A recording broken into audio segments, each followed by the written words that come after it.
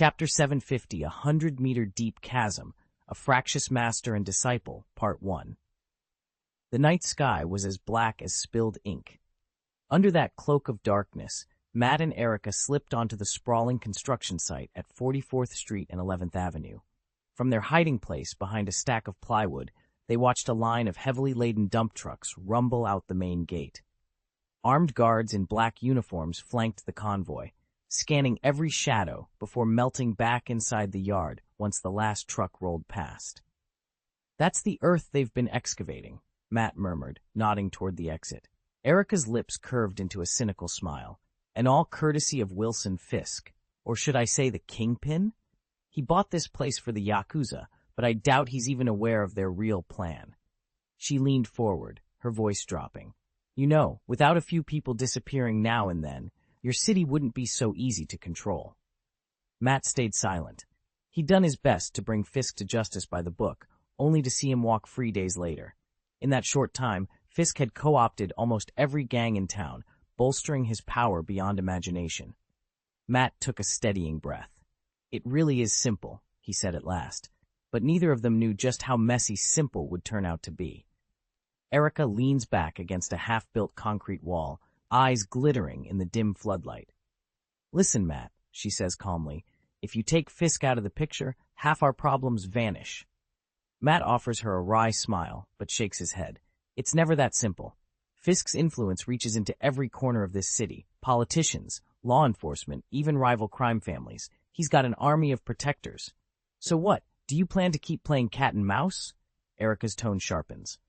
"Sabotaging his shipments and hacking his accounts won't do more than inconvenience him.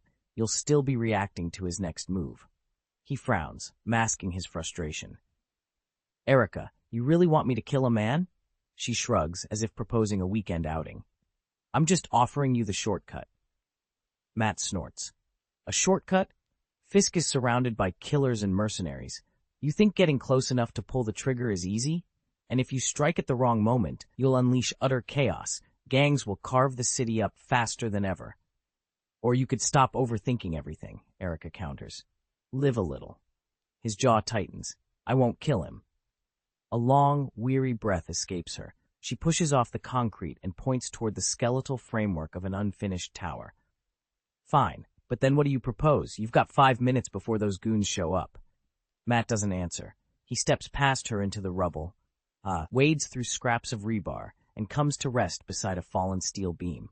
In one smooth motion, he rips a length of pipe free, tests its weight in his palm, and waits. The moment the guard spotted him, he opened fire, no questions asked. Matt's uniform was unmistakable. Everyone knew Daredevil only worked at night, and this wasn't exactly a tourist attraction. Boom! The guard's shot was still echoing when Matt snatched the steel pipe from his hand. Blood spattered the concrete as he slammed the man twice more, knocking him out cold. But the noise drew fresh targets. 2 armed sentries came charging out, machine guns barking. Rat-a-tat! Hot shells clinked against steel beams and drifted to the ground. Matt melted into the maze of girders and scaffolding, twisting away from each deadly spray. In one fluid motion, he launched himself at the nearest assailant, a flying kick that sent the guard sprawling into a stack of lumber. Before the second guard could reload, Matt had seized him, driving fist after fist into his jaw until he crumpled. "Aren't you going to help?" Matt called, glancing over his shoulder at Erica, who was just arriving on the scene.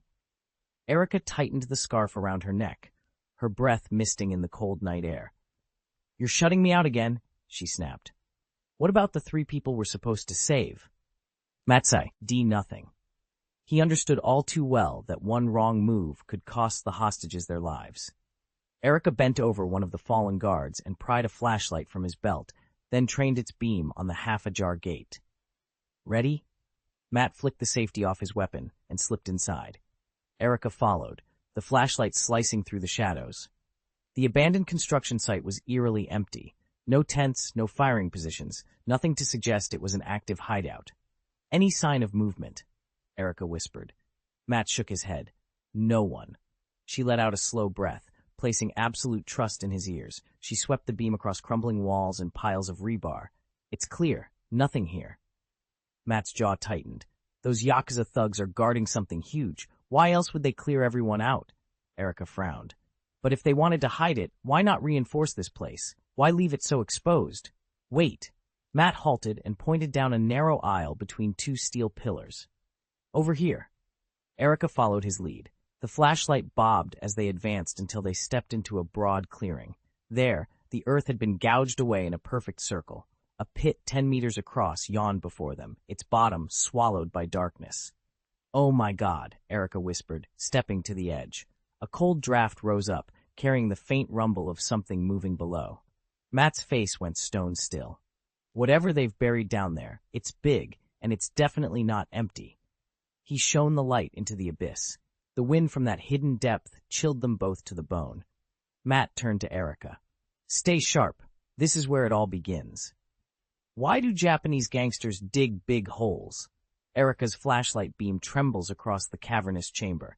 "Give me the light," Matt orders, yanking it from her hand and tossing it to the floor.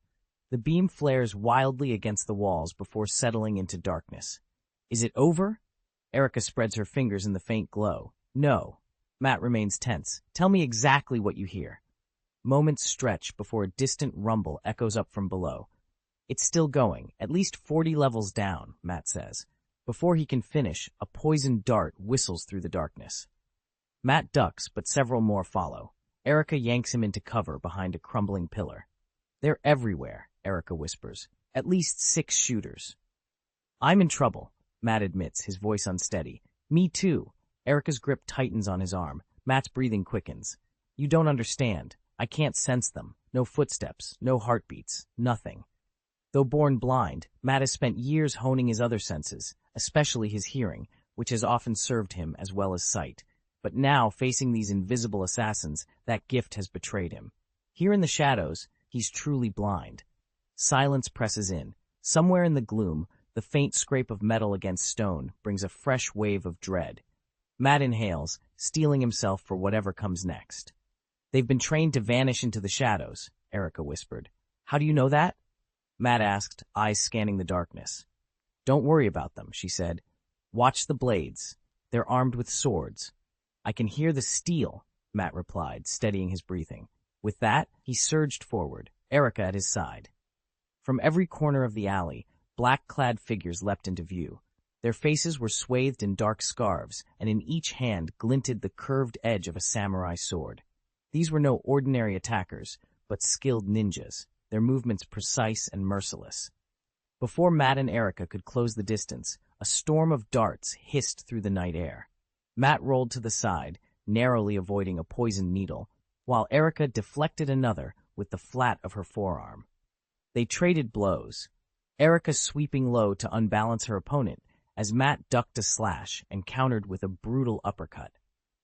Though the hidden weapons forced them onto the defensive at times, their raw strength and training gradually tipped the scales in their favor. Working in perfect sync, they covered each other's flanks. Matt intercepted darts and deflected sword strikes. Erica darted in and out, her kicks and punches precise and devastating. One by one, the ninjas fell, collapsing onto the pavement in silent defeat. Minutes later, only a single shadow remained. The last ninja lunged at Erica with a desperate cry. She sidestepped, caught his blade on her forearm, and with a swift twist of her wrist, knocked him off balance. The sword clattered to the ground, and Erica bent to retrieve it, katana in hand, her victory sealed. Erica tensed, her breath coming in sharp, measured gasps. Matt's heart sank when he saw the glint of steel in her hand. "Erica, no!" he shouted. She froze, but the ninja didn't. With a sudden, brutal motion, he slashed at her midsection. "Ah!" Erica staggered backward, her face contorted in pain as bright blood seeped through her shirt. Before she could steady herself, the ninja straightened up and delivered a savage kick to the wound. Erica collapsed to one knee, her breathing ragged and shallow. Fury and fear surged through Matt. He barreled forward, wrapping his arms around the attacker and driving him face first into the ground. With a final savage punch, he knocked the ninja unconscious. Matt whirled to help Erica, but 2 more ninjas emerged from the shadows. They seized his arms, one on each side, snapping his shoulders back. Matt grabbed at their wrists, but without space to maneuver and with no idea where the blows were coming from, he was quickly overwhelmed. As his vision blurred from the relentless strikes, another ninja stooped to retrieve a gleaming katana lying just out of reach. He slid it free and leveled the blade at Matt's throat. "Goodbye," the ninja hissed. Matt struggled, but the world around him tilted.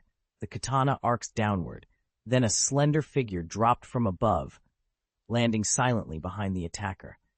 Before anyone could react, the newcomer thrust a long, thin blade straight through the ninja's chest.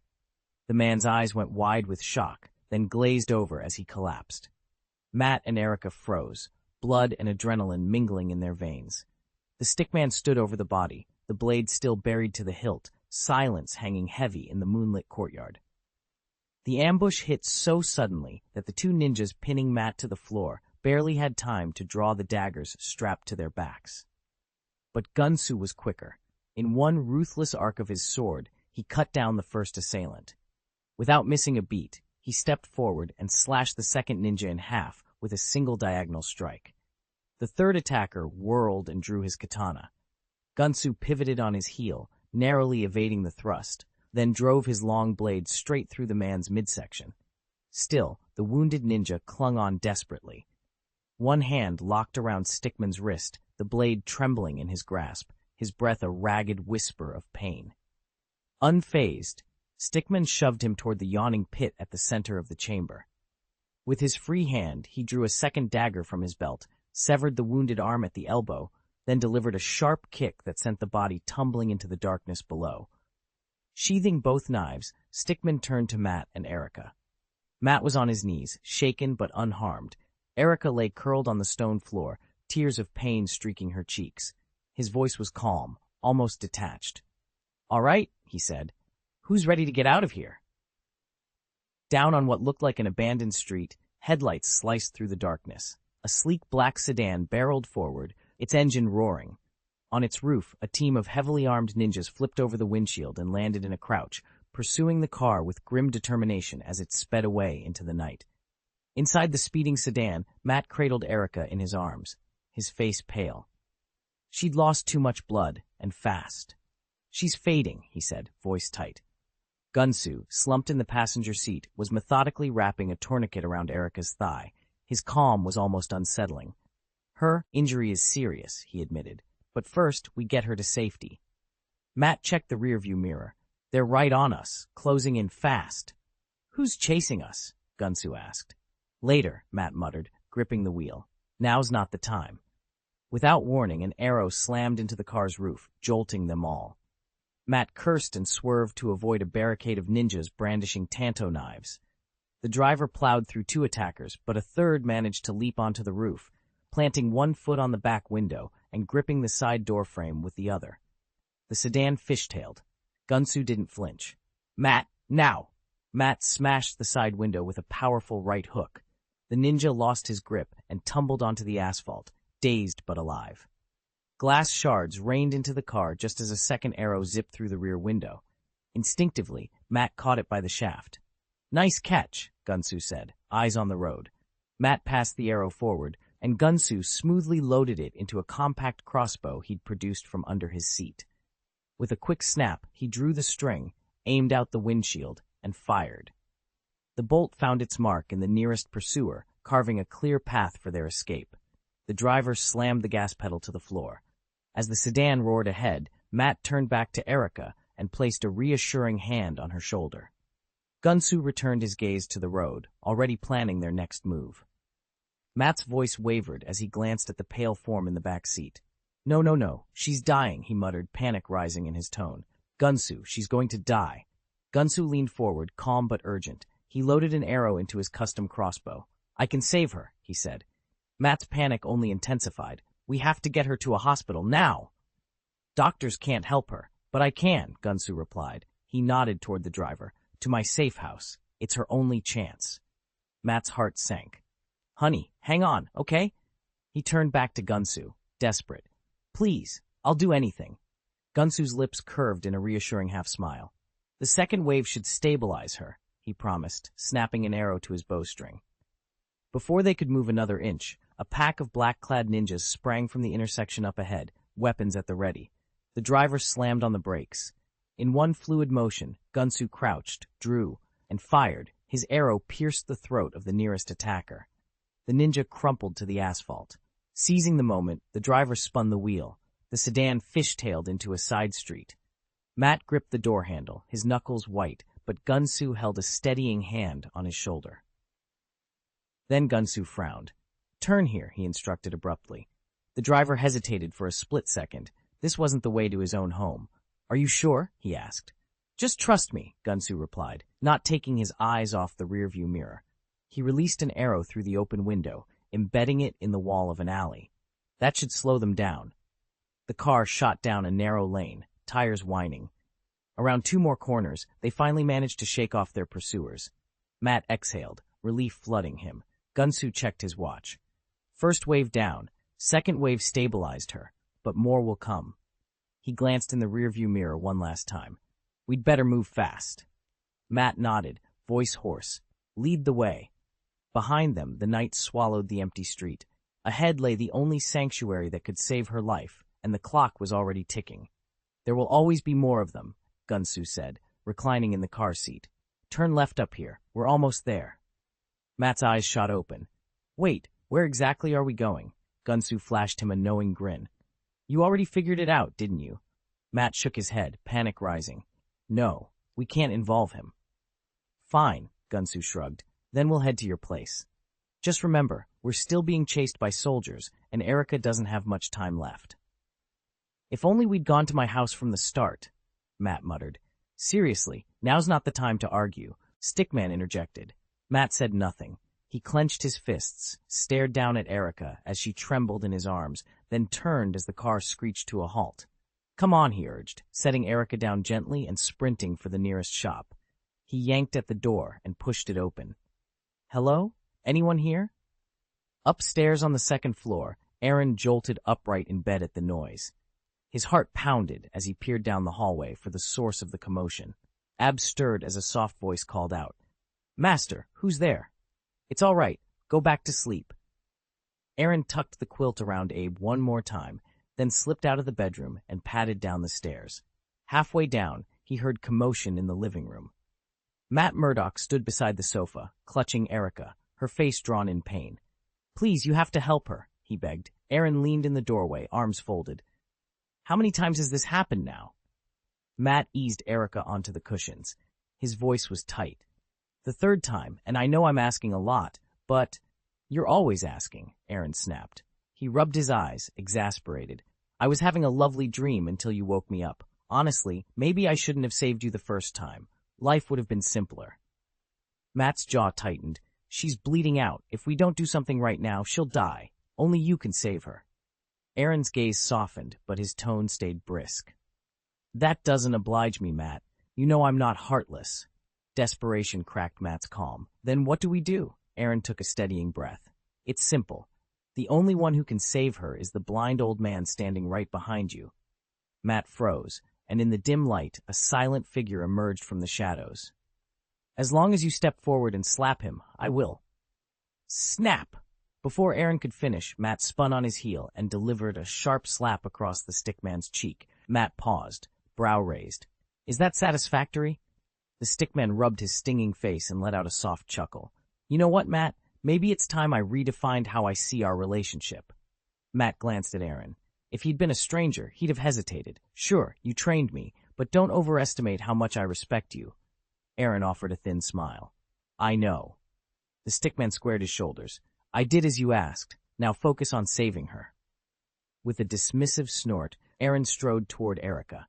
He knelt beside her and drew in a low whistle at the ragged wound across her abdomen. Blood seeped through torn fabric, staining her pale skin.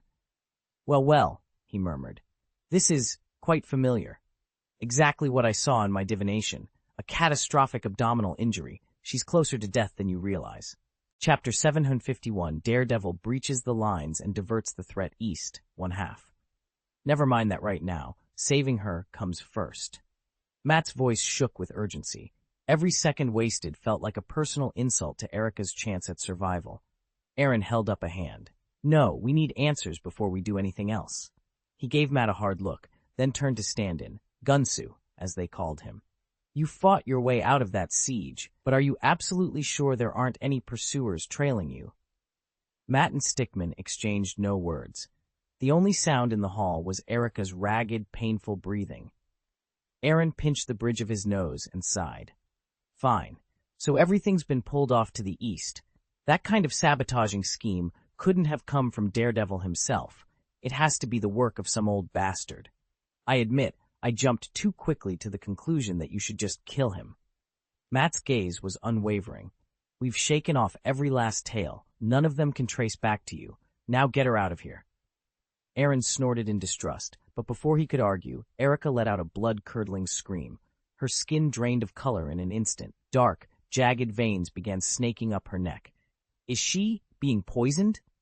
Aaron's eyes widened as he looked at Matt. But your divination warned you this would happen. Why let her suffer? Matt's jaw clenched. Enough questions. Her pulse is racing. She could die at any moment. At any moment isn't precise, Aaron said coolly.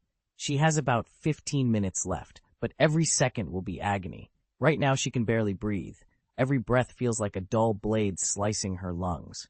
When the toxin reaches her brain, each cell will feel like it's being pierced by needles. That's when the poison truly takes hold, when she's trapped between life and death. Matt's panic flared. He lunged forward and grabbed Aaron's collar. Snap! But Aaron merely twisted Matt's wrist upward. Crack! Matt screamed as his knuckles dislocated under the pressure. Matthew! Erica's voice broke through the chaos. Her face was pale with pain, but anger and guilt shone in her eyes. She pressed a trembling hand to her side, struggling for breath. First, show some respect. I saved your life. Second, respect me. I can save your girlfriend. And third, respect me, because you can't beat me. Aaron shrugged off Matt's hand and pulled a sleek acupuncture pistol from the drawer. He leveled it at Erica's neck. Gee! The anesthetic dart pierced her skin. Erica cried out once in pain. Her eyes fluttered shut, and she slumped unconscious. What did you do to her? Matt demanded, panic sharpening his voice. Just a physical anesthetic, Aaron replied, pocketing the pistol.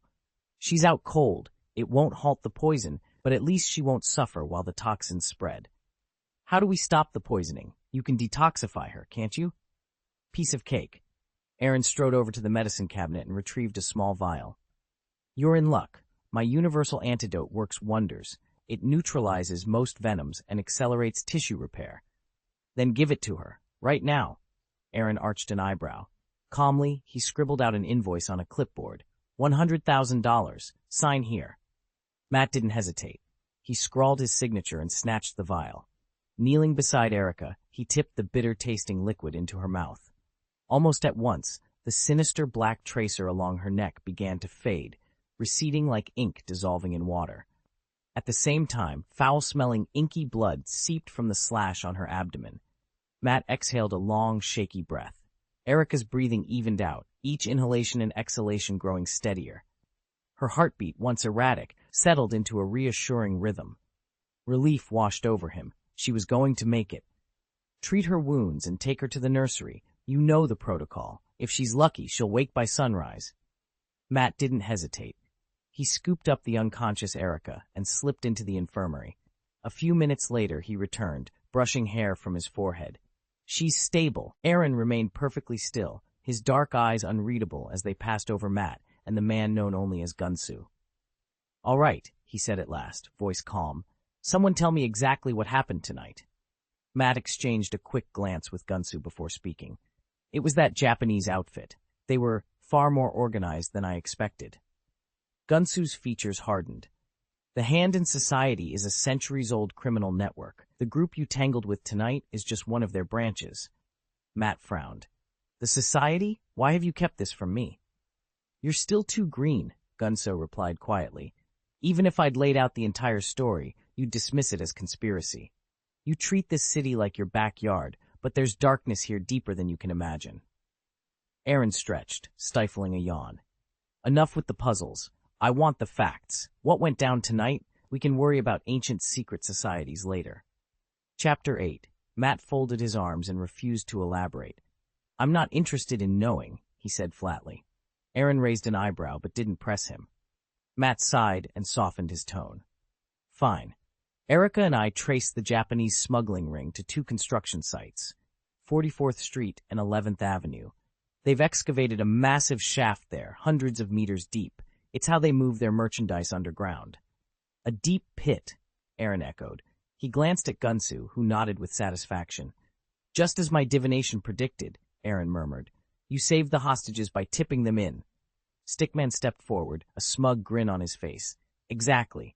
Matt here still has a soft spot. He can't bring himself to kill outright. If he had, Erica wouldn't be wounded or poisoned now. She might not have survived. Aaron chuckled, the sound dripping with disdain. What a woman's kindness, he scoffed. Matt's expression hardened.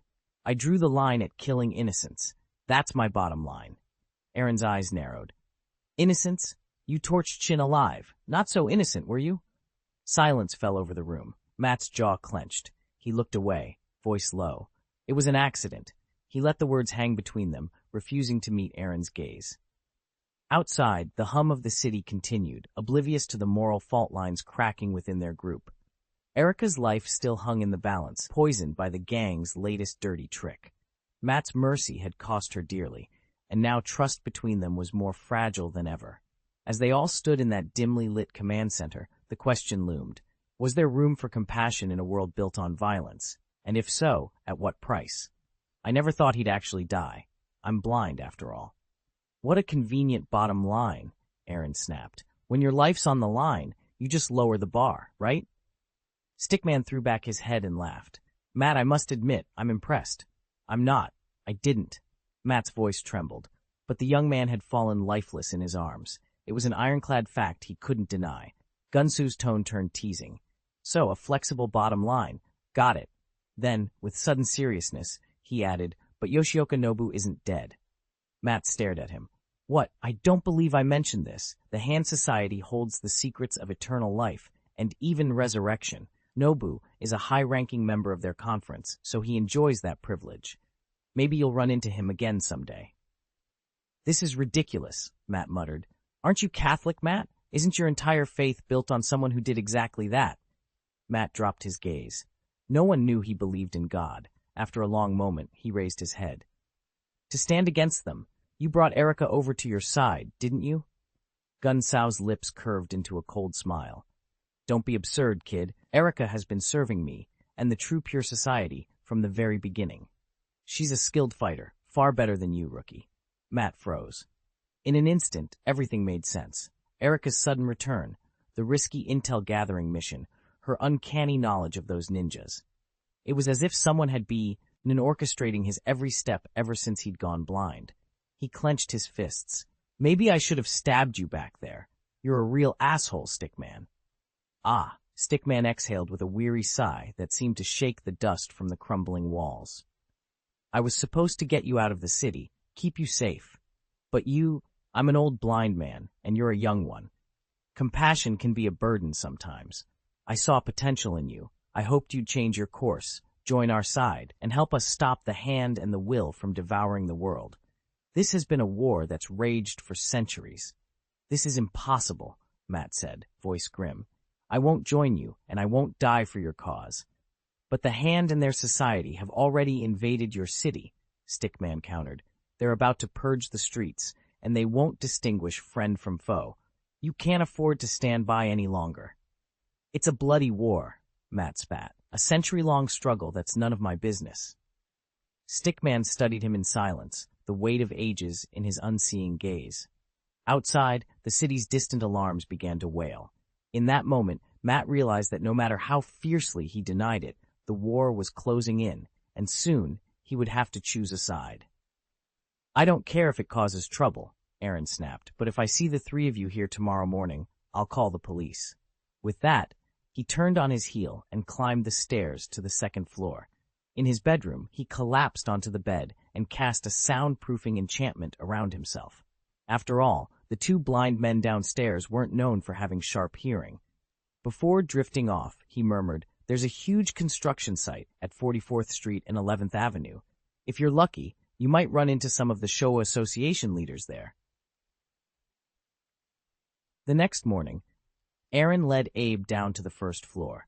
Gunsu and Matt had already left with Erica, but they'd left a check on the dining table.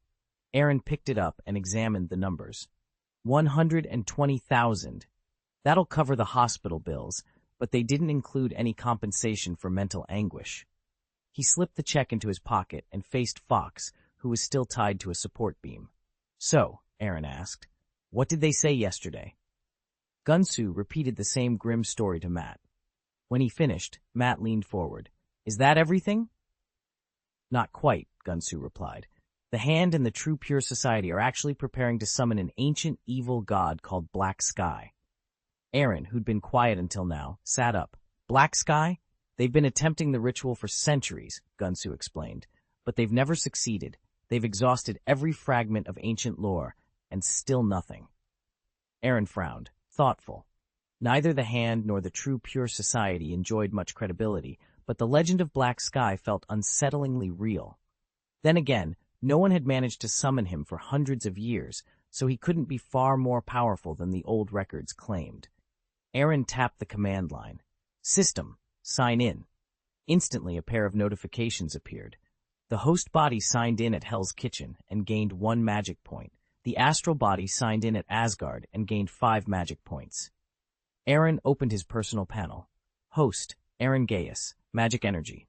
16th and 41, Magic Energy, 16,041, Primary Magister. Combined total, 32,082, Primary Holy Magister rank. Talent, once in a lifetime, daily bonus, +4 Magic Energy, 2 to Host, 2 to Astral. Magic Carpet, Captain Jack's Compass, Prophecy Book, Pensieve, Icebox. Magic Points, 1,102. Aaron exhaled. At this rate, gaining 4 points of magic energy each day, both his bodies would soon rise to intermediate Great Mage status. He also eyed his magic points balance. Once he broke 4 digits, he could afford a charm. Yet he wasn't desperate for the snake charm's invisibility, the dragon charm's explosive attack, or even the monkey charm's metamorphic gift. After a moment's tie-in, he closed the panel and pocketed his thoughts. There was no rush. With steady practice and a few more months of daily sign-ins, true power would come naturally. Life had settled into a calm routine for Aaron. The urgency that once drove him to push his limits every hour had eased. There was no longer a pressing need to rush his growth. After closing his personal panel that morning, he made himself a simple breakfast, then headed to his studio. The long list of experiments, potions, alchemy, fusion magic, even the lost body space magic research, still demanded vast reserves of energy before he could make any real breakthroughs. Just as he set to work, his fox companion peeked around the door. "Master, may I go out?" the fox asked hesitantly. "I want to visit that beautiful girl again." Aaron looked up from his notes, tapping his chin. "You can, but be careful. Don't reveal who I am, and try not to draw attention to yourself either." "I understand, Master." With a polite bow, the fox slipped away, tail swishing in excitement. For the next few hours, the studio was silent, except for the bubbling of alchemical brews and the soft scratch of Aaron's quill across parchment. Finally, he stood, stretched, and walked into the living room. Turning on the TV, he caught the tail end of the midday news. Before the newscaster could sign off, the ground shuddered beneath a distant roar, like a speeding locomotive uncaged. Aaron's heart skipped a beat. Before he could react further, the front door burst open. 3 figures filled the doorway, 2 men and a woman, all clad in leather jackets and dark ties. Their crooked grins and predatory stances made Aaron's blood run cold. Whatever they'd come for, it clearly wasn't a social visit. Aaron gave them a dry smile. "Although I suspect you've come with ill intent, I'll still say welcome. Now tell me, who sent you to rob me?" "We're not here to steal anything." The white-haired man in front spoke in perfect Japanese. Aaron blinked. "Sorry, I don't speak Japanese. Could you switch to English?" The 3 exchanged glances, chagrined. They'd all worked hard on their Japanese. This was a blow to their pride. Undeterred, the white-haired man pressed on, still in Japanese. "Last night, 3 strangers came here. One of the women was seriously injured." "Oh!" Aaron's eyes lit up. "You mean the 3 who showed up at my shop?" The blue-haired woman folded her arms. "Do you know who they were? What they looked like?" Aaron nodded gravely. "I do. One was a blind man, another a demon from Hell's Kitchen. The third, a woman, never showed her face. Beyond her silhouette, I couldn't tell you more." He paused, gathering his thoughts. 3 people. What difference does it make anyway? What did you do last night? The white-haired man demanded. Aaron shrugged. I tried to break them out. And? Of course it didn't work. I can't beat Daredevil. The three underlings exchanged glances. The crew-cut goon, who'd been quiet until now, pulled a short knife from his pocket. Then let me handle it. Whoa, hold on. Knives are overkill, the blue-haired woman snapped. You should count yourself lucky you didn't try anything else last night. One finger from you, and you'll be right back to work. Aaron clicked his tongue. Man, Japanese gangsters, or is it the Shohokai, are so brutal. I was hoping you'd at least ask a few questions before you started chopping. At his words, all three lunged at once. The flat-headed thugs slashed toward Aaron's face. With a swift turn, Aaron dodged, seized the knife man's wrist, and drove him into the white-haired man, blade buried deep in the latter's shoulder. Before Mirai could even scream, Aaron swept both legs in a single, fluid motion, sending his attackers sprawling to the ground. At that moment, the blue-haired woman came charging in from the other side. Her eyes blazed with intensity, and her right fist was clenched as she drove it straight toward Aaron's heart. But with her knuckles just centimeters from his chest, she froze. There, less than an inch from death, her brow was the black barrel of a gun. Note, if clicking Next Page redirects you to an external site, please let us know via the chapter error or contact us links at the bottom of the page. We'll address the issue as soon as possible. Thank you for your understanding. The moment Aaron stepped forward, the chatter in the room died away. Don't move, he warned, holding his revolver steady as he motioned for the three of them to gather at the far wall. The blue-haired woman swallowed hard and turned, only to seize her chance.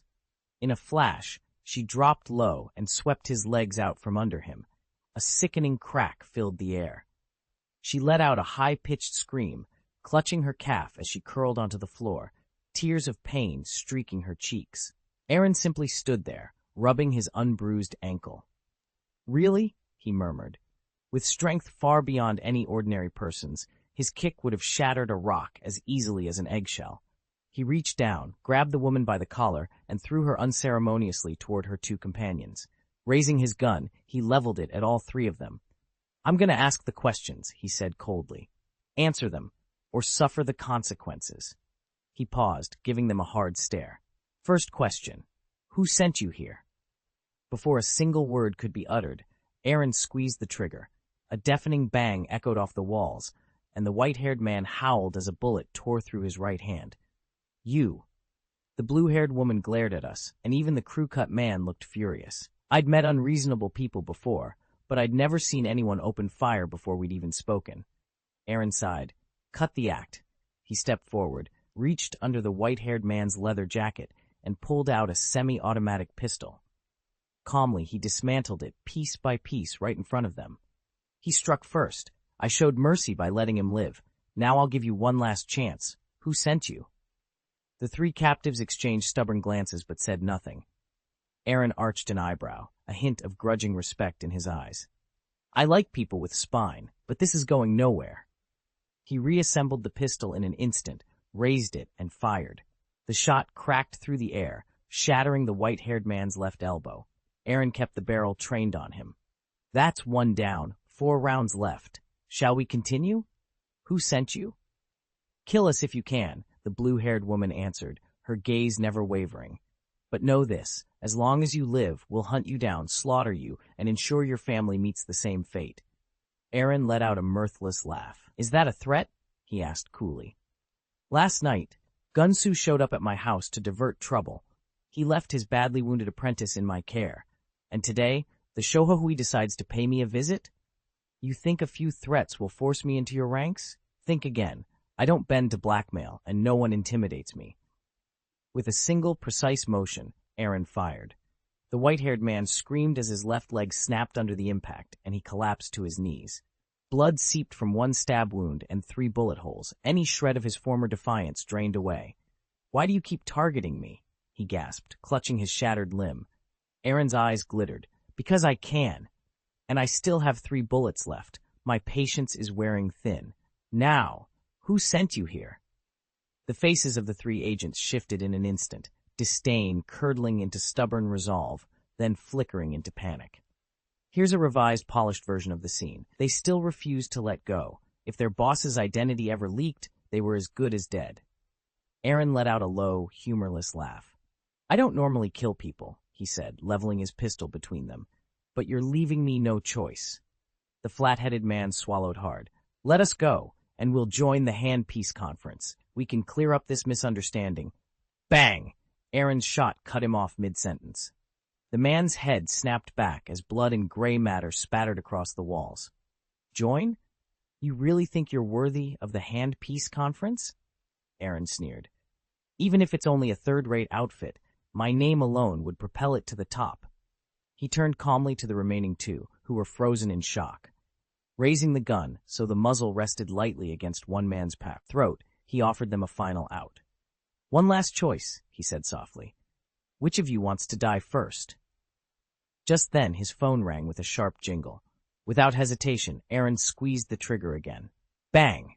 The white-haired man crumpled, a perfect round hole in his forehead, unleashing another torrent of blood and tissue. The blue-haired woman shrieked, body trembling uncontrollably as gore dripped down her face. Aaron tucked away his pistol, retrieved the phone, and answered in a voice as calm as if nothing had happened. Yes? Though Aaron had undergone professional training, she'd never faced anything quite like this before. Sorry, I'm a bit on edge, she said with a nervous laugh, glancing at the bound, white-haired man slumped against the wall. I thought he might still have hidden weapons. She turned to the blue-haired woman kneeling beside her. Please, answer the phone. The blue-haired woman swallowed hard, retrieved the phone from the man's pocket, and pressed it to her ear. Boss, it's me. A sharp, impatient voice crackled through the line. Have you completed the mission? Don't tell me you can't handle something this simple. We ran into some trouble, Aaron cut in, snatching the handset. I took out 2 of them, but this one's still alive, and his legs completely shattered. For a moment there was only static, then the boss sneered.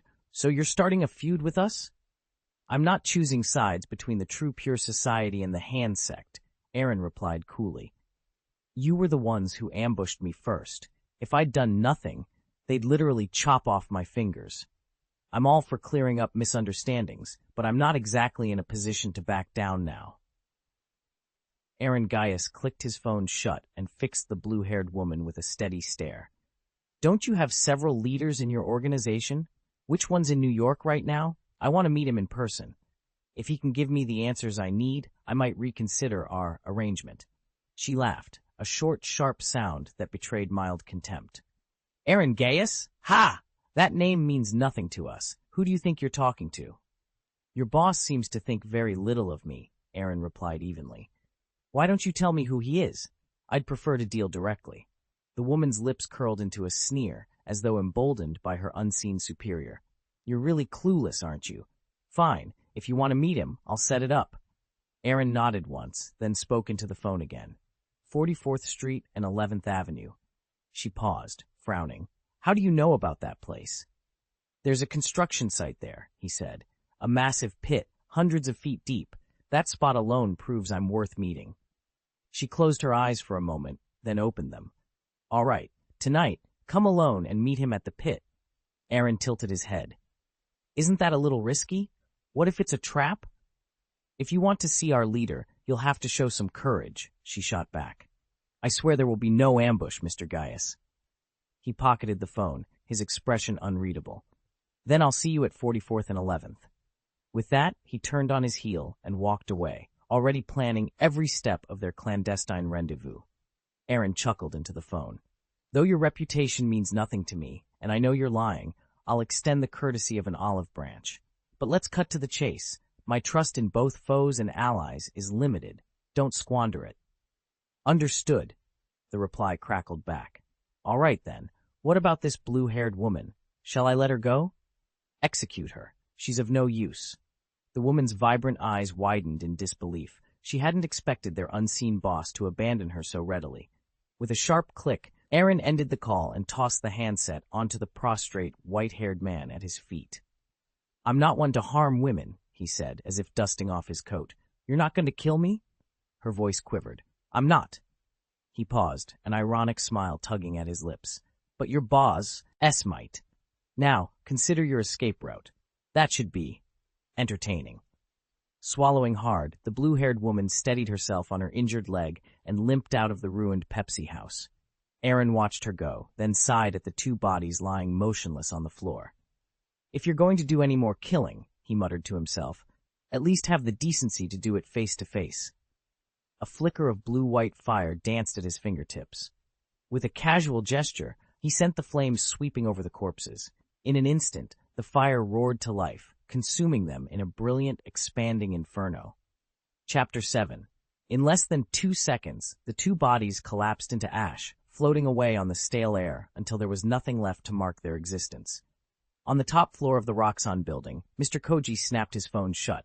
His features were stark in the low light, cold, controlled, unyielding. "Mr. Notification Letter," he said, addressing the slender attendant standing stiffly by the door. "We have a guest arriving at Zhongcheng Circle tonight." The attendant hesitated. "Mr. Koji, do we really need to?" Mr. Shin is at the height of his research. He specifically asked not to be disturbed. Koji's dark eyes narrowed. "I'm aware of his request, but this visitor knows far too much about the Hand, our society, even the Genshin sect. He insists on meeting with our superior. I've instructed Mr. Shin to be on standby. If things go sideways, we'll need him ready." The attendant bowed his head, uncertain, as Koji returned to his desk and surveyed the city lights below. Across town, in the skeletal shell of a half-finished building at Midtown Circle, Aaron moved silently among the idle cranes and earth movers. The dusk had settled into grease-stained shadows, broken only by the occasional flicker of a faulty floodlight. He paused beneath one such light and called out evenly, "I'm here. You know, hiding in the dark isn't very polite." A figure stepped forward, a tall man in a black trench coat, its hem frayed and smeared with dust. Burn scars crisscrossed his face like jagged runes, and his dark eyes flicked with wary surprise. "How did you find me?" Yoshioka Shin demanded, voice low and edged with suspicion. He'd thought this abandoned structure was the perfect blind spot. Apparently, he'd underestimated Aaron's determination. Aaron offered a small, steady smile. "We both know I can always find you when it matters." Silence fell between them as the city's distant roar seeped through the cracked concrete walls. Tonight, their quiet rendezvous would set in motion forces that neither the Hand nor the Society could predict. "My eyes are special. I can see perfectly in the pitch dark. But what really stood out was your aura, bristling with murderous intent like a coiled, venomous snake, icy and unforgiving." Yoshioka Nobu stiffened, then gave a slight inward nod. He couldn't decide whether to admire Aaron's courage or curse his foolishness for coming alone.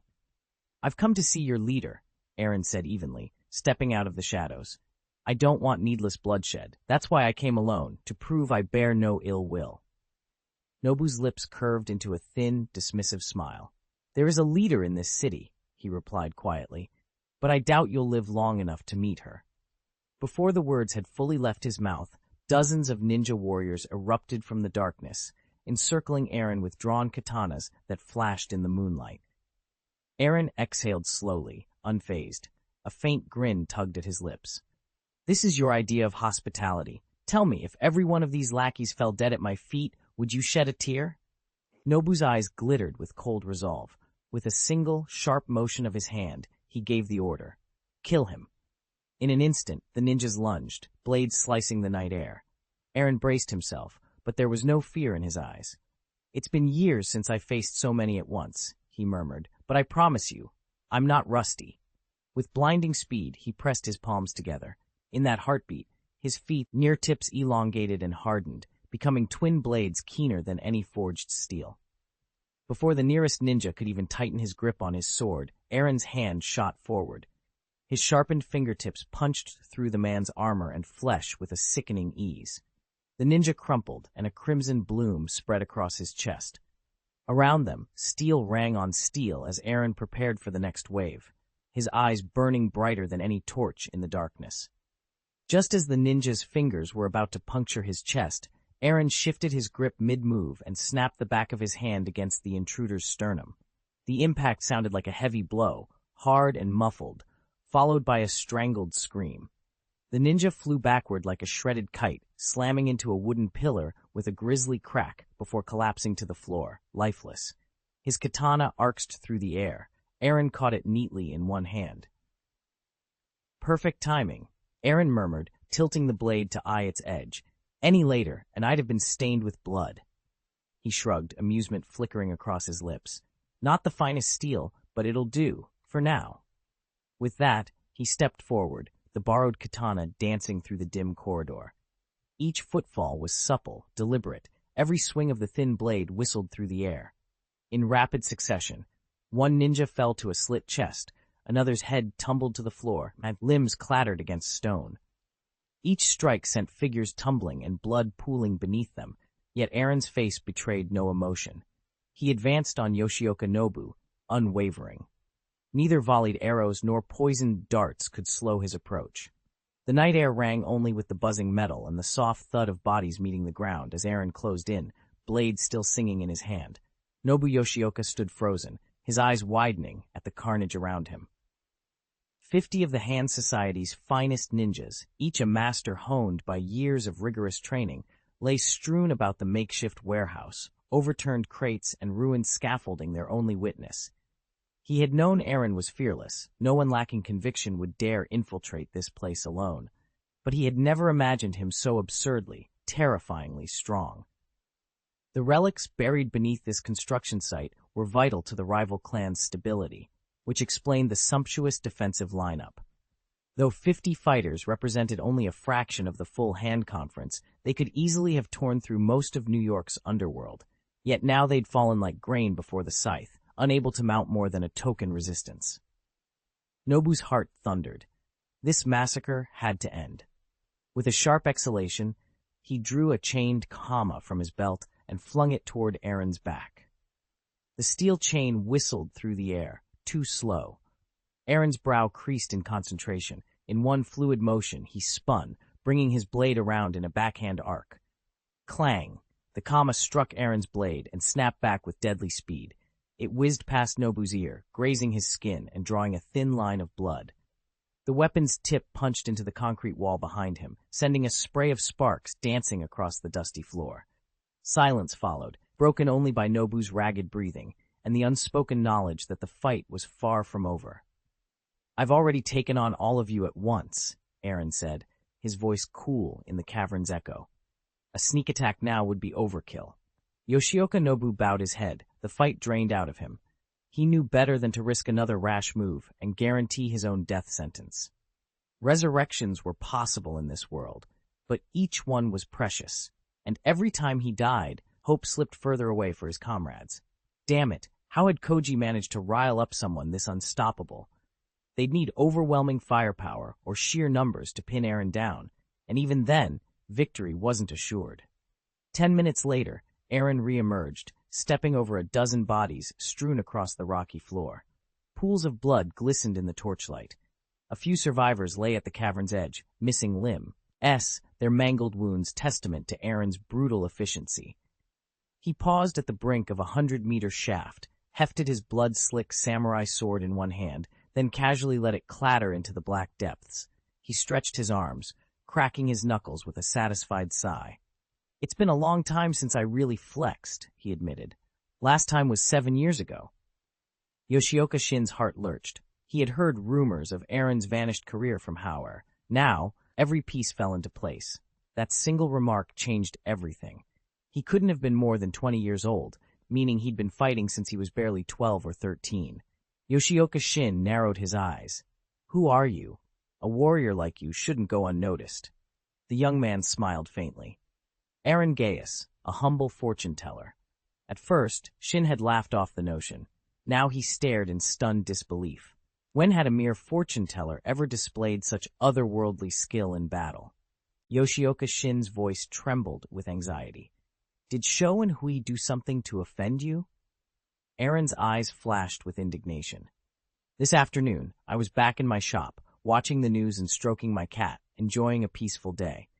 Then out of nowhere, 3 uninvited guests burst in, all because Daredevil used my place last night to patch up some injured woman. Now they're threatening to chop off one of my fingers. If that happened to you, Could you just sit there and take it? Shin's face hardened as a surge of anger toward Koji swelled inside him. Let them chop off my finger, he thought. I'll show them what happens next. He took a steadying breath. Then I guess I've earned the right to meet your leader, haven't I? Aaron frowned. Why do you want to meet our leader? Shin let out a short laugh. Don't worry, neither Shohei nor I has any quarrel with your people, at least not yet. I've no desire for a pointless brawl. There are too many of you, and taking you all on would gain me nothing. I just want to settle this properly. Aaron spoke with calm assurance. I'm here solely to learn more about this world's history. Legend says the leader of the Hand and Peace Society has lived for centuries. Surely there are hidden records somewhere. Yoshioka Shin's brow furrowed. Is that really your purpose? Precisely. Aaron's face grew serious. You can trust Gaius. Otherwise, you never would have been granted an audience with me. Shock flickered across Yoshioka's features. He bowed his head in apology. Pardon me, Your Excellency. I must inform Madame Gao at once. All right? Aaron waved him off. Then, as Yoshioka straightened, he added softly, By the way, I don't believe I caught your name. Yoshioka Shin. Yoshioka Shin, Aaron repeated, studying him. After a moment, he leaned forward. Tell me, what does death feel like? Yoshioka's confidence wavered, and he forced a smile. I'm not sure. Better if we drop it. He fished a phone from his pocket and dialed. Madame Gao, someone's here to see you. They promise no harm. He listened a moment, then murmured, Yes, he's very powerful. Aaron observed him in silence, a glint of satisfaction in his eyes. The real test had just begun. He could kill me in an instant, Nobu Yoshioka whispered into the phone. I'm afraid we can't risk his wrath if we refuse, came the quiet reply. Very well. I'll tell her, Nobu sighed. He hung up, turned to Aaron Gao, and said, Mrs. Gao, please give her until noon tomorrow.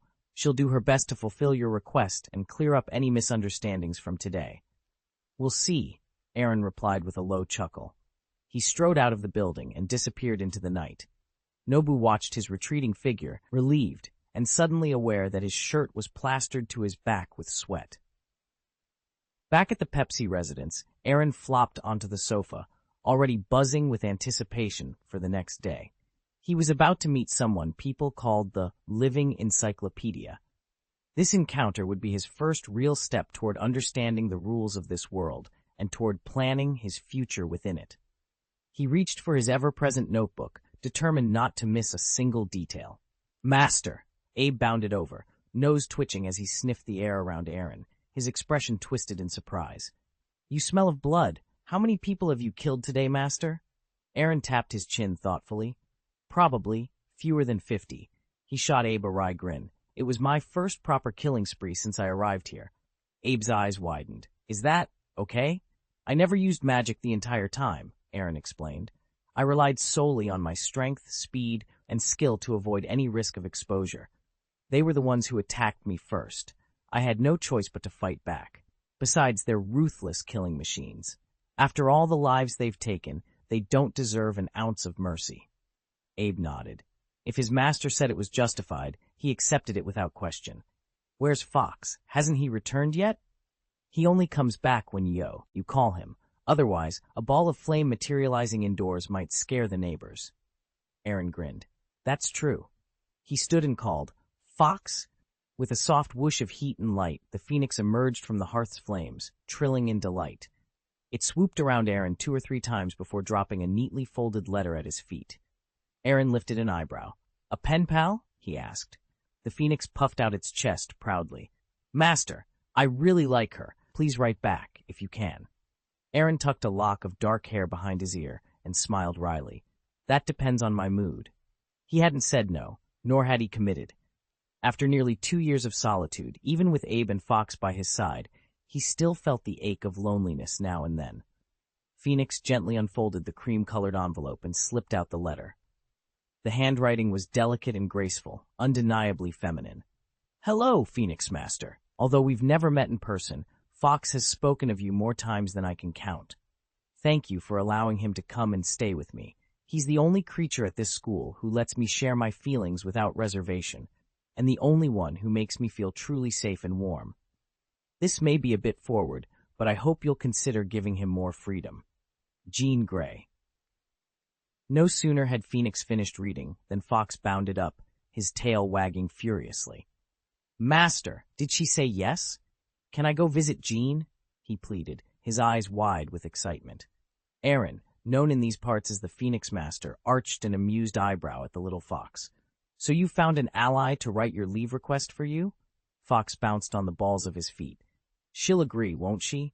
Aaron tapped his chin thoughtfully. "All right, but on one condition, you bring me a bottle of tears every week." Fox's ears drooped.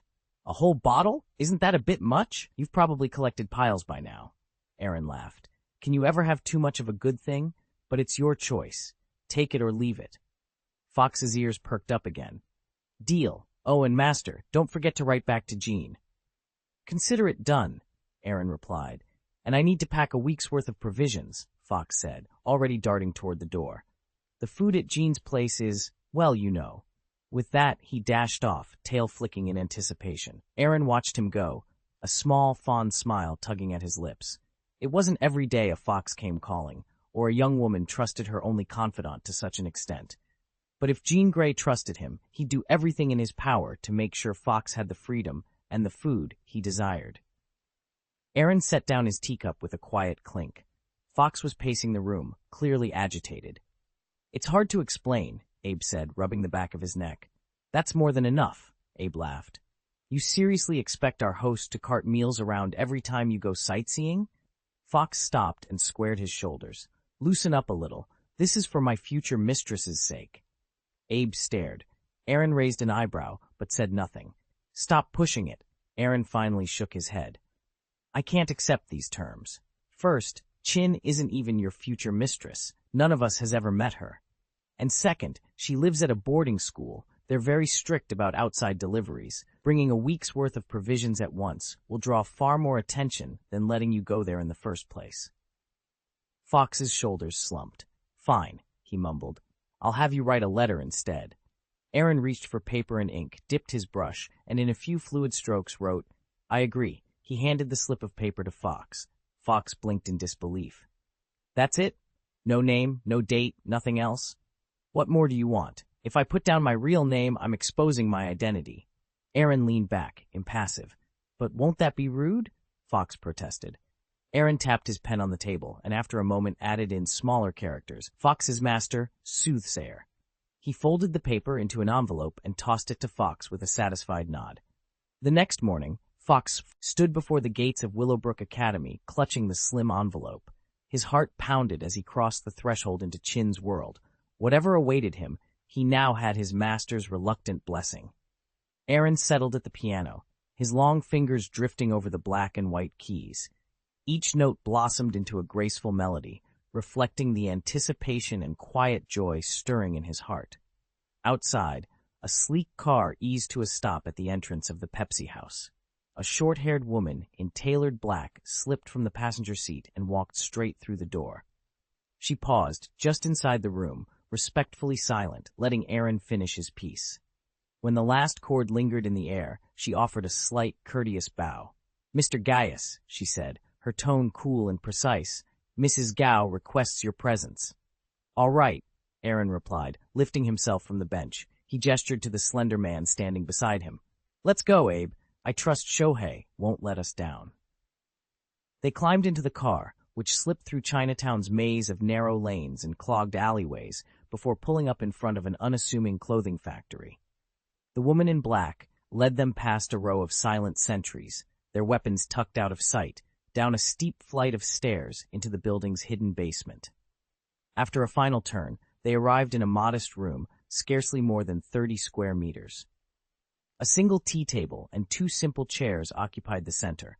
The only illumination came from a pale shaft of sunlight filtering through a high barred window. Seated behind the table was an elderly woman, her gray hair neatly coiled and her stature no more than 5 feet tall. She greeted Aaron with a warm smile that belied her steely eyes. "Welcome, Mr. Gaius," she said softly. "It's a pleasure to meet you at last." "Gaius." Aaron gave a slight nod, taking in the Spartan furnishings. "Honestly, it's a lot more modest than I expected." "This is just a temporary lounge," Mrs. Gao replied. "I hope it won't bother you. If you'd prefer something cleaner or more spacious, we can move immediately." I'd be happier in a garden, Aaron admitted with a wry smile. But never mind relocating. I have only a few questions, and I won't take up much of your time. Sin told me you'd want answers, Mrs. Gao said. I'll give you everything you need. Aaron raised an eyebrow, surprised by her willingness. He'd been prepared for confrontation. That's awfully cooperative of you. I was bracing for a fight. Mrs. Gao smiled serenely. Hell's Kitchen is far more tangled than you realize. I first noticed you when Wilson ordered his entire staff to avoid the so-called Gaius Pepsi house. A little digging revealed that S. Heald and Tony Stark himself have their eyes on you, especially after you killed Kilgrave and took on the military's experimental programs. Your talent for divination, the potions you brew, it's clear you're no ordinary man. Mrs. Gao settled into her chair, her gaze unflinching. To be honest, I've been watching you for quite a while, and I've finally come to a conclusion I can live with. You won't be our friend, but you don't have to be our enemy either. Wilson's orders were spot on. Leave you alone, and you'll leave us alone. As long as we don't interfere with your affairs, you can enjoy a measure of peace. Aaron nodded.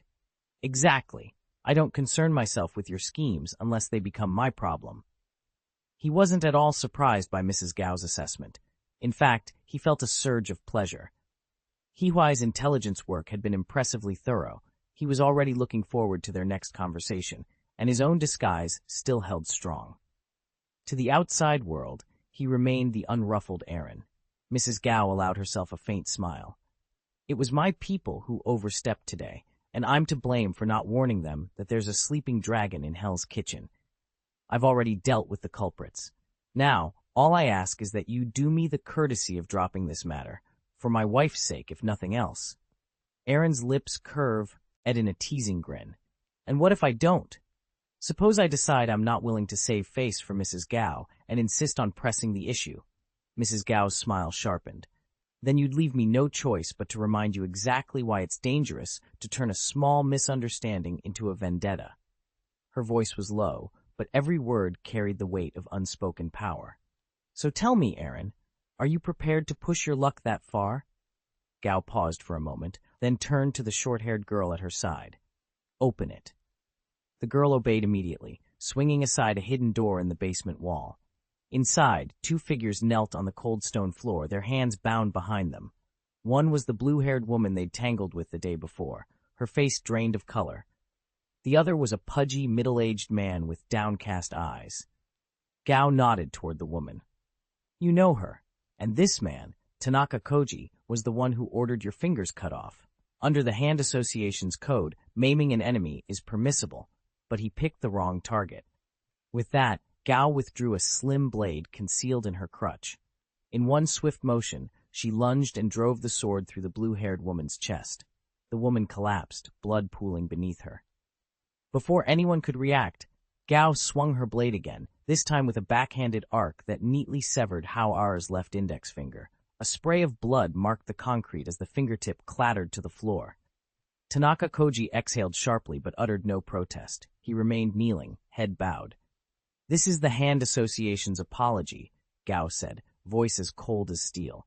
Koji still has some use to us. I'll spare his life, if you'll vouch for him. Aaron, who had watched the execution and maiming in stoic silence, finally spoke. He studied Tanaka Koji for a long moment, then said evenly, He sent dozens of ninjas to ambush me yesterday, and he betrayed both my honor and the terms of our meeting. Since Miss Gao has... Gao held up a hand. She let Aaron's words hang in the air, her gaze flicking between them both, calculating the price of mercy. Mrs. Gao glanced at her husband. If you're merciful, I'll spare his life, though a single finger hardly seems enough punishment. Do it, Gao agreed. With a single, decisive swing of her sword, Mrs. Gao severed one of Koji's arms. He let out a tortured scream. It's so noisy, Aaron complained, rolling his eyes. He withdrew a small acupuncture gun, pressed it to Koji's neck, and fired. The puncture hissed sharply, and within seconds the wounded man slumped unconscious. Mrs. Gao wiped her blade clean on the grass and asked, Is that better? Aaron waved nonchalantly. Fine. I'm not a monster. I simply wanted to teach him a lesson. Good. Relief washed over Mrs. Gao's face. She gave a conspiratorial wink to the short-haired woman at her side. In an instant, the woman summoned 2 assistants.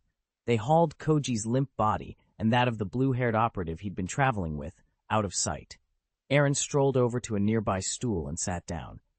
"Now that we've cleared that up," he said, folding his arms, "let's get to business." Mrs. Gao tilted her head. "What do you want to know?" Aaron's gaze was sharp. "About the real world. I see 2 kinds of people out there. Ordinary folk like those we just dealt with, and extraordinary ones.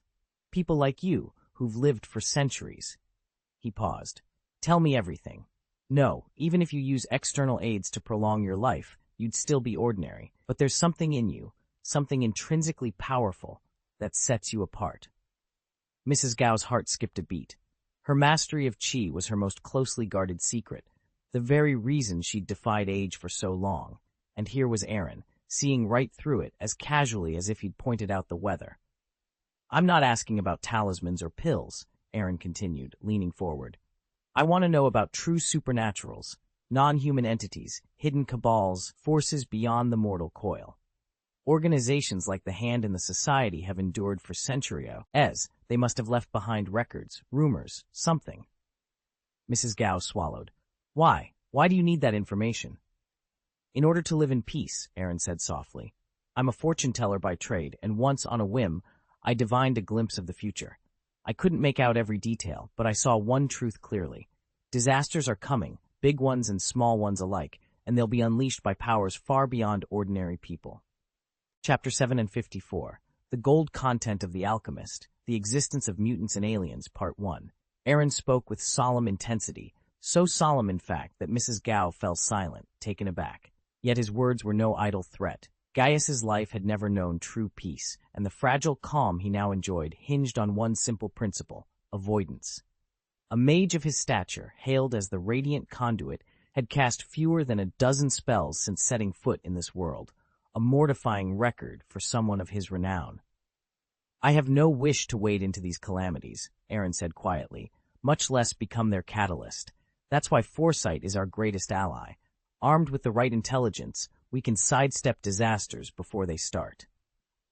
Mrs. Gao inclined her head, though only a fraction of his dire warnings struck her as credible. After a brief pause to collect her thoughts, she slid into the chair opposite him and folded her hands on the table. "We possess records on exactly these kinds of threats," she admitted.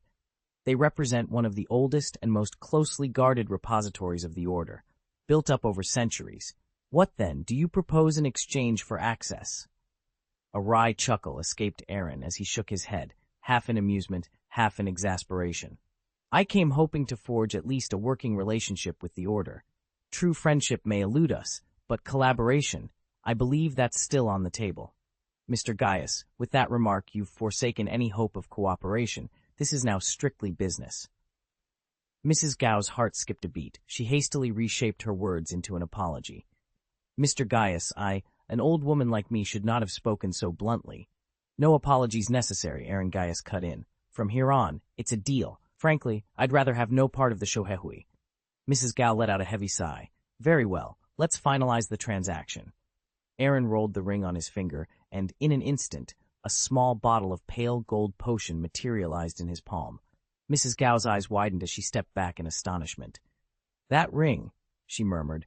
"Rumor has it Kunlun harbors a treasure called the Shumi mustard seed. Could this be?" Aaron waved her speculation aside. "Hardly so rare. It's simply a spatial magic device I crafted myself. You know me as a diviner and herbalist, but you don't yet know the rest. I'm also an alchemist." Mrs. Gao's mouth twitched with a mixture of surprise and chagrin. "An alchemist? You refine weapons too? So this ring is entirely your creation?" "Exactly." Mrs. Gao pressed her lips into a tight smile, her heart stinging with both admiration and regret. Damn it, she thought. How thoroughly she'd underestimated him. "You're an alchemist. Why didn't you tell me sooner?" Mrs. Gao fumed under her breath.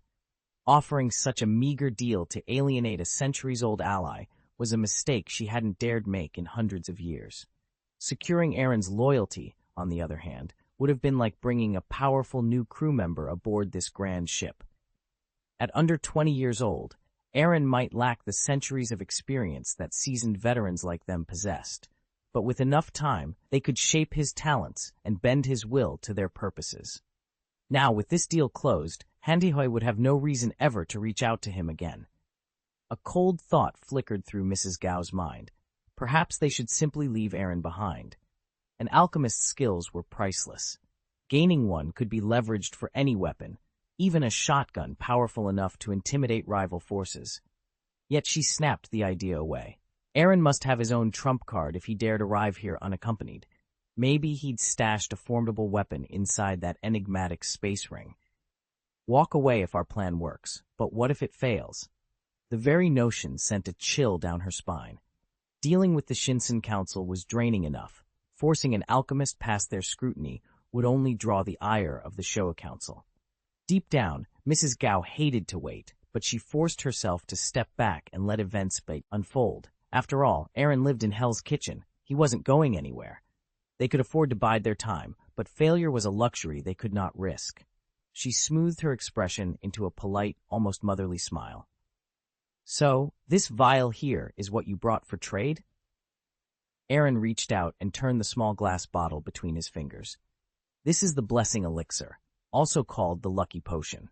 Under normal circumstances, it takes me 6 months to distill a single dose. He spoke modestly, but Mrs. Gao could see the glint of pride in his eyes. 1 dose grants you the favor of the Goddess of Fortune for up to 12 hours. Mrs. Gao arched an eyebrow. I'm not entirely clear on what that means. He leaned forward, voice calm and steady.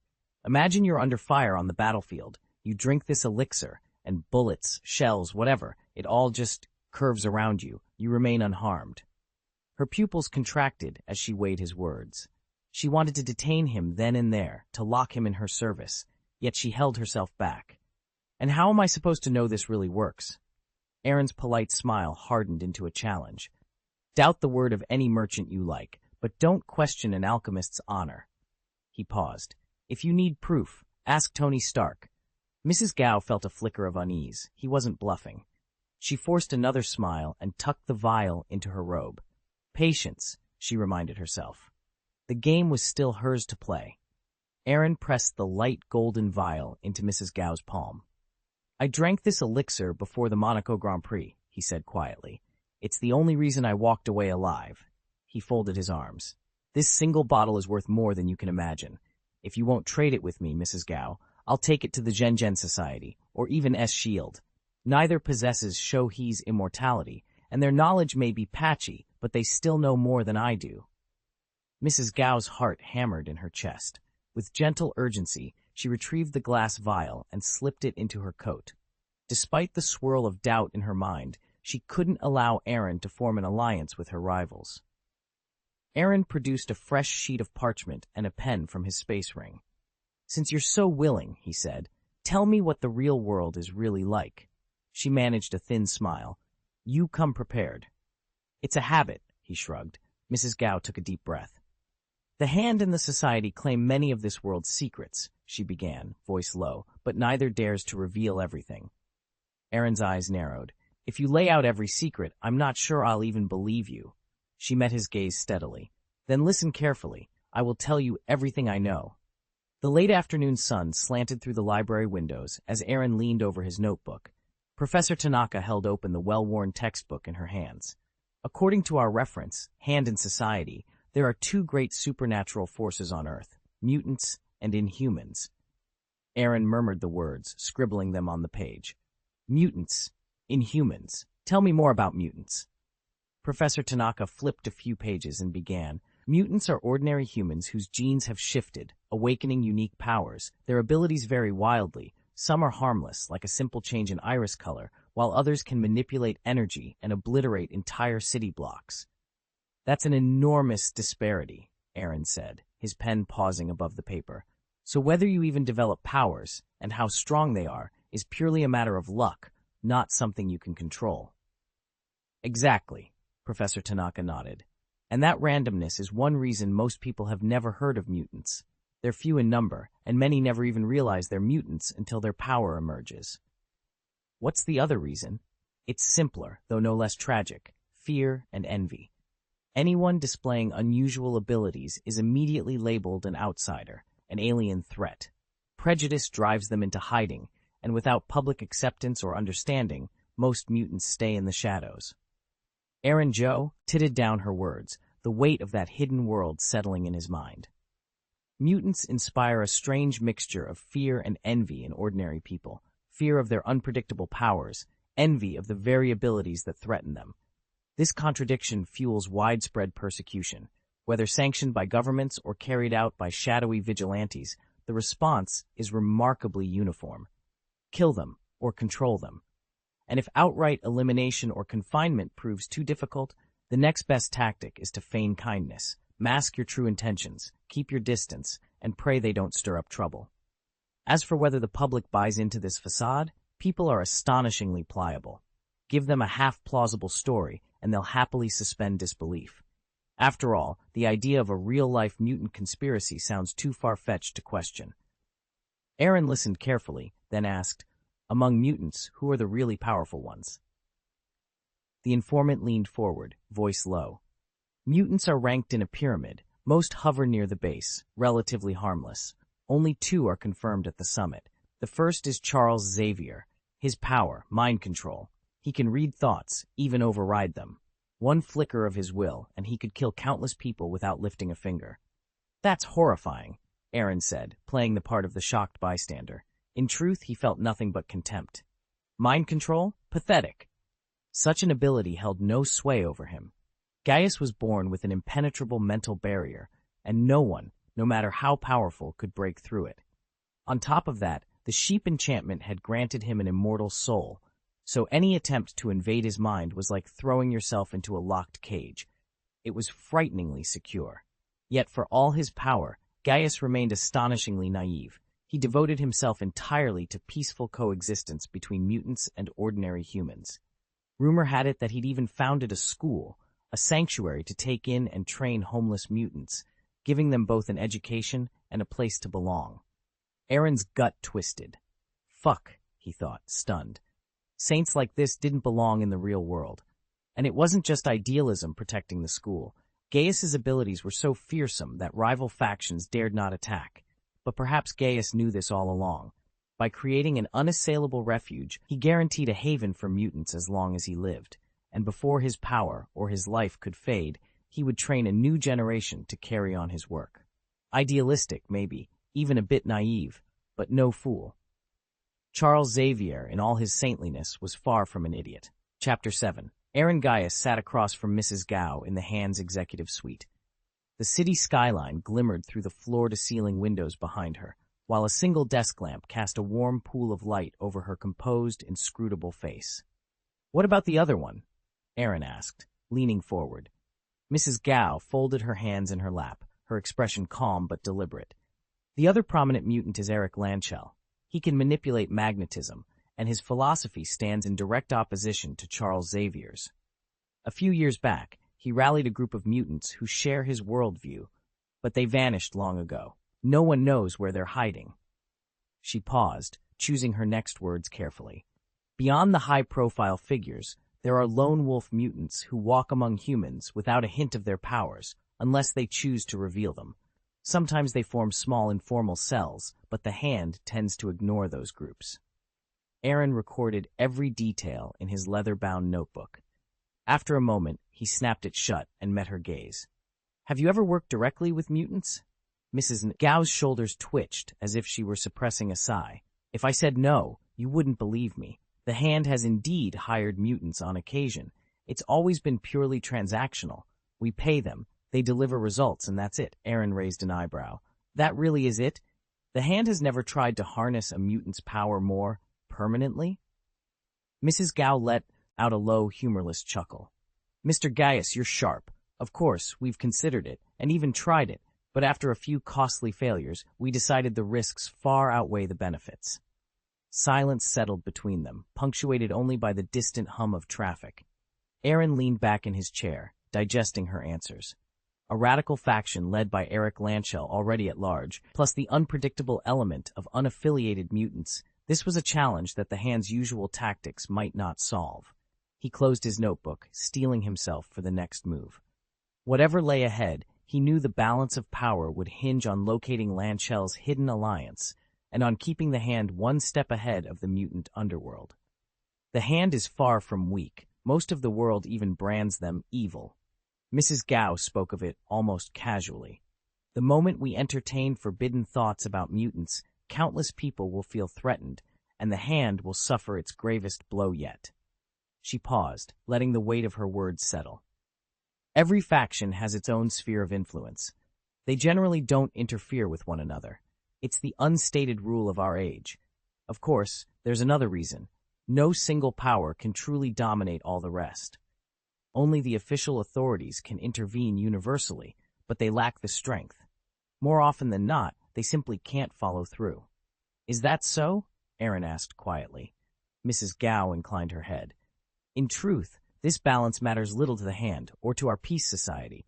We share one overriding goal, immortality. As long as nothing blocks that path, we give other powers scant thought. You might worry that we crave dominion, but Mr. Gaius, you must know that the hand and our society have endured for centuries. Do you really believe we possess no trump cards? Aaron's eyes narrowed as memories of the late-night tale Ryan Fox once overheard Stick relaying to Matt crept back into his mind. Aaron listened as Mrs. Gao outlined the Shoheihui's latest scheme. They were once again attempting to summon the evil god known as the Black Sky, but this time by a cheaper, subtler ritual. Fascinating, Aaron said, drumming his fingers on the table. But it's not my concern. Mrs. Gao's smile didn't quite reach her eyes. She inclined her head politely, though the warning behind it was plain. Don't pick a fight with the Shoheihui. She ventured on. Perhaps the hand and the association can share what they know about mutant activity? Aaron raised an eyebrow. Mrs. Gao hesitated. I'm sorry, Mr. Gaius, but leaking that kind of intelligence would offend too many people. If you were willing to compensate us. He cut her off with a brisk shake of his hand. I'm not interested in buying secrets today. Mrs. Gao sighed, then brightened. Very well. Let's talk about extraterrestrials instead. Their situation is far better documented than that of mutants. Mutants have only been appearing sporadically over the past century, but aliens... She paused to select her words. Aliens have a history that probably predates the hand itself. They live under a single, organized framework, and before their powers emerge, they're indistinguishable from ordinary humans. Aaron leaned forward. At least this line of inquiry promised more clarity and far less political fallout. Yet the awakening of their powers seems to demand special rituals or catalysts. Alien abilities appear much like those of mutants, but their true scope remains a mystery. Aaron jotted down notes and looked up. And what about the mutants and aliens? Mrs. Gao leaned back, her expression unhurried. Beyond those two major races, most other groups resemble our hand association. Genshinhui Kunlun, the Ten Rings, the Taro, they're all organizations led by gifted individuals. In fact, only a fraction are even on the Shoheihui's radar. The more we learn about them, the more disciplined we become. That's the core teaching of the true pure society. Don't pick fights you don't need. Aaron chuckled, a smirk playing at his lips. Sounds to me like allying the weak and bowing to the strong. The Shoheihui only shows off its power against ordinary folk. Mrs. Gao smiled, unfazed. It's not fear, just good sense. Except for Genshinhui and Kunlun, our interests don't clash with theirs. Why make enemies when there's nothing to gain? Chapter 755, The Vampire Clan's Secret and the Experimental Effects of the Spiritual Elixir, Part 1. Stay informed and know when to advance or withdraw, Aaron said with a playful grin. Maybe that's precisely why the Shoei Association has survived for centuries. Mrs. Gao nodded, her expression earnest. And you must also evolve with the times, carving out your unique identity. That's how the Shoei Association endures. Yes, we sometimes push the limits to achieve our objectives, but we place just as much importance on balance, striving to preserve a stable environment for everyone. Aaron's smile curled with a touch of contempt. He had little patience for lofty declarations masquerading as timidity. Very well. We've discussed the gifted and the formidable. What about the inhuman races? The inhuman ones, Mrs. Gao replied, are the werewolves and the vampires. Historically, these two night-bound clans are bitter enemies. They fight to the death whenever they cross paths. Still, a handful of individuals have managed to forge peaceful alliances between them. After the race war ended in disaster, the werewolves all but vanished. Their failure shattered their numbers, and survivors slipped away into hiding. But the vampires remained, and they are a far more structured, far more insidious breed. I glanced at Mrs. Gao as she paused, her expression unreadable. "What became of the vampires?" I asked. She looked up as if weighing her answer. "They call themselves the vampire nobility," she said finally. "At the top sits the king, followed by princes, marquises, earls, viscounts, and barons. Beneath them are the common-born, ordinary vampires. As you descend the ranks, lifespan increases. The king might reign for a millennium, while a lowly baron still outlives any human by centuries." I remembered something urgent. "Does Shohui even have a heartbeat?" Mrs. Gao smiled, a flash of something like contempt in her eyes. "No," she replied. "Shohui mastered true immortality long ago. There's no advantage in submitting to the vampire line, and doing so means surrendering your freedom. Besides, vampires can't bring the dead back to life, but the hands can." I frowned. "Hands?" "Hands," she confirmed, "are capable of resurrection. That is why Shohui never needed to become a vampire." I pressed on. "So vampires, are they all monsters?" "Not quite," Mrs. Gao said, leaning forward. "They fall into two camps. The first observes the ancient rules. They hide in plain sight, never drink human blood on a whim, and if they must feed, they do it discreetly, usually by siphoning from hospital blood banks. They believe in a code, a kind of masquerade. The second camp has abandoned all restraint. They stalk the night, terrorize the innocent, and flaunt their power without remorse. Both are dangerous, but the lawless ones are true predators." Her words hung in the air. In a world where werewolves had been all but wiped out, the vampires had only grown stronger, and infinitely more terrifying. Some hospitals even maintain their own private blood banks. There are funeral homes, crematoriums, and the like, but there's a far darker side to the vampire world. In some circles, murder and blood drinking are routine, and the most depraved creatures gather in smoky bars and neon-lit nightclubs. Aaron leaned back, unfazed. "I'm not shocked. Humans have both saints and scoundrels, but how strong are these vampires?" "Their power grows with age and status," his informant replied. "The oldest vampires are the mightiest, and a few exceptionally talented ones develop unique abilities." "And how do they compare to the Hand or the Peace Society?" A wry smile crossed the other man's face. "Mr. Gaius, you have a funny sense of perspective. The Hand and the Peace Society stretch back only a few centuries. The Blood Clan claims a history measured in millennia. That said, if it ever comes to blows, we're not without confidence. There are secrets we've kept in reserve. Even the Hand and the Society once unearthed fragmented manuscripts in some ancient ruins, tales long erased from history about gods who abandoned this world to live forever among the stars. In a godless age, the vampire race, guided by its 7 ancestors, stood on the brink of absolute power. Each ancestor held a different view of humanity. Some harbored contempt, others indifference, and a few even felt a strange pity. As they convened to vote on whether to wage war and enslave the human race, an unexpected challenger emerged. He called himself Aaron Gaius, a human of prodigious strength. Storming the vampires' royal city, he cut a swath through their ranks and confronted the ancestors themselves. 4 who had voted to enslave mankind fell to his blade. Their bodies were dragged out into the blistering noonday sun and left there until they turned to ash. The 2 who had chosen to abstain were sealed alive in unbreakable crypts, buried deep beneath the earth. Only the single ancestor who had voted against the war was spared, exiled into a magically induced slumber that would last until the vampire race faced its gravest peril. By the time his fury subsided, Aaron Gaius's own family had risen to supremacy over the vampires. His lineage flourished, carrying on his name and power through the centuries, and their descendants still walk the earth today. Mrs. Gao's voice dropped to a low, solemn tone. She turned to Aaron, a half-smile playing at her lips. "What a coincidence," she said. "The champion who shattered the 7 ancestors called himself Aaron Gaius. You share his surname. Is there some relation, perhaps?" Aaron's heart hammered so loudly he was sure she could hear it. "How on earth did I get dragged into this?" Aaron thought, every possible scenario racing through his mind, but he kept his expression blank.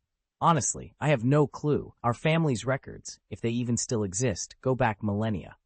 "Perhaps it really is just coincidence," Mrs. Gao replied evenly, though her mind was already made up.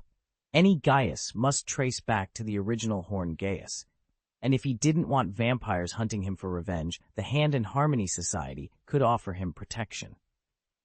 Wasn't that the beginning of a mutually beneficial arrangement?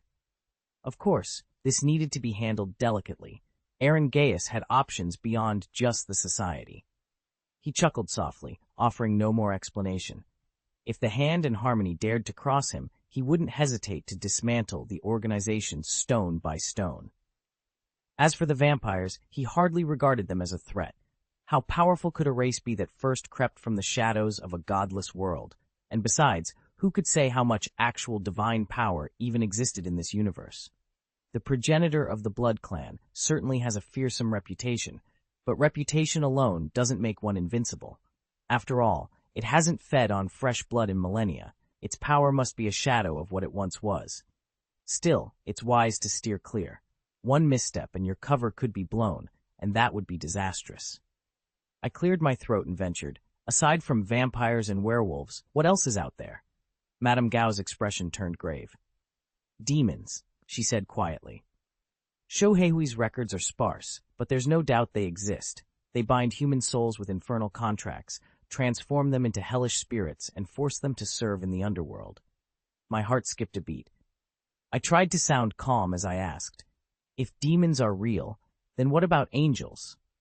She shook her head. I've scoured every account over the past 100 years and never once encountered a reliable report of angels, only a few winged mutants who call themselves by that name. I let out a long sigh. This world is far more tangled than I ever imagined, so many currents swirling beneath the surface. Madame Gao closed her ledger with a soft thud. That's all Shoheihui has been able to uncover for now. I hope this satisfies you. It doesn't, Aaron replied, his voice low but firm. He lifted Ab into his arms and rose from his seat. That settles the misunderstanding between Shoheihui and me, and had to deal with it, our entire arrangement. From now on, I expect no hostility. But if the Sino-Japanese Association ever dares to turn against me, they'd better be ready to face the consequences. Mrs. Gao felt a jolt of unease run up her spine. Over the years, she'd honed an intuition she trusted without question, and Aaron's warning carried real weight. Forcing herself to stay composed, she nodded. Don't worry, Shuhei knows exactly where to draw the line. He'd best, Aaron said, and then he turned and left. After the door closed behind him, Mrs. Gao sat back heavily in her chair, her mind racing. Several silent minutes passed before she summoned the short-haired attendant standing at the side. Call Mr. Shin, and bring Koji here. The girl nodded briskly and made the calls. A moment later, Yoshioka Shin stepped into the room. Behind him, two assistants carried in Hao Air, whose broken arm was now encased in a precision-engineered support brace. Mrs. Gao watched them enter, her expression thoughtful, and her resolve hardening with every careful step they took. Though his arm still felt stiff, at least it had been saved. Yoshioka Shin stepped forward to inspect it and asked without preamble, How's the negotiation going? Mrs. Gao offered a measured nod. So far, there's no immediate danger, but Aaron Gaius is far more enigmatic than we guessed. He isn't just a diviner and a pharmacist, he's also a skilled alchemist. She withdrew a tiny, iridescent vial from her robe. This is Phylixir. The potency of this elixir defies all conventional explanations. Koji, he snapped to attention. Yes, Madame Gao. Do you understand the mess you nearly created? Mrs. Gao's palm landed sharply on his cheek. She glared at him, voice low and fierce. Aaron Gaius, this so-called giant dragon, desired nothing more than peace and seclusion, yet your reckless stunt almost roused him from his slumber. His dragonfire nearly incinerated Shoheihui. Koji bowed his head, sweat beating at his temples. My apologies, madam. He felt wronged. What were the odds that the man who could fell dozens of ninjas would react so violently? But there was no arguing with Madame Gao's fury. He tugged the heavy pot back onto his shoulder. Despite the ache in his arm, he dared not set it down. Madame Gao's eyes flashed with irritation as she leaned forward. You ought to commit seppuku, she snapped. Have you never wondered why Gunsu chose that exact location to heal his apprentice? He wasn't just being sentimental. He was diverting trouble to the east, and you didn't even notice. Thank heavens Aaron Gaius kept his temper and smoothed things over.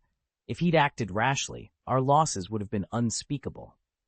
Haoji bowed his head. It's entirely my fault. Don't dare shift the blame, Mrs. Gao retorted. If you'd simply cut off one arm, we'd be in a far better position right now. Madame Gao set the vial of elixir on the table and turned to Haoji. Come along. He won't threaten our plans further, but we need to reassess his worth. She held the bottle up to the sunlight. Its pale golden liquid shimmered between her fingers. We must find someone to test it. She eyed Haoji sharply. This is your chance to atone for your failures. Haoji's throat tightened. What would you have me do, Madame Gao? Drink, she ordered, pressing the elixir into his hand. Report back on its effects. He knew refusal was impossible. Swallowing hard, Haoji raised the vial to his lips. Bitterness curled at the corners of his mouth as he drank. Gao, what exactly is this? Howard asked, eyeing the small vial in her hand. A luck-enhancing potion, Mrs. Gao replied with a confident smile. No side effects, guaranteed. As long as it wasn't poison or some experimental drug, Howard was willing to try it. His right hand, his only fully functional limb, shook slightly as he accepted the elixir. He clenched his teeth and downed the golden liquid in one swift gulp.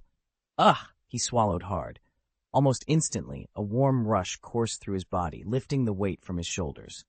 The brisk gloom that had settled over him moments ago evaporated, replaced by an irrepressible glow. Mrs. Gao leaned forward. How do you feel? Incredible, Howard said, eyes bright. It's like I've rediscovered my former glory. Last night's incident. He trailed off, cheeks flushing as he remembered. I'm truly sorry, Mrs. Gao. Her lips curved in a sardonic half-smile. Is that all you noticed? Well, besides the energy, I have this overwhelming sense of luck. I feel like if I went out and bought a lottery ticket this instant, I'd hit the jackpot. And how long do you think this luck spurt will last? He hesitated. I honestly don't know.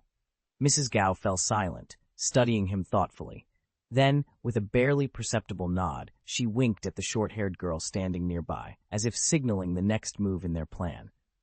Koji, close your eyes. He obeyed without question. Almost at once, the short-haired girl crept up behind him. In a flash, a dagger slid from her sleeve, only for Koji to let out a sudden "Achoo!" His head jerked forward, and the blade merely nicked his scalp, snipping off a few hairs. The girl froze in mid-motion, horrified, while Mrs. Gao and Yoshioka Nobu exchanged stunned glances. Was this really just luck? With a slow nod, Mrs. Gao signaled her accomplice to try again. Gritting her teeth, the girl tightened her grip on the dagger and raised it once more, determined not to be thwarted twice. Bowing his head, Koji murmured, I'm sorry, Mrs. Gao. I didn't mean to be rude. Unaware that he had cheated death not once but twice, he remained oblivious to the collective sigh of relief around him. The assassin stepped back, and Mrs. Gao let out a soft chuckle. Open your eyes. Blinking in confusion, Koji lifted his lids and found the three of them watching him, relief, disbelief, and grudging admiration all written on their faces. Is the test over? Not yet. It hasn't even begun, Mrs. Gao replied coolly. She turned to Yoshioka Shin. Show us something that can't be written off as mere chance. Shin bowed slightly. Understood. Without another word, he drew a short sword and stepped toward Koji. I'm afraid I'll have to detach your arm and then reattach it. Howard forced a tight smile, bracing himself. Better to endure a little pain than lose a life entirely. Ah! Blood spurted as Shin cut through the joint. The freshly severed arm clattered to the concrete floor, and Koji's scream echoed off the low ceiling. Just then, the door flew open, and two doctors in white coats hurried in. Mr. Haoji, it's time for your dressing change. They froze at the grisly scene. Mrs. Gao's lips curved into a small smile. Take him away, and put that arm back on, too. Yes, ma'am. The doctors swiftly lifted Koji onto a gurney, gathering the severed limb as they retreated through the doorway. Left in the cramped basement, Mrs. Gao, Yoshioka Shin, and Hao-Er exchanged charged glances. It must be the potion, Mrs. Gao whispered, eyes shining. It really does grant your deepest wishes, doesn't it? Shin's hand hovered over the hilt of his sword. He hesitated. The elixir is powerful, but that man we saw outside. He trailed off, uncertainty flickering in his gaze. Shin's voice wavered with concern. I'm afraid he won't cooperate with us. Mrs. Gao shook her head gently. No, Shin, it's not that he won't cooperate. It's that I'm not ready to make my move yet. She leaned forward, her tone grave. Peaceful coexistence requires investment. Yes, he's formidable, but every human has a price. Money, power, vanity, even beauty. I doubt a young man under 20 lacks any desires. His value is too great. We're justified in paying whatever it takes. Shin frowned, but is now really the right time? Our plan can't afford any mistakes. She chuckled softly. Who said I want to act now? We know far too little about him. Remember, the key to victory is knowing both yourself and your enemy. So you mean we should watch him first, test his limits, and wait for him to let his guard down? Shin asked, his eagerness rising. Exactly, Mrs. Gao replied. Then pausing, she added, this is an important decision. I'll need to discuss it with the others. Fortunately, Alexandra will return next year. A discreet investigation into New York's vampire family could be invaluable when the moment is right. Chapter 756, The God of Trickery, snatches the cosmic cube, shield sounds the alarm, half. Aaron set the notebook on the table, slid into his chair, and exhaled heavily. All right, Abe, how much of what Mrs. Gao told us is actually true? Abe scratched his head. Frankly, it all checks out. Aaron snorted with contempt. Sure, it's true, but only part of the truth. She's holding back. She knows more than she's letting on. A flash of irritation darkened Abe's normally innocent face. She dared deceive you, Master. I'll go fetch her myself and make her explain. Don't bother, Aaron said, waving him off. Right now, that's just my suspicion. Abe frowned. So that's it? We leave it alone? Otherwise, Aaron paused, weighing his words. Do you really want to tangle with an organization that survived for centuries without even using magic? It'd be more trouble than it's worth. And remember, they can summon genuine evil gods. One slip-up, one revelation of their true identity, and our peaceful lives are over. Abe chewed his lip. But there's still the true pure society. If you brought them in, use them as leverage? Aaron cut him off. That's exactly what Gunsu wants, to drive a wedge between me and Shoheihui. I'm not going to play his game. Then the best course is for us not to get involved, Aaron said, folding his arms. Besides, I made a pact with Mrs. Gao, and I have to honor the spirit of that contract. Abe huffed, crossing his dragon-like paws over his chest. I still don't like it, he grumbled. But there's no use sulking. Mrs. Gao apologized and gave us valuable information. That has to count for something. Aaron leaned back against the wall, a bitter smile tugging at his lips. Mutants, aliens, werewolves, vampires, demons. This world really has gone mad. Master, are you planning to stay in hiding forever? Abe asked, genuine concern in his voice. No, Aaron replied. It's only a matter of time before someone uncovers my identity. Lying low just postpones the inevitable. And I'm not letting myself twiddle my thumbs. Asgard can help me choose allies, but I can't depend on them for my own safety. I need to build my power from the ground up. Abe's eyes widened. You mean the chosen one? Exactly. Aaron pressed his fingers to his temple. One little infusion of strength won't be enough.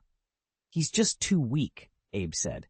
Frank may be at the top of the human scale, Aaron acknowledged, but my future enemies aren't ordinary humans.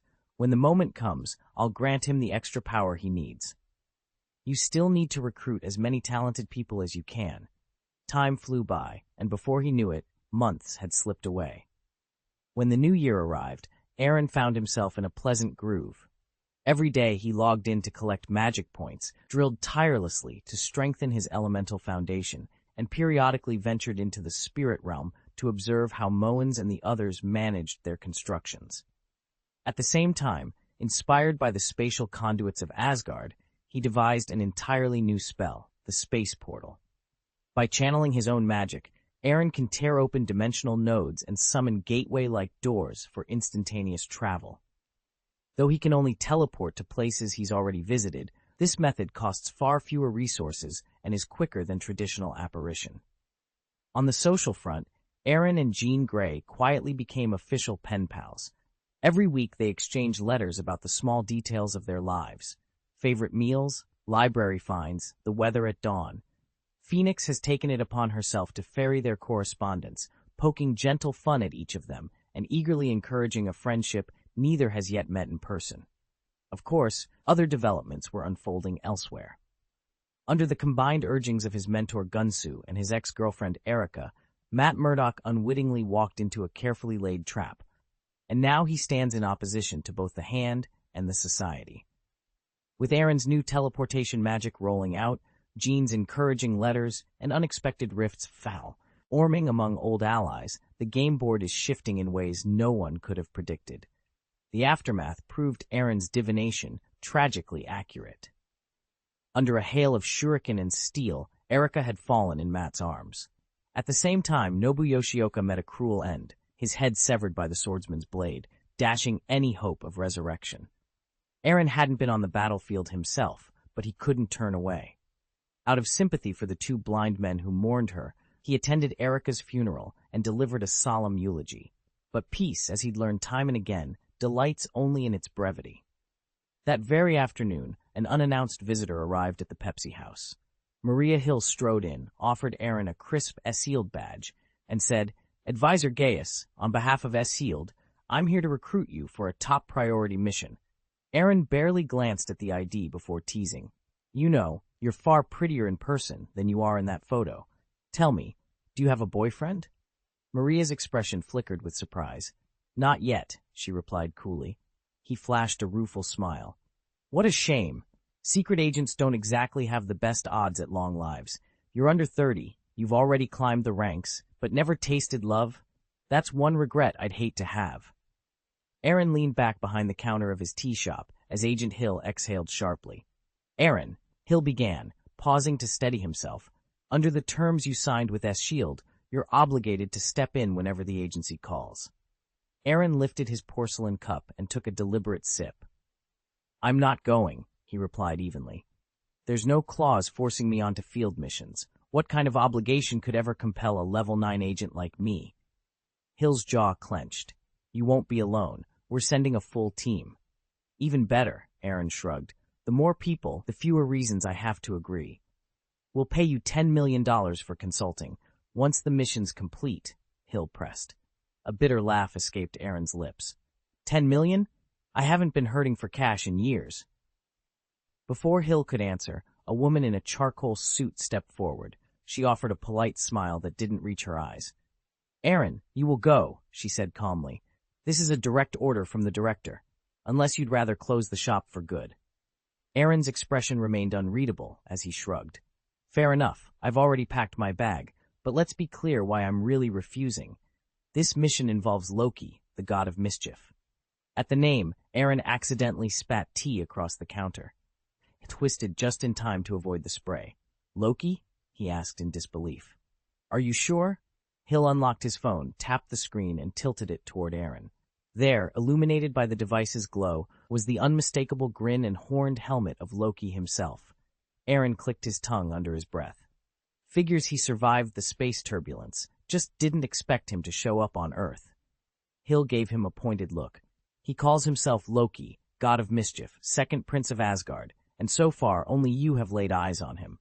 Director Fury wants you on this one, said you're the only chance we've got." Aaron raised an eyebrow. "Really? What's he done?" Hill swiped through the dossiers and brought up a still image of a glowing blue cube. Aaron leaned in. "Is that?" "The cosmic cube," Hill confirmed. "Loki broke into one of S-Shield's research facilities, snatched this, and killed dozens of our agents in the process. He didn't stop there. He's using mind control on anyone who gets in his way." Aaron whistled low. "Anything that glows like that isn't simple. Reminds me of the frost star Odin gave me. No coincidence here." Hill rolled her eyes. "Leave the mythology to you. Bottom line, Loki nabbed the cube, neutralized Barton, and compromised Dr. Selvig. We're at a standstill without your expertise." Aaron frowned at the photo. "Barton was one of our top agents. But Dr. Selvig, when did he fall under Loki's spell?" Hill tapped her tablet. "We're still piecing that together. Our extraction team was ambushed before they could secure him. He changed, completely. We need you back in the field, Aaron. Fury's orders." Aaron squared his shoulders. "All right, let's see what the god of mischief has in store for us." "Selvig was recruited by S.H. Shield?" Hill asked. "Yeah," Aaron replied. "After you left New Mexico last year, Fury personally invited Selvig to join the Cosmic Cube project." Hill raised an eyebrow. "All right, then tell me this. How on earth did Loki end up in S-Shield custody? Don't say he just fell from the sky." Aaron gave him a sidelong glance. "Technically, he did, through a portal. While researching the Cosmic Cube, they accidentally activated it and opened a gateway." Hill frowned. Of all the Asgardian royals, Loki was second in line to the throne, not a stray alien anyone on Earth could handle. Aaron seemed to read his thoughts. Moments later, a soft chime, like an alert from some internal system, pinged in Aaron's mind. He straightened. "Hold on. I need to grab something." "What now?" Hill asked. "None of your business," Aaron said, striding to the front counter. He reached under the Lucky Cat figurine perched there, gave it a quarter turn, and the hidden door to a small, cloaked office swung open. Hill studied him, incredulous. "You're really just going to show me where your secret room is?" "Come on," Aaron said, stepping inside. "You think S.Shield would have any trouble finding this place if they wanted to? The people I hired are all day laborers, a couple of standard interrogation techniques, and they'd be talking in an hour." He turned to Hill with a faintly confident smile. "So relax. You're welcome in." Hill gave a non-committal shrug. "So, can I go in and take a look?" Aaron's smile turned sly. "You know what's most satisfying? Even while I've been away, S.H.I.E.L.D. never once thought to search my secret room. If you had, well, let's just say you'd have plenty to regret." Hill winced inwardly, but curiosity won out. He stepped aside as Aaron led the way. Less than 2 minutes later, Aaron reappeared, carrying a dozing Abe cradled in his arms. "All set," Aaron announced. "We can go." Hill hesitated. "What about your things? Where are we taking them?" Aaron held up his hand, drawing Hill's gaze to a shimmering, silver-white ring on his finger. "It's all in here." Hill's eyebrows shot up. "A spatial ring? Why didn't you just stash everything inside it in the first place?" Aaron shrugged. "Putting all your assets in one tiny pocket dimension is risky. Lose the ring, everything's gone, and that's a kind of regret you don't want." He gave Hill a half smile. To Aaron, the ring was just another prop, a bluff to keep everyone guessing. Hill nodded, then tapped his chin.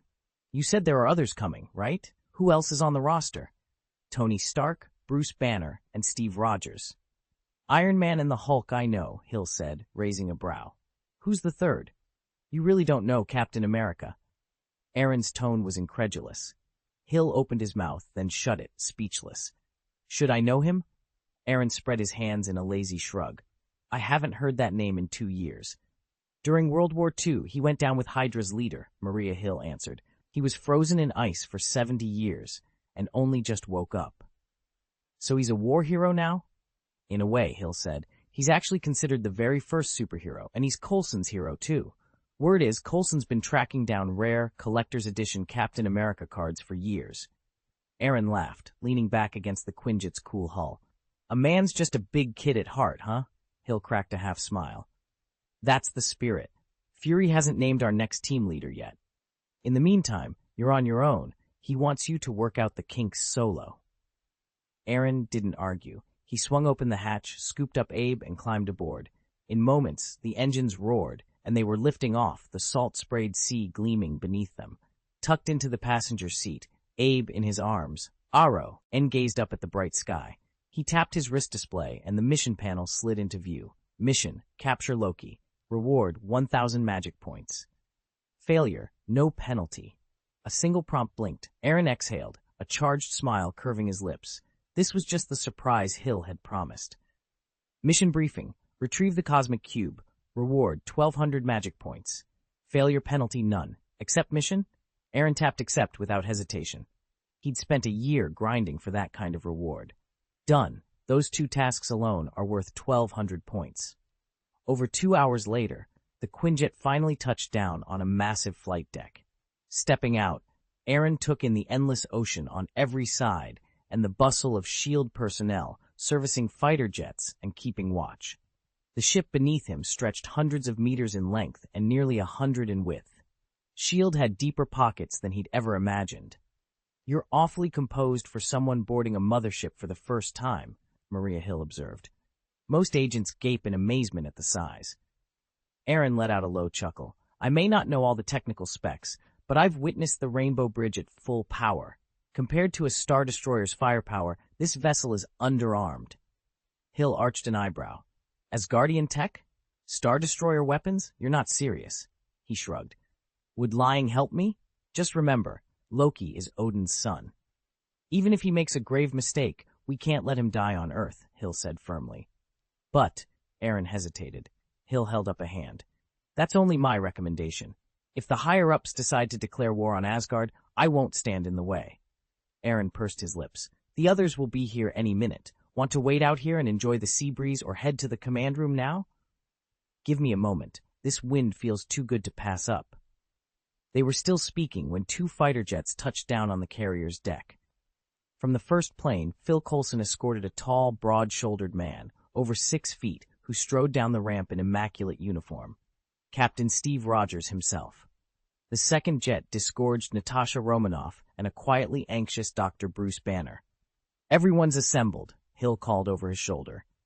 See you in the command room. With that, he turned and walked away. Aaron stepped forward, offering a nod. Good afternoon, Captain Rogers, Dr. Banner. Bruce stared at him in surprise. You're Aaron Gaius, the man who pinned Emil Blonsky that night?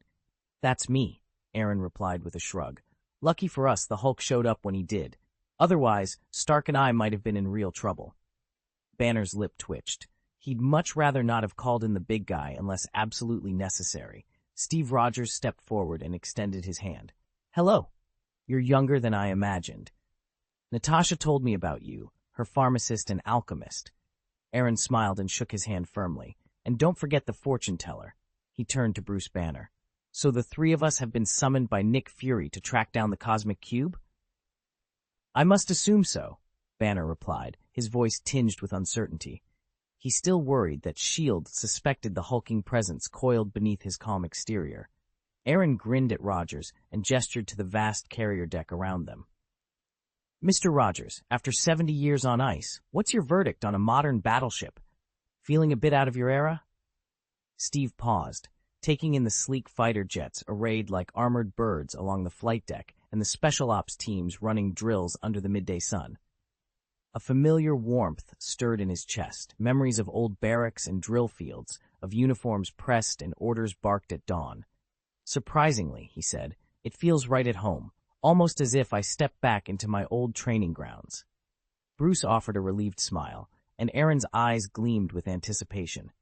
Here, aboard S.H.I.E.L.D.'s most advanced supercarrier, the 3 of them would combine science, sorcery, and a century of soldiering to follow Fury's Trar. Ale and find the cosmic cube. Chapter 757, New Beloved Candidates have the right to refuse combat missions. Half. Gentlemen, hurry up. This place is going to get hard to breathe in a minute, Natasha called, glancing back over her shoulder.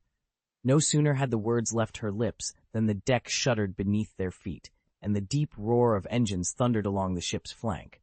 Is this a submarine? Steve asked, craning his neck to look between the pylons. Below them, the ocean churned. Banner cracked a wry smile. Are they planning to keep me sealed in some pressurized metal coffin? I mean, I get precaution, but watching me turn into the Hulk at 20,000 leagues under sea seems overkill. It can't be that, Aaron said, nodding toward the sleek fighters lined up on the flight deck. Unless these jets can dogfight on the ocean floor, or S.H.I.E.L.D. plans to jettison them entirely. They stepped closer to the deck's edge together and peered down.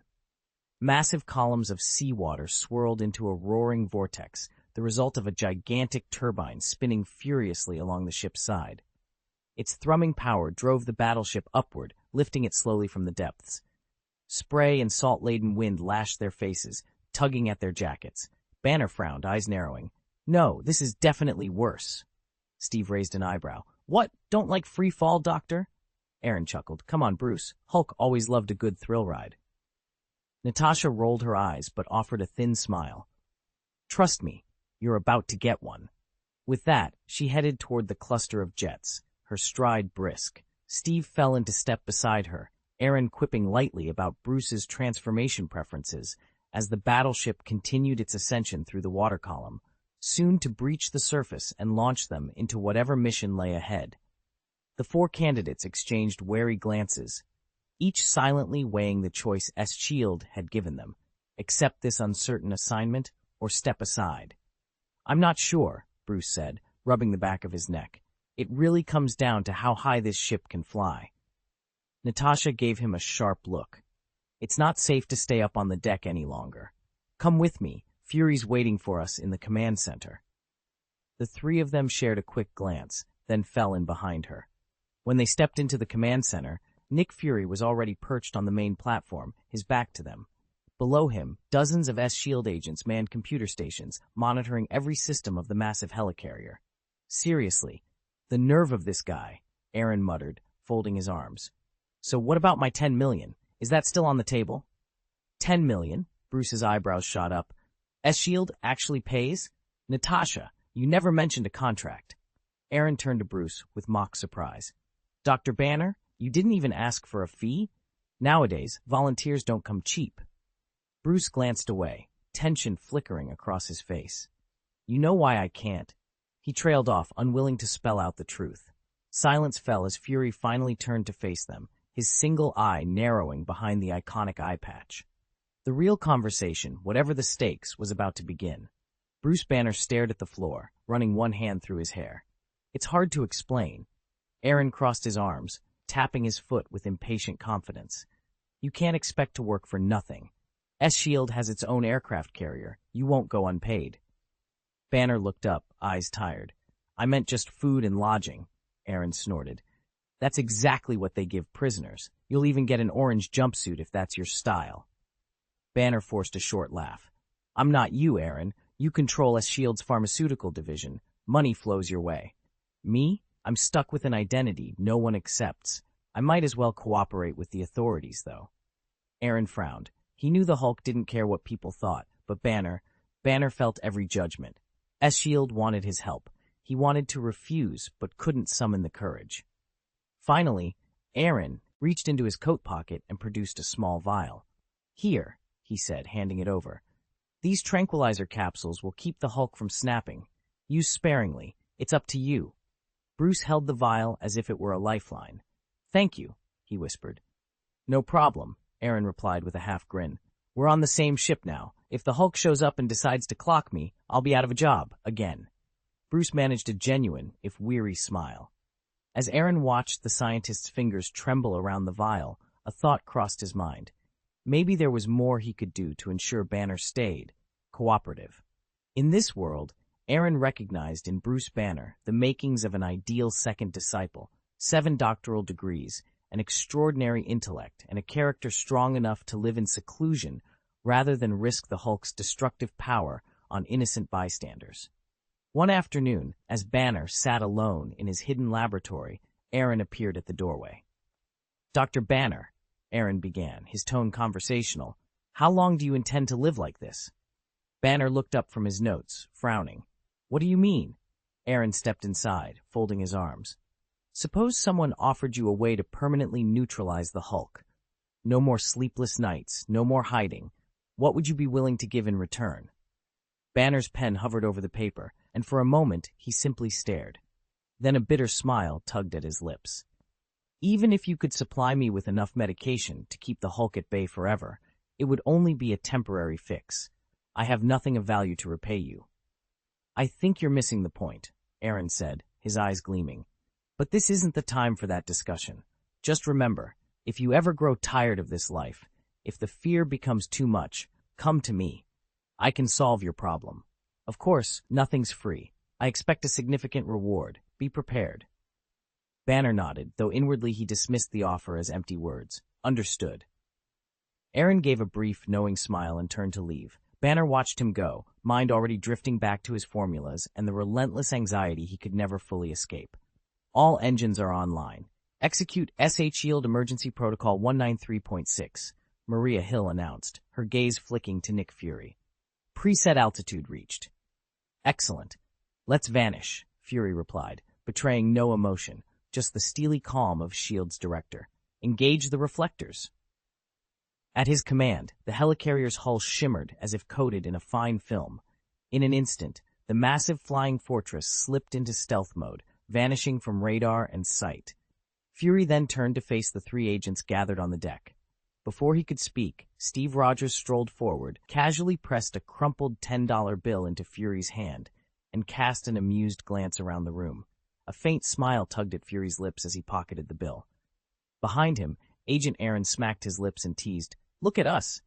S.H.I.E.L.D. has never been so profitable. Banner's happy to work gratis, but here's Rogers, cashing in. Bruce Banner rolled his eyes. Don't get the wrong idea. It was a friendly wager, and besides, this world is stranger than either of you remembers. It turns out the captain is still rock solid and willing to take the fall if it comes to that, Nick Fury said, then extended his hand toward Bruce Banner. Thanks for coming, Doctor. Banner forced a smile and shook Fury's hand. Thanks for the polite invite, he murmured. He'd been told only Natasha would meet him, only to have a dozen armed agents materialize the moment he arrived. He understood the security precautions, but it still stung. How long do I have to stay? Banner asked. Until we get our hands on the cosmic cube, Fury replied. And what progress have we made so far? Maria Hill prompted. Every camera, every smartphone, every laptop, anything with a satellite uplink is under surveillance, Phil Coulson reported. We have eyes everywhere, but nothing's popped up yet. Natasha Romanoff leaned closer to the display screen where Clint Barton's profile flickered. She studied the details with obvious concern. We're still too late, she said softly, and every minute counts. You need to narrow the search, Banner said, turning to Nick Fury. How many spectrometers can you deploy? Whatever you need, Fury replied. Then get on the horn with every lab we've got, Banner continued. Have them mount spectrometers on their rooftops, calibrated to pick up gamma-ray signatures. I'll develop a cluster analysis algorithm to eliminate large swaths of terrain at once. Now, where can I set up shop? Fury nodded and looked over at Natasha. Agent Romanoff, escort Dr. Banner to his lab. Everything he needs is ready. Natasha gave Banner a small, confident smile. You'll have full access to the facility, Doctor. Don't worry. As they walked away, Fury refocused on Aaron, a steely glint in his eye. So tell me, what do you think I'm planning now? A hint of amusement flickered across Aaron's face. He casually rubbed Abe's hand and shrugged. You know me well enough, he said.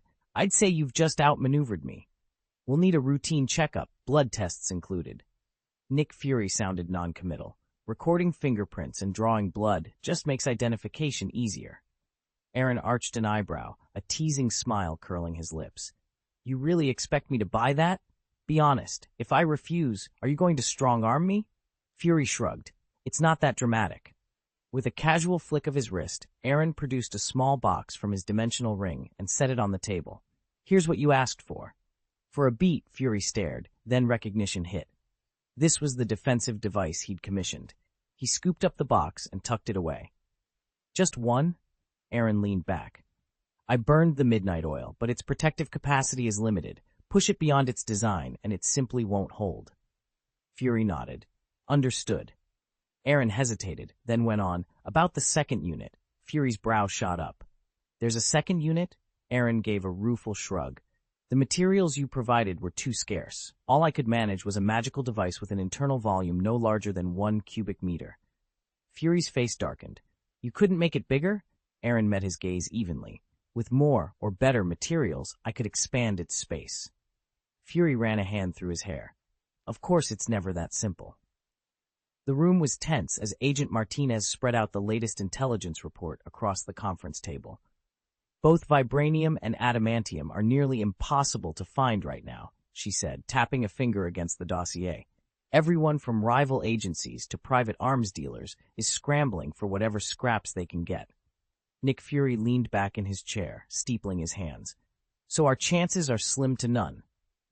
Martinez glanced at Aaron, who was lounging against the far wall. What about that thing on your hand? She asked.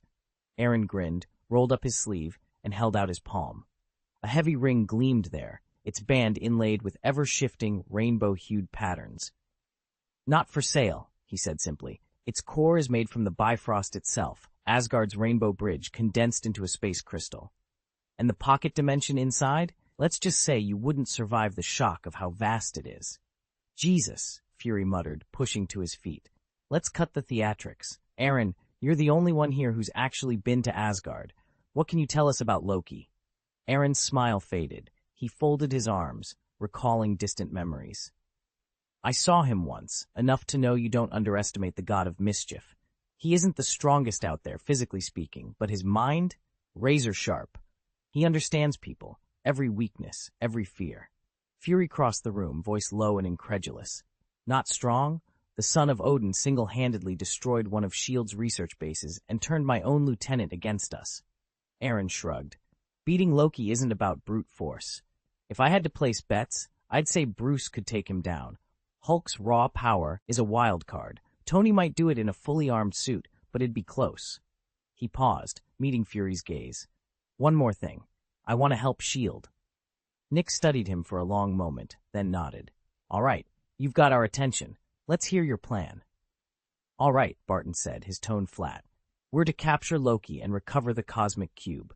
Just so we're clear, this mission's going to get nasty, and I reserve the right to refuse anything too dangerous.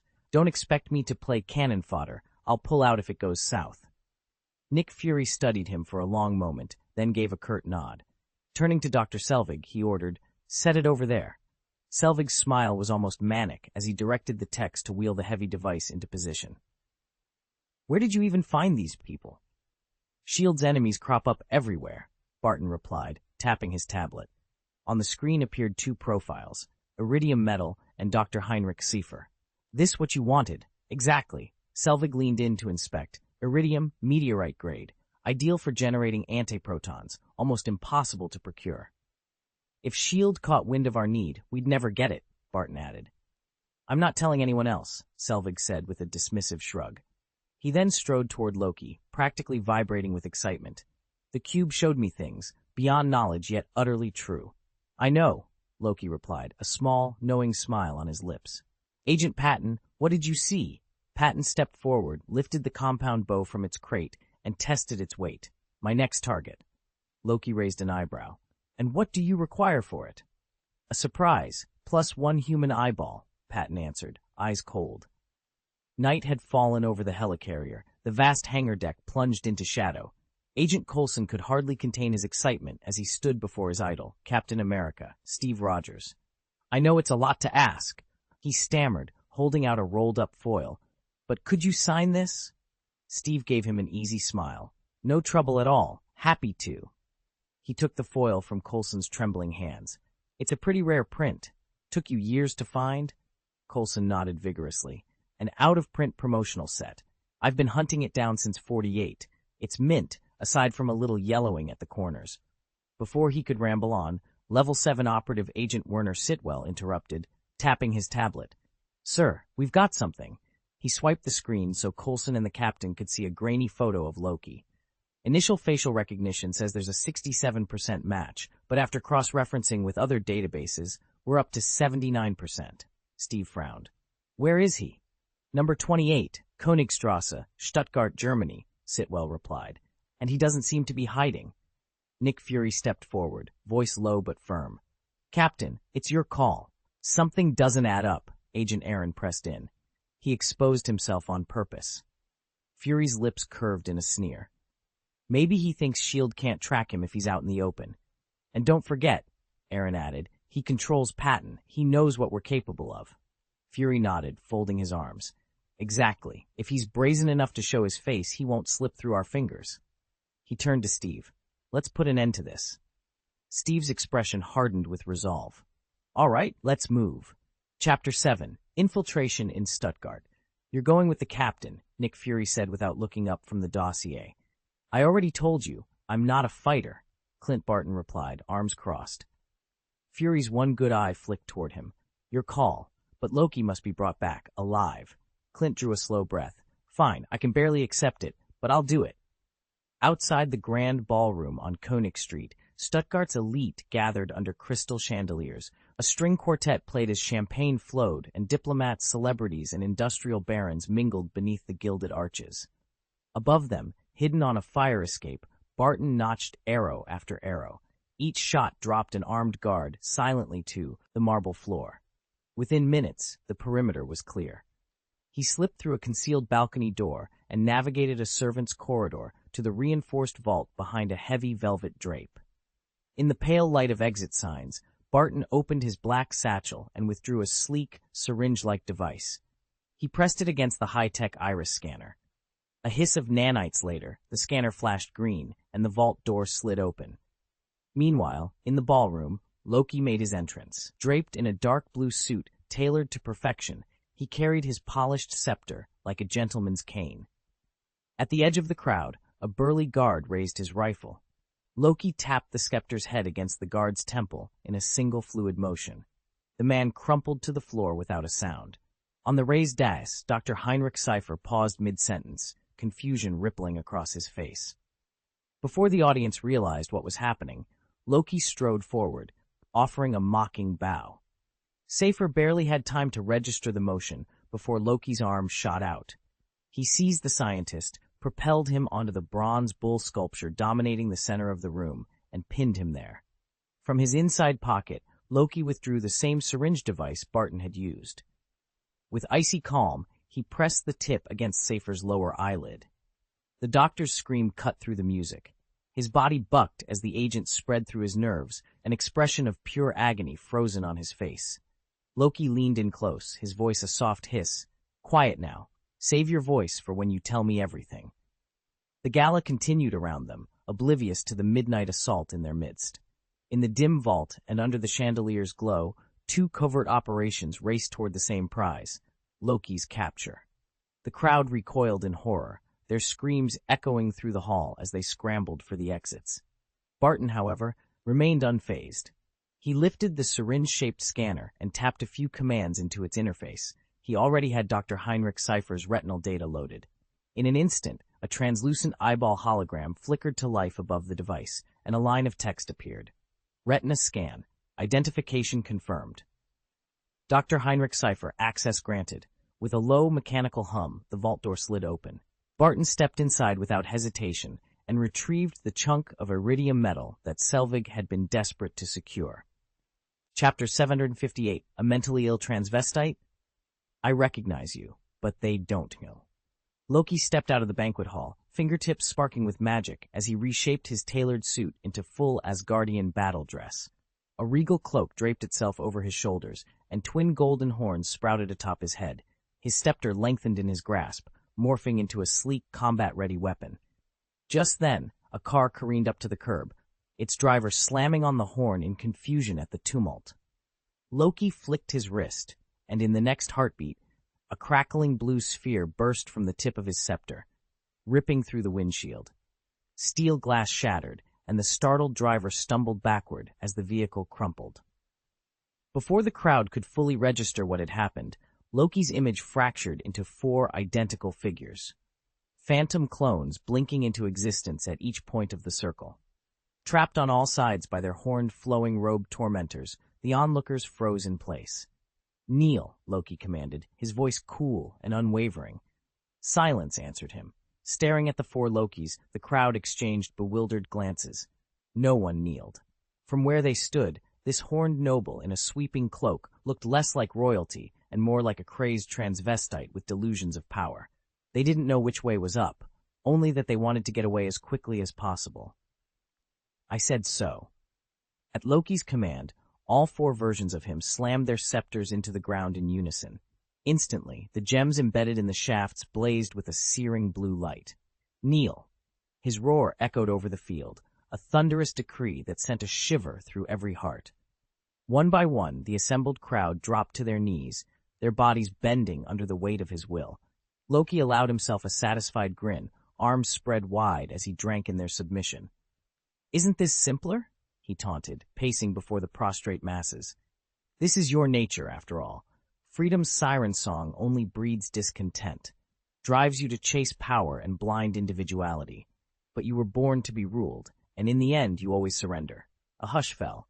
Then, from the front row, an old man with silvery hair stood unsteadily to his feet. Calm eyes met Loki's as he spoke. "Not everyone." Loki's grin deepened, darker than before. "There has never been anyone like me," he said. He was no mortal king. He was a god, immortal and unyielding, and his authority was unquestionable. Yet even gods can brood over exceptions. He leveled his scepter at the old man. "Behold your fate if you refuse to bow," Loki intoned, voice cold as ice. "I will strike you down now to serve as a warning to the rest." A crackle of energy gathered at the tip of the scepter, the blue glow intensifying. The old man braced himself, shoulders squared against the coming blast. Undaunted, unbowed. Whoosh! A crackling bolt of blue energy arced through the air and hurtled toward the old man's face. At the last second, a figure tumbled from the sky and brought a gleaming circular shield up just in time. The blast thundered off its surface and ricocheted straight back at Loki. But the trickster god was far more durable than mortal weapons were meant to be. The redirected energy slammed into his chest, ripping the ground behind him apart. But Loki himself suffered nothing worse than the indignity of a stumbling fall. He picked himself up slowly, smoothing his robes. From the cloud of dust and debris, a man in a snug, star-spangled uniform emerged. He lifted his own polished shield and stepped toward Loki with deliberate calm. "Last time I was in Germany," he said, voice low and steady, "I ran into someone else who fancied himself above the rest. Let's just say our opinions differed." Loki sneered, raising his scepter with a faint glow of power pulsing around its tip. "An American soldier," he mocked, "still playing at heroism with your outdated toys." Steve Rogers met his gaze without flinching. "You're the one who's about to find out how outdated looks when it's too late to mod. Odge." A roar of engines split the tension. Behind Rogers, the Quinjet spiraled into the sky, flanking their adversary. Natasha Romanoff's calm voice crackled over the comms. "Loki," she commanded, "this is your last warning. Drop your scepter and stand down."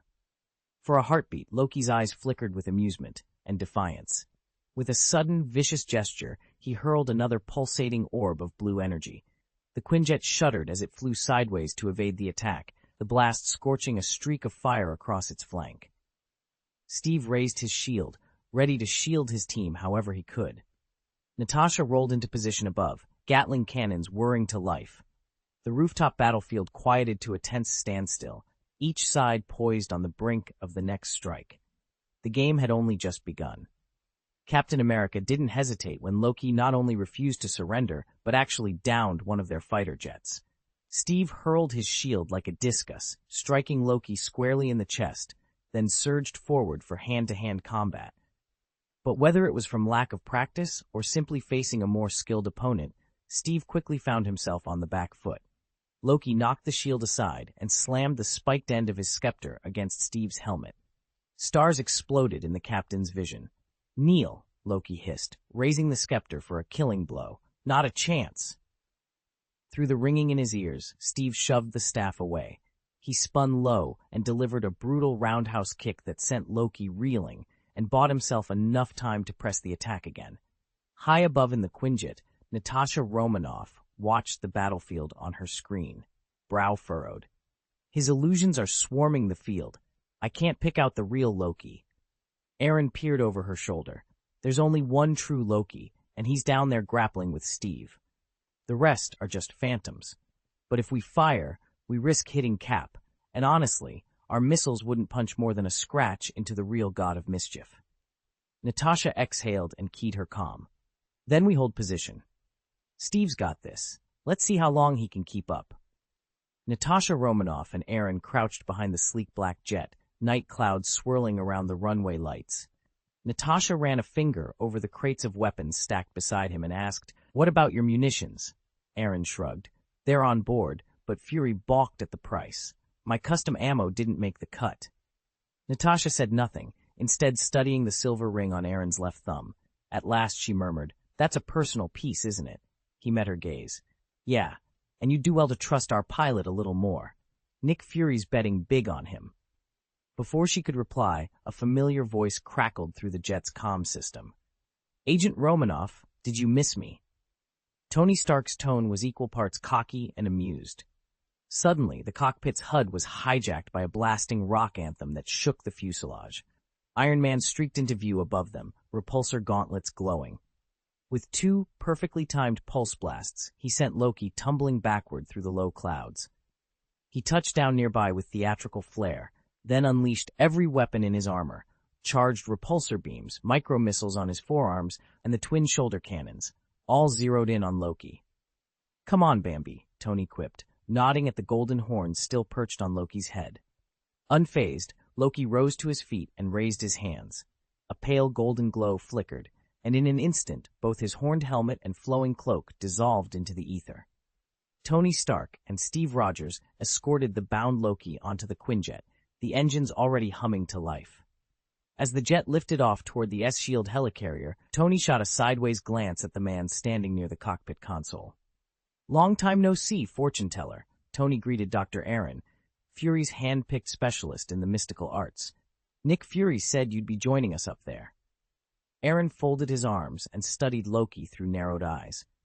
I didn't exactly jump at the chance, but somebody's got to ask the hard questions, like who made you heir to Asgard? King, Loki corrected, his voice low and bitter. I am the king.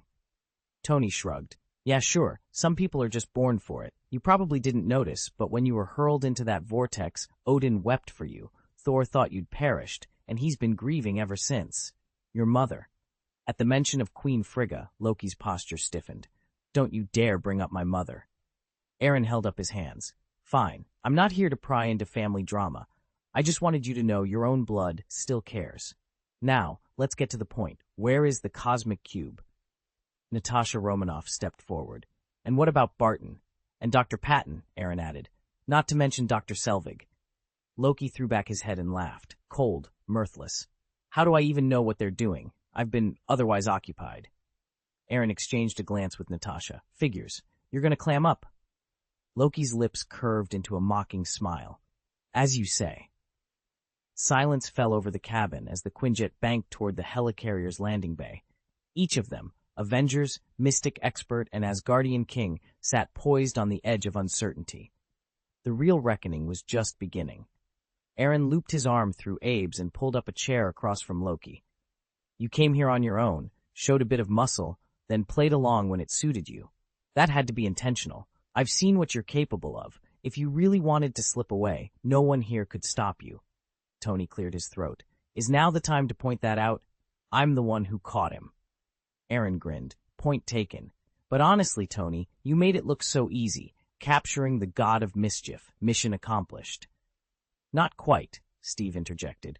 We still have to get him back to the helicarrier before we can call this a success.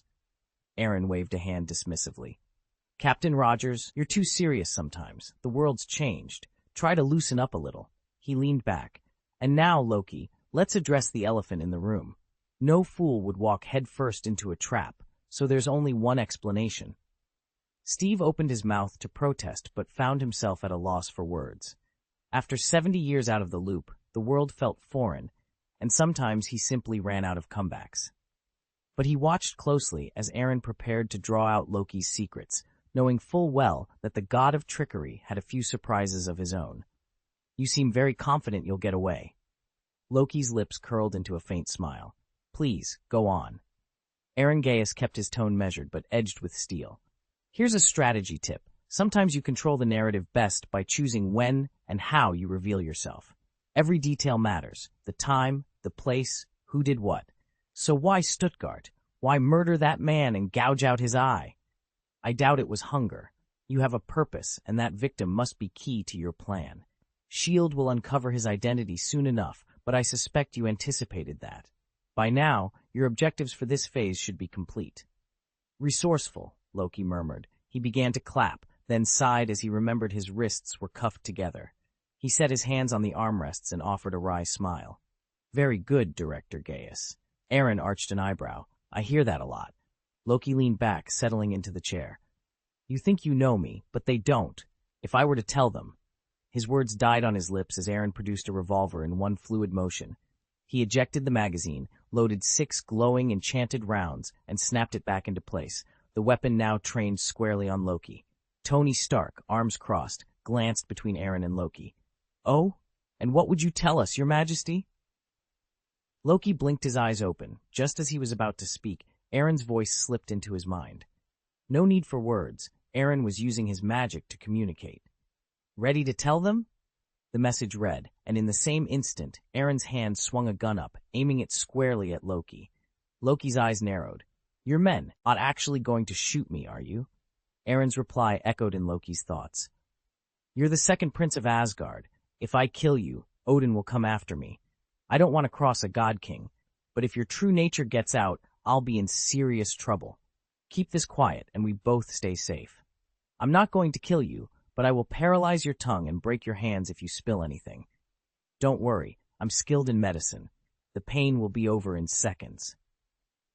From the corner of the room, Tony Stark tapped his foot impatiently. Speak up, Bambi. What's the big secret? Loki forced himself to swallow hard. pride warred with panic in his chest. Finally, he blurted out, "He's an alchemist." Tony stared at him for a long beat. "That's it? An alchemist? I thought you were hiding something earth-shattering." "I already knew that." He turned to Aaron with renewed interest. "Still, since you're this talented, how about crafting me a magical weapon? I've been tinkering with nanotech for spatial applications, but a little arcane firepower wouldn't hurt." "Before we can finalize it, the spatial storage device you want, what I call a space magic weapon, is the most efficient way to carry your armor on demand." Aaron ran a weary hand through his hair. "It's not just a software tweak, Tony. We need exotic alloys and a host of rare components. And even then, it's not an overnight job. Nick Fury already beat you to the punch. His order's in queue ahead of yours. You're looking at least 6 months before I can start on your unit." Tony leaned back, unconcerned. "Let him wait. Fury can stash a few ordnances the old-fashioned way if he has to. But having Iron Man's suits reachable through a quantum pocket, that's worth every second of delay, and then some." Aaron shot him a skeptical look. "You keep saying that word. Worth it. You mean credibility." "Credibility, firepower, prestige, take your pick," Tony said with a shrug. "But fine. If it takes 6 months, I'll wait 6 months. A flicker of exasperation passed across Aaron's face. "Make it a year, then. I'm not working overtime for you. You'll supply the materials. Tungsten tritide lattices, 0-point flux capacitors, subspace resonators, everything on the parts list. The better your inventory, the larger and more stable your storage field. And my fee? $50 million total, $10 million on signing." Tony cracked a grin. "Consider it done, Aaron. Now let's get to work." The room was dim, lit only by the soft glow of a single overhead lamp. Aaron sat across from Tony Stark and Loki, the three of them enclosed in a bubble of tense silence. Finally, Aaron broke it. "I'll give you $500 million, he said coolly. "Just don't make me wait any longer." Tony tapped his fingers on the table. "That won't cut it." "500 million, then. $1 billion? If you think it can't be done, it won't be done," Tony replied, unmoved. Aaron leaned back. "Young people don't mind putting in extra hours now and then," Tony muttered under his breath. Then louder, "Fine, 10 million hits your account tomorrow." Aaron nodded once, then shifted his gaze to Loki. "You know what's at stake." Loki's lips curved into a mild smirk. "I'm hardly as stubborn as Thor," he said, "but I never expected Gaius's descendants to reappear in this universe after all these millennia." Aaron's eyes narrowed. "Have you told anyone else who I really am?" Loki raised an eyebrow.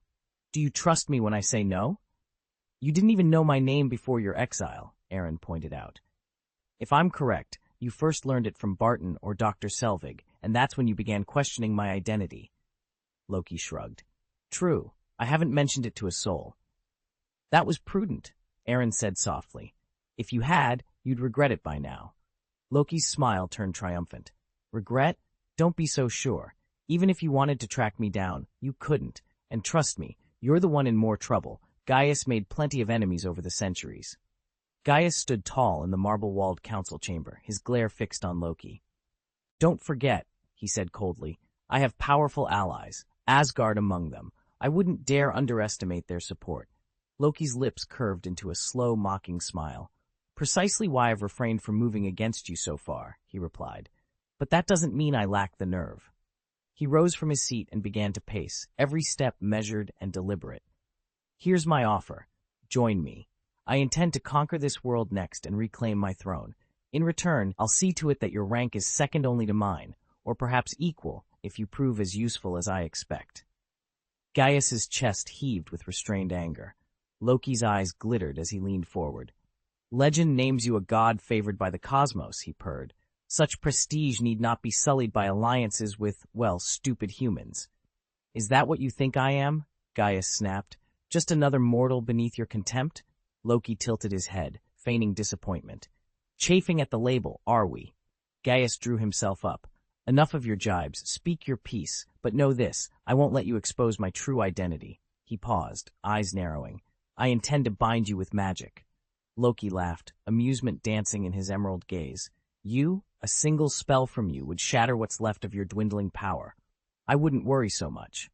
Gaius took a step closer, voice low and steady. "I've walked a razor's edge for 2 years. My reserves are nearly gone.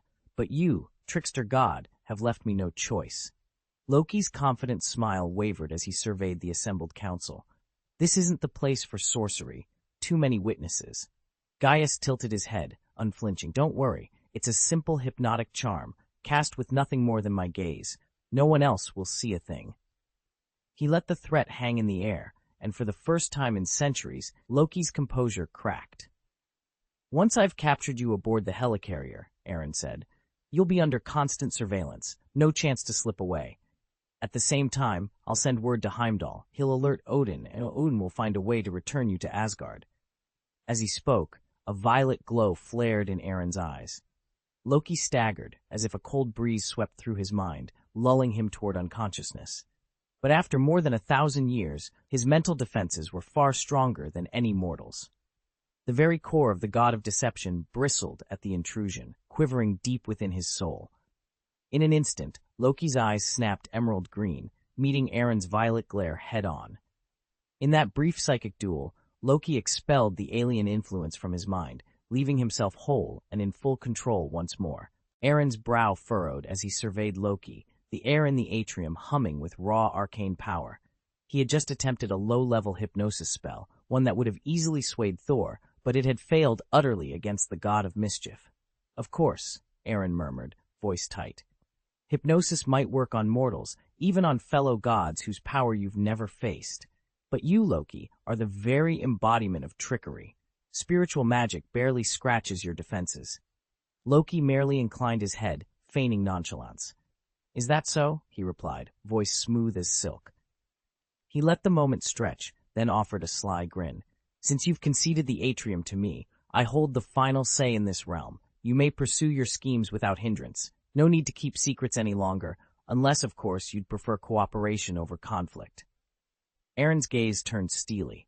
The runes beneath his feet pulsed ominously. You can occupy these halls all you like, he said, but you've no idea how deeply its magic runs. Tell me which curse you choose, the Imperious Curse, to bind your will to mine, or the Oblivion Curse, to erase your memory entirely. Decide.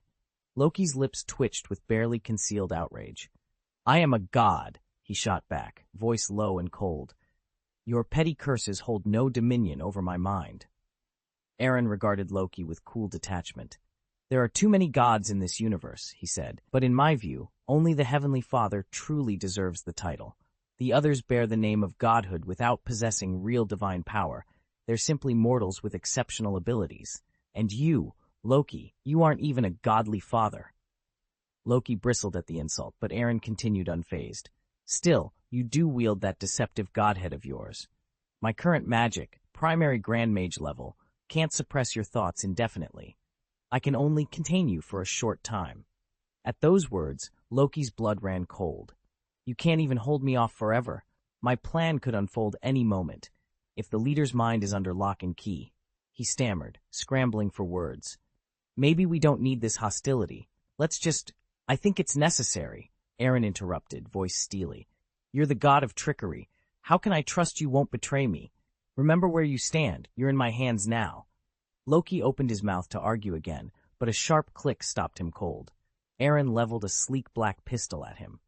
In that instant, Loki fell silent, chiding himself. I shouldn't have threatened him. Aaron rose to his feet and pressed a finger to Loki's forehead. It's too late for explanations. Imperious Curse! Loki's eyes snapped open in alarm as he felt his thoughts ensnared by countless silken threads, fragile as spider silk, yet more than enough to bind him. As Aaron had warned, they could only control him briefly, but Loki refused to become a puppet. With the full force of his divine will, the god of deception fought back, and for a moment, his resistance held. But Imperious was no mere hypnotic trick. Aaron was a formidable wizard on the brink of Grand Magister's intermediate rank, and Loki's defenses began to buckle. The stormy green in his eyes dulled to ash-gray, and Aaron's face lit with triumph, until, in a sudden eruption of raw power, Loki shattered the curse from within.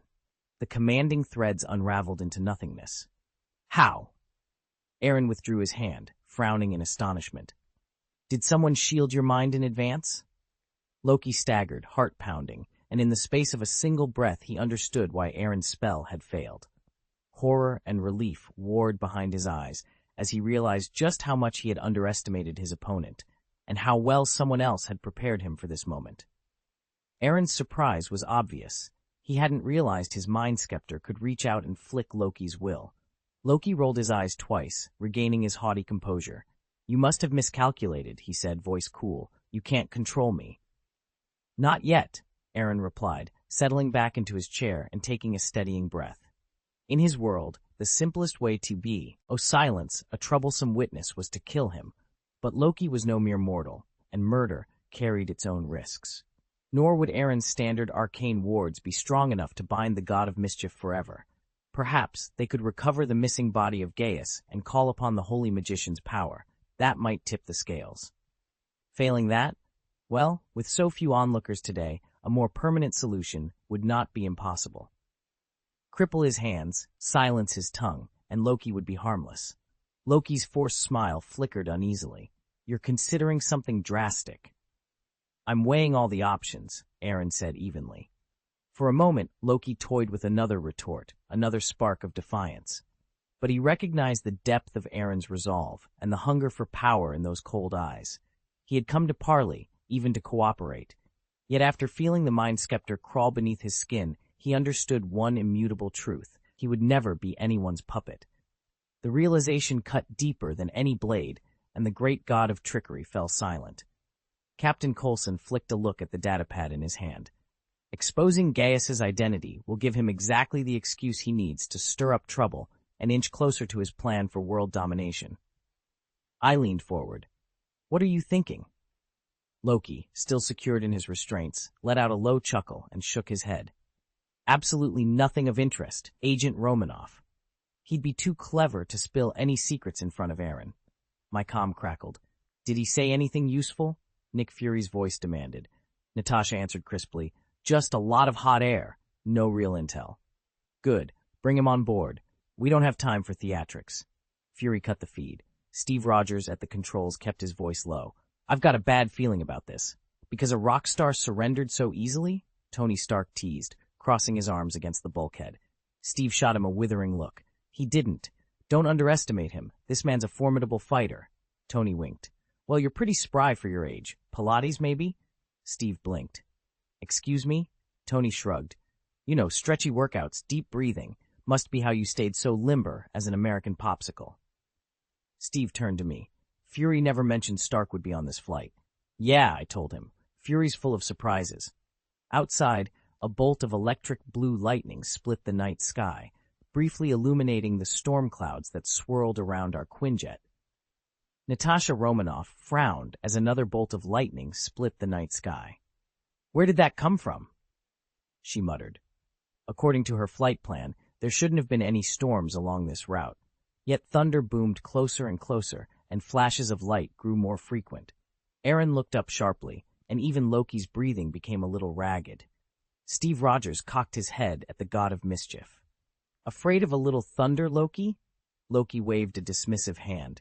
"I simply don't care for boys who chase lightning." Aaron rubbed his forehead. "I should have seen this coming. The moment Loki set foot on Earth, Heimdall's all-seeing eye would have spotted him. The gatekeeper will have alerted Odin at once." Tony Stark raised an eyebrow. "So, Odin's sending someone after him?" "More or less." Aaron stared out the window as another jagged flash lit up the clouds. "If our intel holds, it's Thor, Loki's brother, the god of thunder." "To back up his little brother?" Tony asked. Steve frowned. "Is he here to help Loki or hunt him down?" Aaron hesitated. "Honestly, he should be on our side, but you never know with Asgardians. Just don't start anything, and if he questions you, keep your answers short. Asgard's customs are nothing like those on Earth. To put it plainly, Thor is all brawn and little tact, a mighty warrior god with impressive fighting skills, but almost no emotional nuance." "I rather like that description," Loki said with a wry laugh. Before anyone could respond, the Quinjet shuddered violently. All heads snapped upward to see Thor, clad in his battle armor and wieldy Mjolnir, standing on the plane's fuselage. "That god of thunder has no sense of decency," Tony muttered as he secured his helmet. "Natasha, open the hatch. I'm going up." "Are you sure?" she asked, hesitating. "Either you let him in, or he'll tear the door off the hinges himself." With a decisive nod, Natasha released the latches. A blast of icy air rushed through the cabin as the hatch swung open. Thor vaulted inside without a word. His gaze locked onto Loki, who sat in chains and looked more pitiable than proud. Fury flashed in Thor's eyes as he strode forward, only to be stopped by Agent Gaius, who stepped in front of him. "Sir, please stand back," Gaius said firmly. Thor loomed over Loki. "Brother," he growled, "we need to talk." Thor's heavy boots echoed off the conference room floor as he glared at the two figures standing beside Agent Coulson. "Why are you here?" "Sit down and talk," Coulson replied evenly. Thor hesitated, but Loki. "He's not going anywhere, and he's safe," Coulson said earnestly. Thor's posture relaxed, if only slightly. Coulson turned to the others. "Let me introduce you. This is Captain America, Steve Rogers, and this is Iron Man, Tony Stark." Tony inclined his head. "Hello." Steve offered a courteous nod. "Hello." Steve folded his arms and addressed Loki. "All right then, tell us, what's your mission on Earth?" Loki's lips curved into a knowing smile. "My father ordered me to bring Loki home and to retrieve the cosmic cube." Tony's eyes narrowed. "That's impossible. The cube belongs to S.H.I.E.L.D." Thor threw back his head and laughed, the sound booming. "Ridiculous. Last time Coulson swiped Jane Foster's research, and now he's stolen from Asgard? Since when did S.H.I.E.L.D. claim the cosmic cube?" Loki raised his bound hands, the cuffs glinting in the overhead light. "You can see for yourselves. The cube was entrusted to Midgard by the Asgardian gods centuries ago." Phil Coulson stepped forward. "Actually, Hydra got their hands on it long ago. They've been reverse engineering it, developing some of the most devastating weapons we've ever seen." Thor's brow furrowed. "Hydra weapons? I don't understand." "Ignore him," Tony Stark said with a dismissive wave. "That was last century, over 70 years ago." "No matter what," the other man insisted, "I'm taking Loki and the cosmic cube back." Loki leaned back in his seat, an amused challenge dancing in his eyes. "I'm afraid you can't. Humans on Earth adore me. They wouldn't dream of handing me over, let alone the cosmic cube." Tony gave a slow nod. "He's got a point." "What did you say?" Thor's grip tightened around Mjolnir as he rose to his feet. "Do you wish to test yourself against the mighty Thor?" "Go on," Loki taunted, a smirk curling his lips. "Challenge the great Thor if you dare." "Enough," Agent Aaron Gaius interjected, stepping between Thor and Loki. "Have some respect. Sit down, and let's talk this through like adults." Loki turned conspiratorially toward Thor. "By the way, dear brother, I've been meaning to tell you, your companion Aaron Gaius is hiding something." "Shut up," Aaron snapped, drawing a revolver and leveling it at Loki's forehead. "Prisoner, no more games." Unfazed, Loki's smirk widened. "You wouldn't dare." Bang! The gunshot tore through the air. The bullet whizzed past Loki's ear, punching a fist-sized hole clean through the fuselage. Loki's laughter rang out, even as the plane shuddered around them. "See, you can't stop me from speaking my mind." Thor and Tony exchanged grim looks. Aaron's hand shook on the trigger. In that moment, alliances and betrayals hung by a single thread. Aaron's voice was flat as he leveled the pistol. "Go ahead, test me. I'm not here to kill you, but don't push my patience." Thor sprang forward, grabbing Aaron's right wrist. Hey, settle down. Loki may be mouthy, but he's still my brother." Aaron only arched an eyebrow. "Your friend." Before Loki could speak, Aaron's left hand produced a gleaming silver sidearm, its barrel pressing cold against Loki's throat.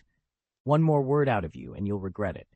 "That's enough," Saul growled, shoving Aaron's hand aside. "He's my brother." Aaron sighed, his shoulders slumping. "I'm not the one who's crossed a line. I'll explain everything once we get to S.H.I.E.L.D., but until then, cut the nonsense, or I'll have to rough you up myself." Thor shot Loki a warning look. "Quiet now." A mocking grin curved Loki's lips. "Quiet? You know me better than that, dear brother. I'm doing this for your own good. Smack. If Gaius truly valued you as a friend, he wouldn't hide what he knows. And believe me, that secret is huge." Before Loki could finish, Aaron's elbow rose in a blur. His fist drove into Loki's gut with a sickening thud. Loki doubled over, the silver pistol clattering to the floor. Boom. Loki doubled over in agony, clutching his midsection as if his stomach had been set aflame. He curled himself into a grotesque, shrimp-like hunch, and a fresh dent in the wall marked where he'd collided with it. No one noticed the faint, almost smug smile playing on his lips as his head drooped toward the floor. For a long moment, the assembled heroes just stared, mouths agape. Tony Stark gave a hesitant thumbs up. Nice fight. Thor's face darkened. This has gone far enough. With a rough shove, he sent Aaron stumbling backward, then knelt to help Loki to his feet. Before Tony could intervene, Mjolnir whistled through the air and struck him, sending him crashing to the deck. In one fluid motion, Thor caught his hammer, scooped up Loki, and leapt from the plane into the night sky. "Son of a!" Aaron snarled, slapping his forehead. "Loki set us up. Natasha, scramble the jets. We're going after them immediately." Natasha Romanoff's fingers flew over her headset controls. "On it. We're turning the engines around." Aaron paced, eyes flashing with concern. But what was Loki about to say? Did he have something on you? "Something huge," Aaron admitted quietly. "If Fury ever found out, he'd lose his mind." Tony, rubbing the back of his head, quirked an eyebrow. "So that's why you were so desperate to shut him up." Though he might have already whispered it to Thor. Aaron shook his head. "I'm not worried about Thor. I trust him to keep it to himself." Steve's brow furrowed as he peered toward the hatch. "I'm more worried about Thor finding out. Best if he stays in the dark." Tony shrugged, flipping down his Mark V's visor. "Don't sweat it. I'll bring them back." "Stark," Steve stepped in front of him. "We need an attack plan." Tony cracked a grin. "Plan? Attack!" Without another word, he rocketed out of the cabin, leaving the others in his wake. Steve let out a soft sigh, then shouldered a pack of extra parachutes. Natasha leaned against the bulkhead, arms folded. "I advise you not to stir up this muddy water, Captain." Steve gave her a rueful look. "I can't just sit here." "They were legends," Natasha reminded him quietly. "Essentially gods." He hefted his shield. "There may be many gods in their myths," he said, "but there's only one real god, and he certainly wouldn't wear armor like that." Gripping the hatch rail, Steve gave himself a running start and dove out into the sky, shield braced against the slipstream. Natasha called after him, amusement in her voice. "Hey, you're the only one left up here. Why don't you go down and help Tony?" A calm voice answered from the shadows. "I intend to, but I need to make preparations first." Aaron stepped forward under the fluorescent cabin lights. He inhaled deeply, his hand drifting to a simple silver band on his left thumb. With one precise motion, he withdrew a sleek black sniper rifle, over a meter in length, from a hidden panel in his pack. He gave Natasha a steady look. "When I jump, cover me." Then, without another word, he followed Steve into the open hatch. Chapter 760, The Face-Off, and the Trickery Contract, Part 1. A crack of thunder split the night as Thor, the god of thunder, hurtled down from the stormy sky. Lightning danced around him, and with a mighty heave, he threw his brother Loki against a jagged cliff face. "Oof!" Loki gasped as his back slammed into the stone. He pushed himself up, straightened his tunic, and gave a bitter laugh. "That's your welcome. Where is the cosmic cube?" Thor's eyes flickered with relief and fury all at once. "I've missed you," Loki scoffed. "Spare me your sentiments, brother. You should be thanking me." He dusted himself off. "Without the Rainbow Bridge, how much dark energy did Father pour into dragging you here, to Earth of all places?" Thor's shoulders sagged, and he stepped forward to grip Loki's collar. "I thought you were dead." Loki arched an eyebrow. "Did you even mourn me?" "We all did, Father." Thor's voice trailed off. "Father," Loki corrected sharply, wrenching his sleeve from Thor's grasp. "Tell me, has he ever shared the story of my life with you?" Thor hesitated. "We grew up side by side, played together, sparred together. Surely you remember?" "All I remember is living in your shadow," Loki replied flatly, his pale eyes cold. "Your glory, your successes, while I stood forgotten. I remember only the moment you cast me into the void." Silence stretched between them, broken only by distant thunder. Thor's grip on Loki's tunic loosened, guilt and sorrow warring in his expression. Loki straightened, folding his arms. "You haven't heard the half of it, but if it's the cosmic cube you want, if you think I'll just hand it over, think again." Thor took a deep breath, lightning flickering around his fists. "Then let's make a proper deal, brother. Face to face. No lies, no tricks." Loki's lips curved into a half smile. "A contract, you mean? Very well. But remember, once you sign with the god of trickery, you can never break your word." Thunder rolled ominously as the two brothers squared off, the air crackling with old resentments and the promise of a new, dangerous pact. Thor's hammer trembled in his grip as he faced his brother on the wind-lashed cliff. Loki's green eyes glittered with resentment. I was the rightful king, Loki spat. I should have been on the throne. Thor's voice was heavy with disappointment. So you feel slighted, and now you plan to ruin the one world I vowed to protect? Don't delude yourself, brother. I will stand for Midgard. A cold, mocking laugh escaped Loki. Protect? You let humans slaughter each other every day and do nothing. Why shouldn't I take charge? What's wrong with ruling them? You think yourself superior to mere mortals, Thor said, shaking his head. That is not leadership. It's tyranny. Of course I'm superior. Loki replied with chilling confidence. I am a god. Thor's eyes flashed. You still don't grasp what it truly means to rule. You're unfit to be king. With a sudden shove, Loki sent Thor stumbling back. Then he strode to the cliff's edge, wind tearing at his cloak, and spoke in a low, urgent voice. During my exile, I opened my eyes to a world you can't even imagine. I saw the raw power of the cosmic cube, its limitless potential. Thor's heart thundered in his chest. Who showed you that power? What madness has claimed you? There must be someone guiding you, poisoning your mind. Loki turned, his expression alive with defiance and something darker still. The far-off stars glinted behind him as he proclaimed, I answer to no one. I am the king. Not here, Thor barked, seizing Loki's arms. Hand over the Rubik's Cube and abandon these dangerous plans. You're coming home with me. A mocking grin curved Loki's lips. Ha! I don't have the Rubik's Cube. Thor's patience snapped. With lightning crackling around him, he summoned Mjolnir and swung. Loki didn't flinch. You can't force me without it, he said coolly. I already moved it, don't ask me where. Listen to me, brother. Before Thor could finish, a streak of red and gold flashed in. Iron Man. Wit. A single powerful blow, he sent Thor tumbling off the cliff. Loki watched the two figures disappear into the sky and shrugged. I'm listening. Below, a dense forest spread out like a green ocean. Iron Man hovered for a moment, then kicked off hard, sending Thor skidding through the treetops for dozens of meters before he came to a halt, dazed and embarrassed. One more stunt like that, Iron Man warned, folding his arms as Thor struggled to his feet. And I'll remind you exactly who's in charge. Thor glared, brushing dirt from his cloak. Stay off my territory. Iron Man studied him with a smirk. You're awfully dramatic for a god. Does your mother know you borrowed her cloak without asking? Thor's eyes flashed. You have no idea what you're meddling with.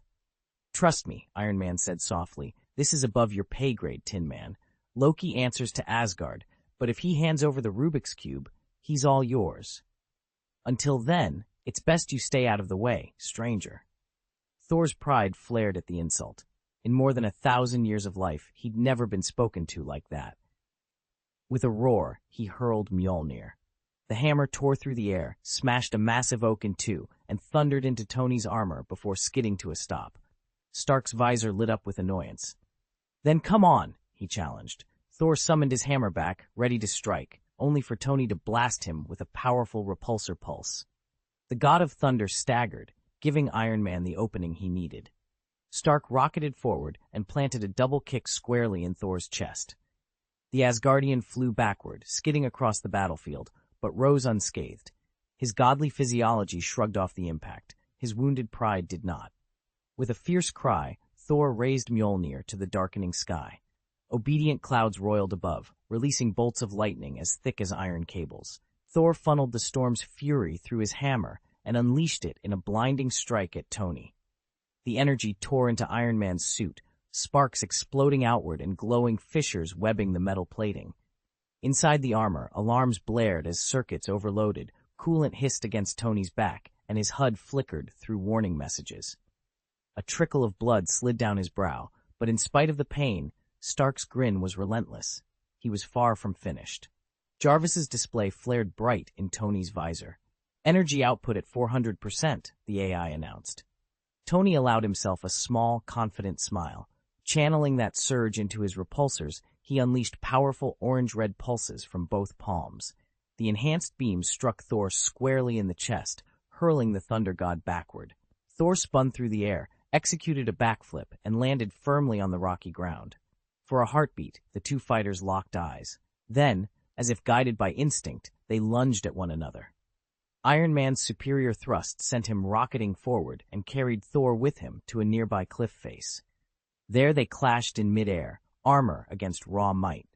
Sparks flew as repulsor fields met enchanted metal, lightning crackling around Thor's hammer. When they slammed into the cliff's edge, Thor twisted free of Iron Man's grip and dragged Tony back to their original battleground. Their landing shook loose stones, and without pausing, they dove into hand-to-hand combat. Thor's raw strength and centuries of battle experience countered Tony's technological edge and armored defenses. Each blow and parry tested their limits, neither warrior giving ground. For long moments, they were locked in deadly symmetry, power against power, science against sorcery, neither able to claim the upper hand. High atop the jagged cliff, Loki lounged against the rocks, watching the commotion below with barely concealed amusement. He'd made no secret of his intention. He wasn't going anywhere, at least not until he'd had his say. A sudden, low hiss snapped through the air. Loki's head whipped upward, adrenaline surging through him. He opened his mouth to continue, flashing a theatrical grin. "Ladies and gentlemen," he called out, voice ringing, "I'm about to share a secret that your friend—" Bang! A golden slug tore past Loki's ear and slammed into the cliff face, carving a neat, smoking crater. The alchemical charge behind the projectile had scorched every tree along its flight path. Where it passed, the undergrowth lay flattened and charred, as though a giant blade had sliced through the forest. Loki froze, tongue suddenly dry. He let out a strangled swallow, his usual composure evaporating.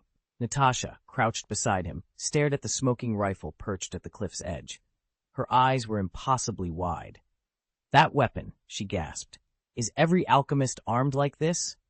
At the open hatch of the hovering dropship behind them, Aaron stepped forward, shouldering the rifle with unsettling calm. One golden cartridge still gleamed in the chamber. He leveled the barrel directly at Loki's heart and offered a polite nod. "That shot wasn't even aimed," he said quietly.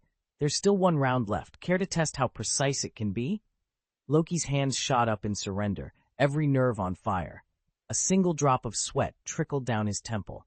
In more than 1,000 years of existence, he'd never felt death brush so close. That shot was only a warning, but who could say if the next one wouldn't strike true? Loki dared not bet his life on Aaron's trigger finger. Aaron merely snorted, then stepped off the side of the plane. Natasha lunged forward, reaching for him. "You're not going anywhere without a parachute." She froze the moment Aaron hit open air. Instead of plummeting, he hovered. Gravity seemed to cling to everyone else but him. Natasha's breath caught as she watched him glide gracefully toward Loki, who stood rooted to the floor in stunned silence. Aaron came to rest just a pace from the god of mischief. He smiled, casually drawing back the bolt on his rifle. The metallic click reverberated through the cabin, and Loki flinched. "What was it you wanted to say?" Aaron asked softly.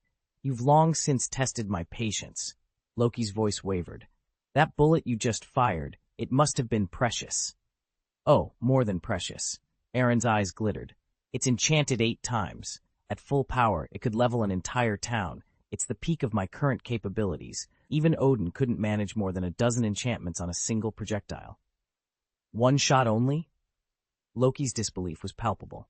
"Of course," Aaron replied. "It's a single-use consumable. My alchemical skill isn't enough yet to forge true magical artifacts. Crafting a permanent weapon would take far too long, and right now, a one-shot demonstration suits my purposes just fine." Loki swallowed. "So this was merely a warning?" Aaron's smile widened. "Merely a very loud warning." He let the bolt spring home with a decisive snap and turned, preparing to leave Loki to consider exactly how serious he was. Aaron leveled the pistol at Loki and folded his arms. "Do you always have to be so over the top?" "This is just insurance," Aaron replied gravely. "I tried hypnotizing you, but I overestimated how well it would work on a god." Loki bristled. "Don't belittle godhood. It's not some trinket. It's the very credential to stand before Father. You've lived over 1,000 years and barely set foot on that path. Thor may be farther along, but he leans on Mjolnir so heavily that, without it, he'd be no match for you. As for me, your imperious curse might have suppressed my divine powers, but my soul is protected by something, and your current magic can't breach it." Aaron allowed himself a tight smile. "I've got a simpler solution." He raised the gun another inch, the muzzle steady.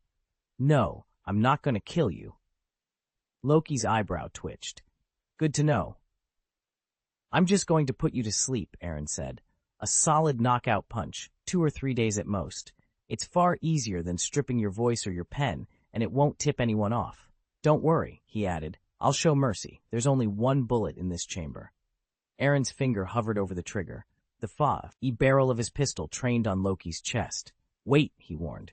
Don't be so hasty. Loki raised an eyebrow, glancing at the dozen agents discreetly observing from the shadows. You're right, he said softly. Killing me in front of all these witnesses would be unseemly. Exactly.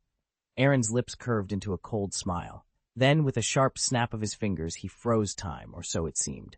A faint click echoed through the room, and in an instant an identical Loki sprang forward, grappling with Aaron in a furious tangle of flailing limbs. The onlookers gasped. From their vantage point, it looked like negotiations had just collapsed, and Loki had attacked first. Loki's real form leaned back, a forced smile flashing across his face. An illusion, he voiced laced with admiration. Not bad. Almost as good as my own magic. Aaron's grin grew wider. Are you ready to talk now? Like I said, the pain only lasts a moment. Loki took a cautious step backward, mask slipping for a fraction of a second to reveal genuine concern. Wait, where is the cosmic cube?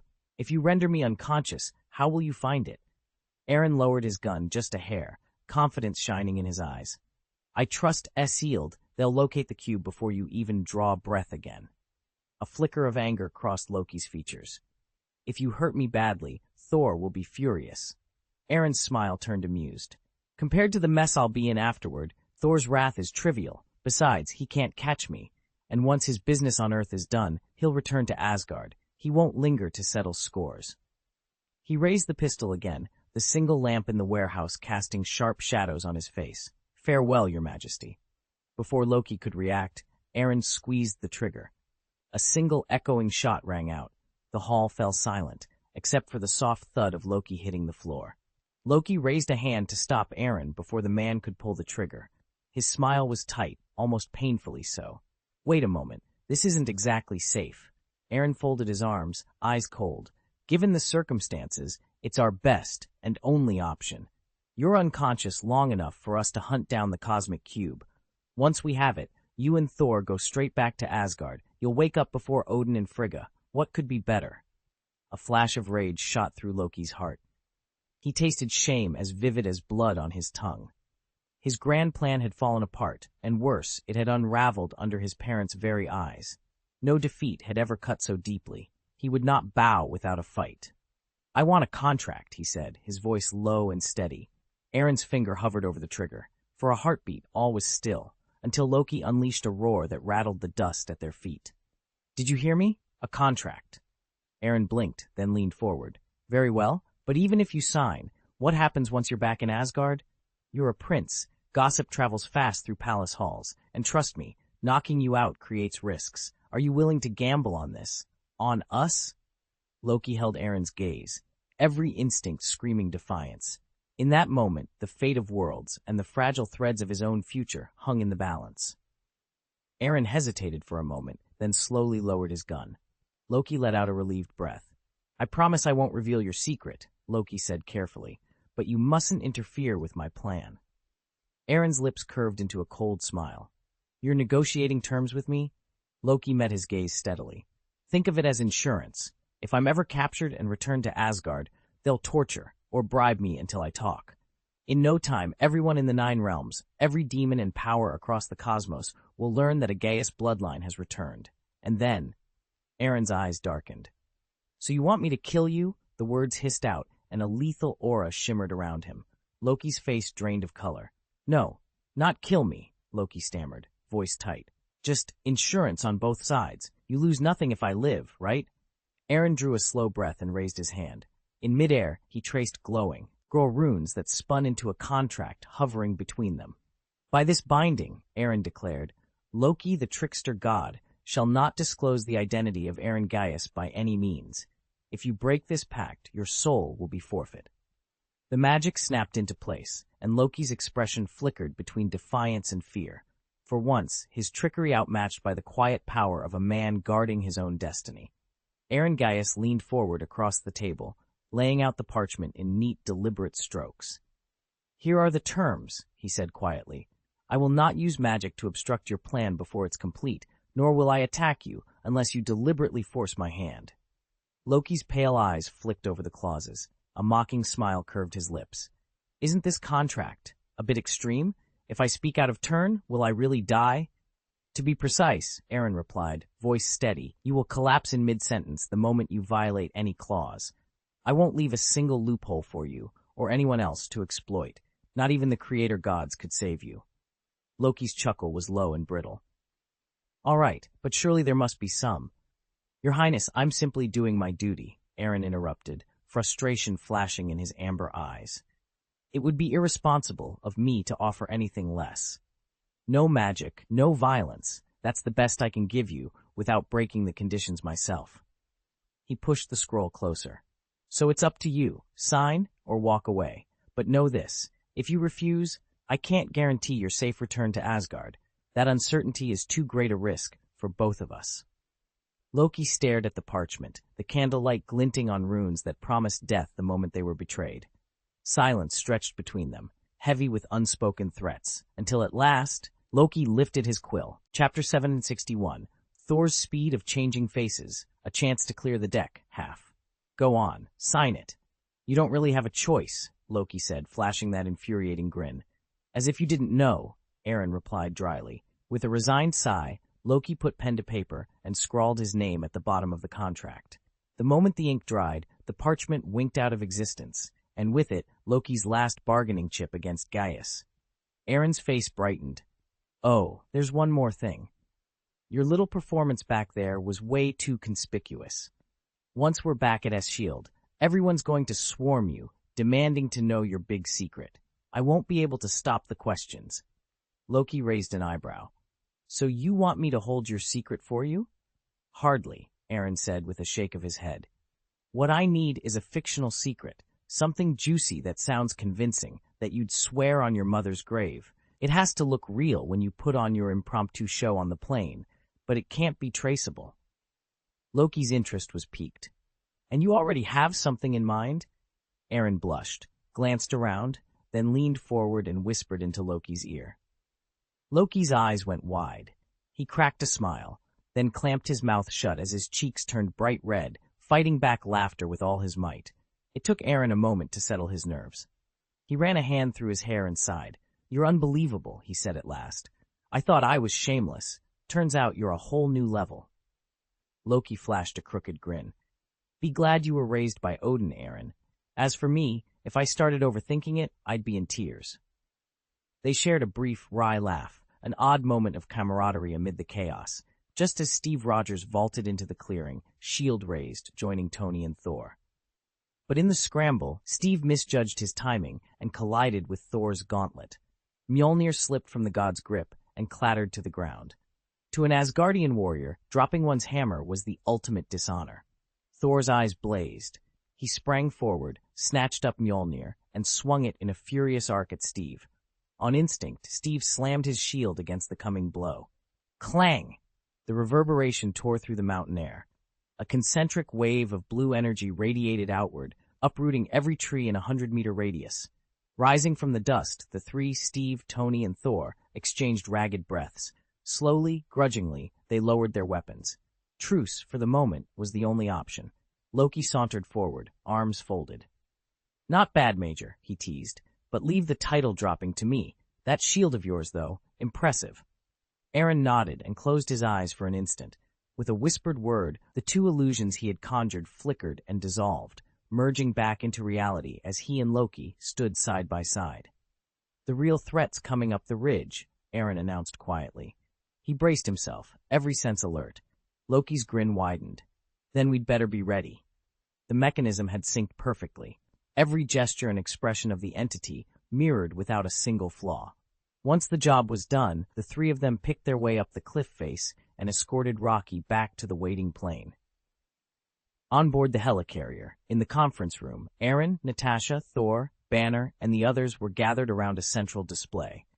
The screen relayed a live feed of Loki, sealed inside a cylindrical glass cell at the far end of the chamber. With a satisfied smirk, Nick Fury stepped up to the control console beside the cell.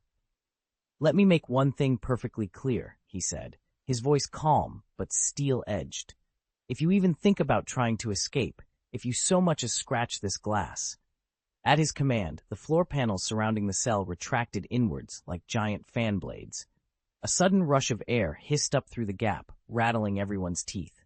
Loki's glass prison hovered ominously over empty space. "This cage is rigged to drop from 30,000 feet, Fury continued. "Do I have your attention?" He pressed a fine L sequence of buttons, and the floor sealed shut with a hydraulic thud. Fury turned to face Loki, arms folded. "Now tell me, who's the ant and who's the boot?" Loki let out a low, derisive chuckle. He pressed a palm to the transparent wall, inspecting the flawless construction. "Impressive craftsmanship," he drawled. "I'm guessing this wasn't built with me in mind." Fury shrugged. "It was built for something far more powerful than you."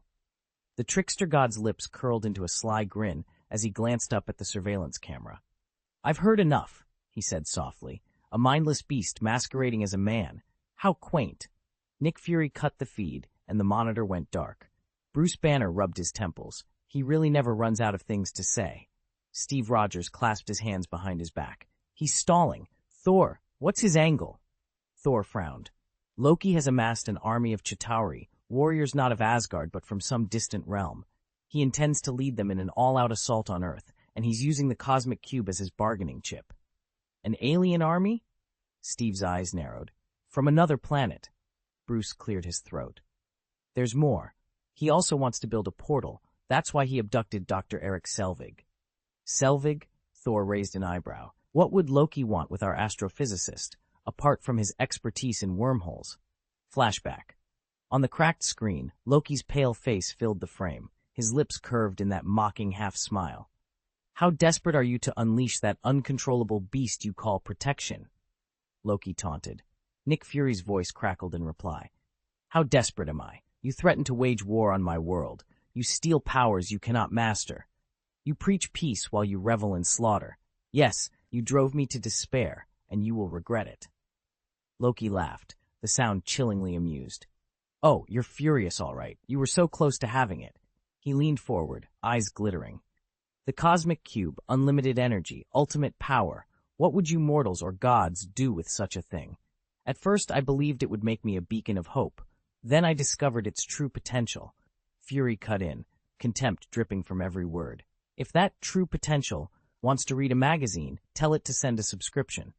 He slammed his hand on the console, and the image blinked out. End flashback. Steve paced the room. "He's got the cube, the portal plans, and an alien army. He's moving fast." Thor's gaze hardened. "Then we must move faster. Earth's safety, our duty, depends on stopping Loki before he can tear open the heavens." Inside the helicarrier's briefing room, the S.H.I.E.L.D. team clustered around the long conference table. Steve Rogers stared at the dossier in front of him. "This name is familiar. Have we worked with him before?" Natasha Romanoff exchanged a glance with Aaron. "He's Dr. Abraham Price," she said quietly, "an astrophysicist and one of our own agents." Aaron's shoulders tensed. "He's my friend," he added. Natasha leaned forward. "Loki put him under a spell, turned him into a weapon. He's been ordering troops around, using our own intel against us." Steve frowned. "But why would Loki surrender? How does he still hold sway over our forces?" Aaron raised two fingers. "Two possibilities. Either he's stalling for an escape plan, or he intends to capture the helicarrier itself. In either case, it's too dangerous to keep him here. We need a more secure facility, somewhere he can't exploit our systems." Maria Hill shook her head. "Nick won't approve. In his view, there's no safer place than our own ship. Have you seen the containment cells we built? They're foolproof." Aaron gave Dr. Price a quick, reassuring pat on the shoulder. "I'm just offering my opinion. It's S.H.I.E.L.D.'s call whether to act on it." Bruce Banner folded his arms. "Honestly, I think we're giving him too much attention. His mental state is unstable. It's hard to reason with a lunatic." Thor's eyes flashed. "Watch your words, Banner. Madness or no, Loki is still an Asgardian and my brother. Nados." Ha's expression remained calm. "And he's killed 80 people in 2 days." Aaron crossed his arms. "He's adopted." Tony gave a dry chuckle. "Your facial expressions change faster than the pages of a book." "Let's stick to the technical issues," Aaron snapped back. "Iridium, why do they need the metal?" "Iridium can serve as a stabilizer," Coulson said, strolling into the lab with Tony at his side. By the way, pick a weekend. I'll fly you up to Portland. Portland? Aaron's brow shot up. What's in Portland? You've got a new mission there? Coulson grinned. Actually, I'm going to meet my girlfriend. I have to protect the love of my life. Aaron burst out laughing. Coulson, you have a girlfriend? Yep, Coulson said, shrugging. I know you're jealous. You're still single, aren't you? Aaron waved a hand dismissively. If I wanted a girlfriend, I'd find one in a minute, but you've got the wrong idea. He reached into his space ring and produced a thin sheet of dark green seaweed. This is hair growth seaweed. One application restores your hairline completely, but only once. As soon as you get a haircut, it snaps back to its old shape. Coulson eyed the seaweed warily. How much? For old friends, Aaron said with a theatrical flourish. 88,000 credits. Coulson recoiled. Let's just pretend I didn't ask. He shook his head, half grinning. No disposable hairline was worth 6 months' salary. Chapter 7. Iridium's our linchpin, Tony Stark explained, pacing beside Thor at the heart of the deck. Without it, the portal collapses in on itself. He turned to the Thunder God with a grin. If we don't really stress test it, we'll never know its limits. So, let's give it a shock. Your hammer's powerful enough. And remember, Loki wants that gateway wider and more stable. Iridium can do both. It expands the aperture and holds it open longer. From the crow's nest above, the lookout's sharp voice cut through the din. Raise the mizzenmast, trim the topsail, prepare to cast off. Everyone glanced toward the stern, but Tony jabbed a finger instead. Hold on. See that? Someone's been rerouting our power grid. Thought nobody would notice? My tracker spotted the subroutine the second it went live. He spun back to the double monitors at the helm. Why's Fury giving us that deadpan stare? Turn around, Natasha Romanoff drawled without looking up. Tony pivoted, and sure enough, Nick Fury leaned against a bulkhead, arms crossed, one eyebrow raised in that familiar, you're on thin ice look. Relax, boss, Tony called over his shoulder. With a flick of his wrist, he snapped a tiny screw-shaped module, a cracker, as he jokingly called it, into the control console. It clicked snugly into place. Agent Patton can source every exotic element under the sun, magnesium, osmium, you name it.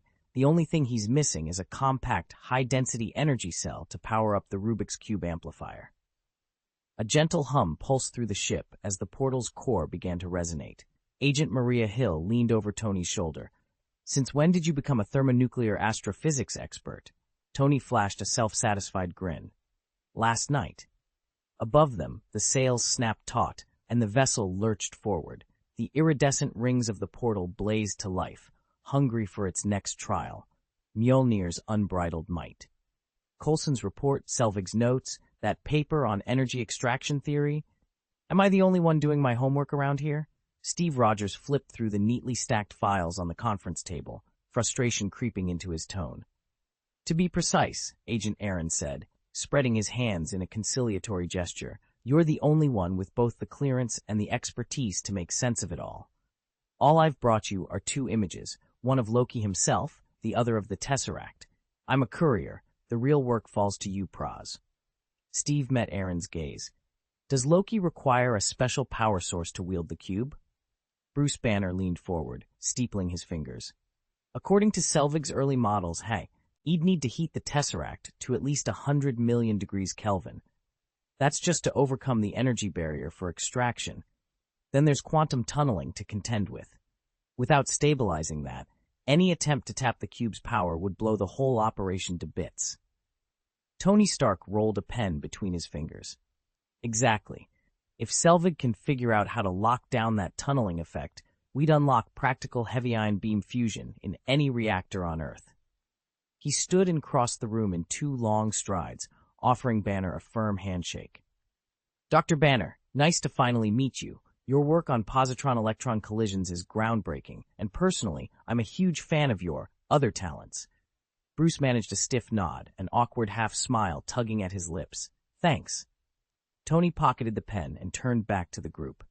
All right, team, let's see who else has the answers we need.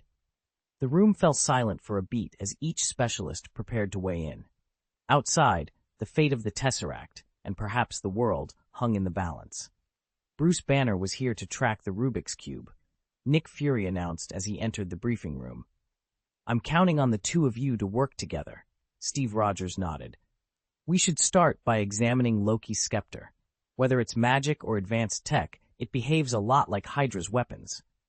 Banner offered his own insight. I can't say for certain yet, but we know the scepter draws its power from that cube. I'm also curious how Loki managed to turn the two most level-headed people I know into his personal flying monkeys. Flying monkeys? Sol blinked. What are you talking about? Steve's smile was wry. Wizard of Oz reference. I know the joke. Aaron grinned. Or maybe it's just a movie character. Mr. Rogers could catch up on his films during downtime. No harm done. Enough chatter, Fury said, tapping a tablet. Let's get to work. As you wish, Director. Agent Coulson led the way out of the room. Tony Stark and Bruce Banner followed. Aaron started to join them, but Fury caught his arm. Gaius, wait. Aaron paused. Yes, Director? Fury hesitated, then cleared his throat. About your alchemy, don't you have something to tell me? Lay it on me, Aaron said, leaning in. Fury looked momentarily embarrassed. S.H.I.E.L.D. needs a fresh batch of weapons, and I could use your expertise. And Aaron couldn't help the chuckle that escaped. Sure thing. Let's turn some magic into ordnance. Aaron allowed himself a small, knowing smile. The moment to clear out his inventory had finally arrived. My custom rounds come in 8 tiers, he began, leaning casually against the workbench. Each tier is more potent than the last. Tiers 6 and 7 are already spoken for, and I'm keeping the Tier 8 rounds for myself, extremely limited, not for sale. But I do have stock of Tiers 1 through 5. And since I'm half S.H.I.E.L.D., I can give you a special discount. He tapped a chart on the bench, outlining the prices. Tier 1 rounds are $100 each, and every tier beyond that adds another 0. So Tier 2 is $1,000, Tier 3 $10,000, Tier 4 $100,000, and Tier 5 $1 million per round. Nick Fury leaned back, folding his arms. He let out a low chuckle. At those prices, you're practically holding up a bank. Aaron raised an eyebrow. Robbery's illegal. If I'm going to make money, it has to be clean. Of all things, you really do have principles, Fury teased, though his eyes flicked to the chart. Aaron shrugged, as if it were no big deal. Flattered you noticed. So, Director Fury, how many rounds would you like?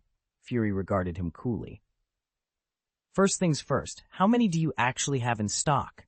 Aaron paused, tapping his chin thoughtfully. Let me ask you something in return. What's S.H.I.E.L.D.'s annual budget these days? Fury's eyes went wide. His jaw clenched. And you go straight to the budget question? He growled, half amused, half exasperated. Damn you, Aaron. But Aaron just smiled, satisfied. The deal was on. Nick Fury stared across the briefing table at Aaron, his one good eye narrowed. Even if you wanted to make S.H.I.E.L.D. your target, you wouldn't be so blatant about it, he said flatly. Aaron leaned back, a smug smile playing on his lips. Relax, Director. I'm just teasing. But I've run the numbers, and for this batch of ammunition, you're looking at roughly $500 million. Maybe you should go rob their vault yourself, Fury shot back, folding his arms. You think S.H.I.E.L.D.'s coffers are bottomless? Feigning innocence, Aaron blinked once. Isn't S.H.I.E.L.D. by the United Nations Security Council? There's no deeper pocket on Earth than my father's. Fury exhaled slowly, steepling his fingers. All right, tell me exactly what these rounds can do. Aaron sat up, growing serious. Level 1 penetrates standard ballistic steel. Level 2 punches through reinforced concrete, walls, barriers, you name it. Level 3 will disable a civilian car outright. Level 4 tears through light armored vehicles like MRAPs. And level 5, well, fire enough of those at the same point, you could level a house. He allowed a brief pause, letting Fury absorb the figures. Unspoken beneath his words was the added mystic infusion that made these rounds truly extraordinary. Director, Aaron continued, at $500 million, you aren't overpaying, and you certainly aren't getting shortchanged. Fury tapped his chin. What kind of margin are you working with here? On my word, sir, S.H.I.E.L.D. will not lose money on this deal. Nick Fury stood, his decision made. Fine, S.H.I.E.L.D.'s in. He gave Aaron a curt nod, the terms agreed, and a new chapter in covert armaments quietly set in motion. He wants it all up front. The $500 million will only be transferred once the mission's over, Nick Fury said with a weary sigh. This was, without question, S.H.I.E.L.D.'s greatest setback yet, but tonight's display of firepower had compelled him to finally take alchemy seriously. Those rounds weren't just bullets, They were experimental prototypes. If he could get his hands on them, it wouldn't be a total loss. They might hold the key to groundbreaking breakthroughs. Fury was certain Aaron understood the stakes as well. Yet Aaron's cool indifference only made Fury more uneasy. Chapter 762. Nick Fury is hiding something.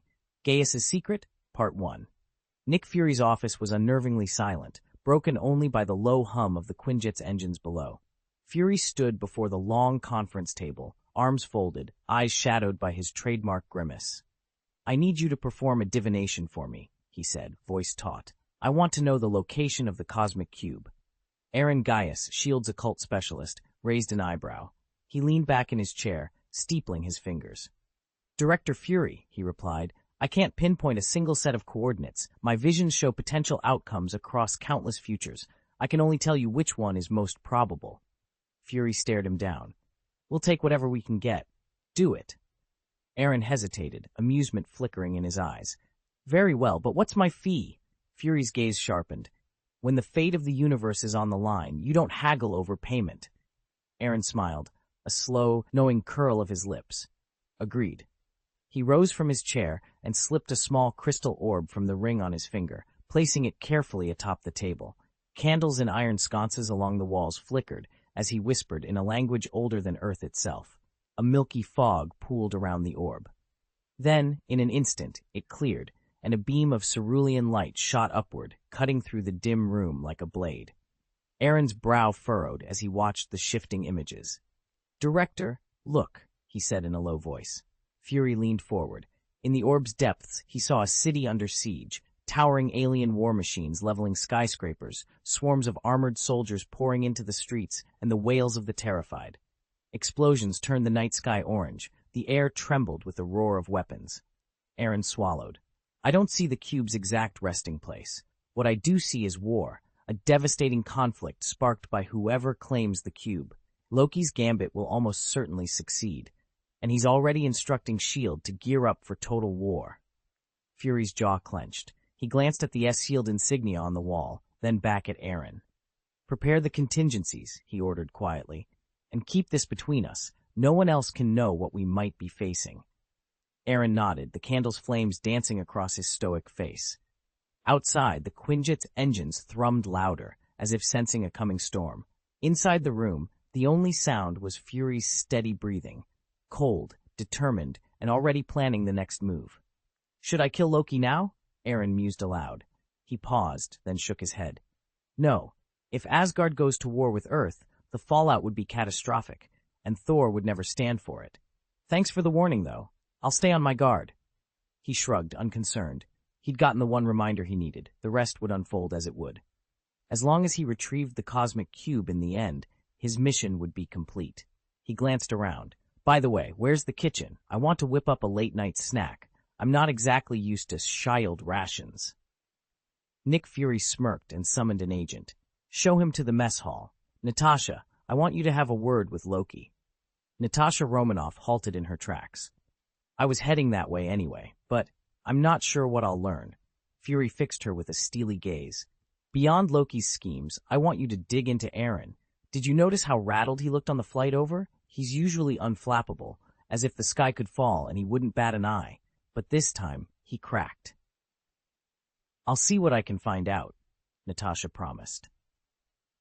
In the helicarrier's laboratory, Bruce Banner adjusted a series of sensors around Loki's scepter. He monitored readouts, testing the weapon's energy signature with meticulous care. The scepter pulsed faintly under his hands, its unknown powers waiting to be understood, and, if necessary, contained. Gamma readings match Selvig's report on the cosmic cube, but it'll take weeks to process all the data, Banner noted. Tony glanced up from the display. "If we bypass their mainframe and tap directly into the Mary module, we could push 6 quadrillion floating point operations per second." He tapped a few more keys. "Too bad all I packed was a toothbrush." Banner cracked a wry smile. "Last time I was in New York, I almost leveled Harlem. I'll sit this one out." "Suit yourself," Tony replied, then waved a hand toward the ceiling. "You should drop by Stark Tower sometime. The top 10 floors are R&D. Think of it like a candy store for scientists." "I'll pass," Banner said, though amusement flickered in his eyes. "Promise there'll be no pressure. No freaking you out. Tony shifted to Banner's side and with a mischievous grin pressed a little electric shock device against his waist. Ow! Banner yelped, jumping back. He rubbed his side, eyes wide in confusion. What was that for? Tony leaned back, arms spread. Curiosity. You've got the world's worst temper. I figure you've got some secret chill method. Smooth jazz? Bongo drums? Before Banner could answer, Steve walked in, his shield slung across his back. He stopped dead at the sight. Tony, what the hell are you doing? Tony shrugged. Relax, Cap. Banner here is the master of anger management. Who knows? Maybe I just unlocked his Zen mode. Or maybe we should just smoke a fat joint and call it a day? Steve's tone went flat with accusation. Do you treat everything like a joke? Bruce shrugged, expression wry. Only the funny stuff. This isn't funny. Steve snapped, voice low. You're endangering everyone aboard the carrier. No offense, Doc, but this is serious. Bruce forced a smile. If I couldn't handle it, I wouldn't be here. Tony sprawled on a nearby bench, tossing a handful of blueberries into his mouth. You're too tense, big guy, he said around a mouthful. Lighten up. And you, Bruce shot back, should focus on the problem, Mr. Stark. Tony popped another berry. Like you think I haven't. Why did Fury come to us now, instead of earlier? What's he keeping from us? I can't fix what I don't fully understand. Steve glanced between them, eyes narrowed but silent. He wanted answers as badly as anyone. Bruce removed his glasses and rubbed the bridge of his nose. All right, he said finally, voice steady. Let's light a beacon for all mankind. This is about the Rubik's Cube, Tony muttered, slipping the glowing blue tesseract into Nick Fury's gloved hand. He could practically feel Loki's sneer when he'd taunted Fury. It had been aimed squarely at him. Still, handing over the cube felt oddly honorable. Lighting the way for all mankind, that's the kind of thing I build for. I don't imagine Director Fury, Master Spy, and Covert Ops King has quite the same grand ideals. Besides, even if Hawkeye hadn't tipped Loki off about Stark Tower, that building's power signature would have been all over the evening news. Stark Tower? Steve repeated, brow furrowed. You mean that massive eyesore skyscraper in Manhattan? Tony bristled. Eyesore? I call it iconic. The arc reactor at its core keeps the whole place running off-grid for a full year. Steve arched an eyebrow. Prototype, Tony. Banner was right when he said you're the only one in clean energy pushing the envelope like this. A grin tugged at Tony's lips. Exactly. So here's my question. If S.H.I.E.L.D. really wanted Bruce Banner on the Tesseract project, why haven't they snapped him up? And why is S.H.I.E.L.D. suddenly so interested in the energy sector anyway? Steve opened his mouth to answer, but the room fell silent as everyone contemplated the deeper motives buried beneath S.H.I.E.L.D.'s agenda. Tony leans casually against the railing of the helicarrier's bridge, tapping at his smartphone. I should investigate S.H.I.E.L.D.'s secrets, he announces with a self-assured grin. Jarvis has already started my new decryption routine. Give him a few hours, and we'll have every classified file unlocked. What did you say? Steve Rogers steps onto the bridge, arms crossed. You're really cracking S.H.I.E.L.D.'s encryption? You've done more damage sneaking around than any Hydra agent. Tony waves him off. Come on, Cap. You know exact lie why S.H.I.E.L.D. won't let me officially join their ops. They're terrified of a genius on the inside.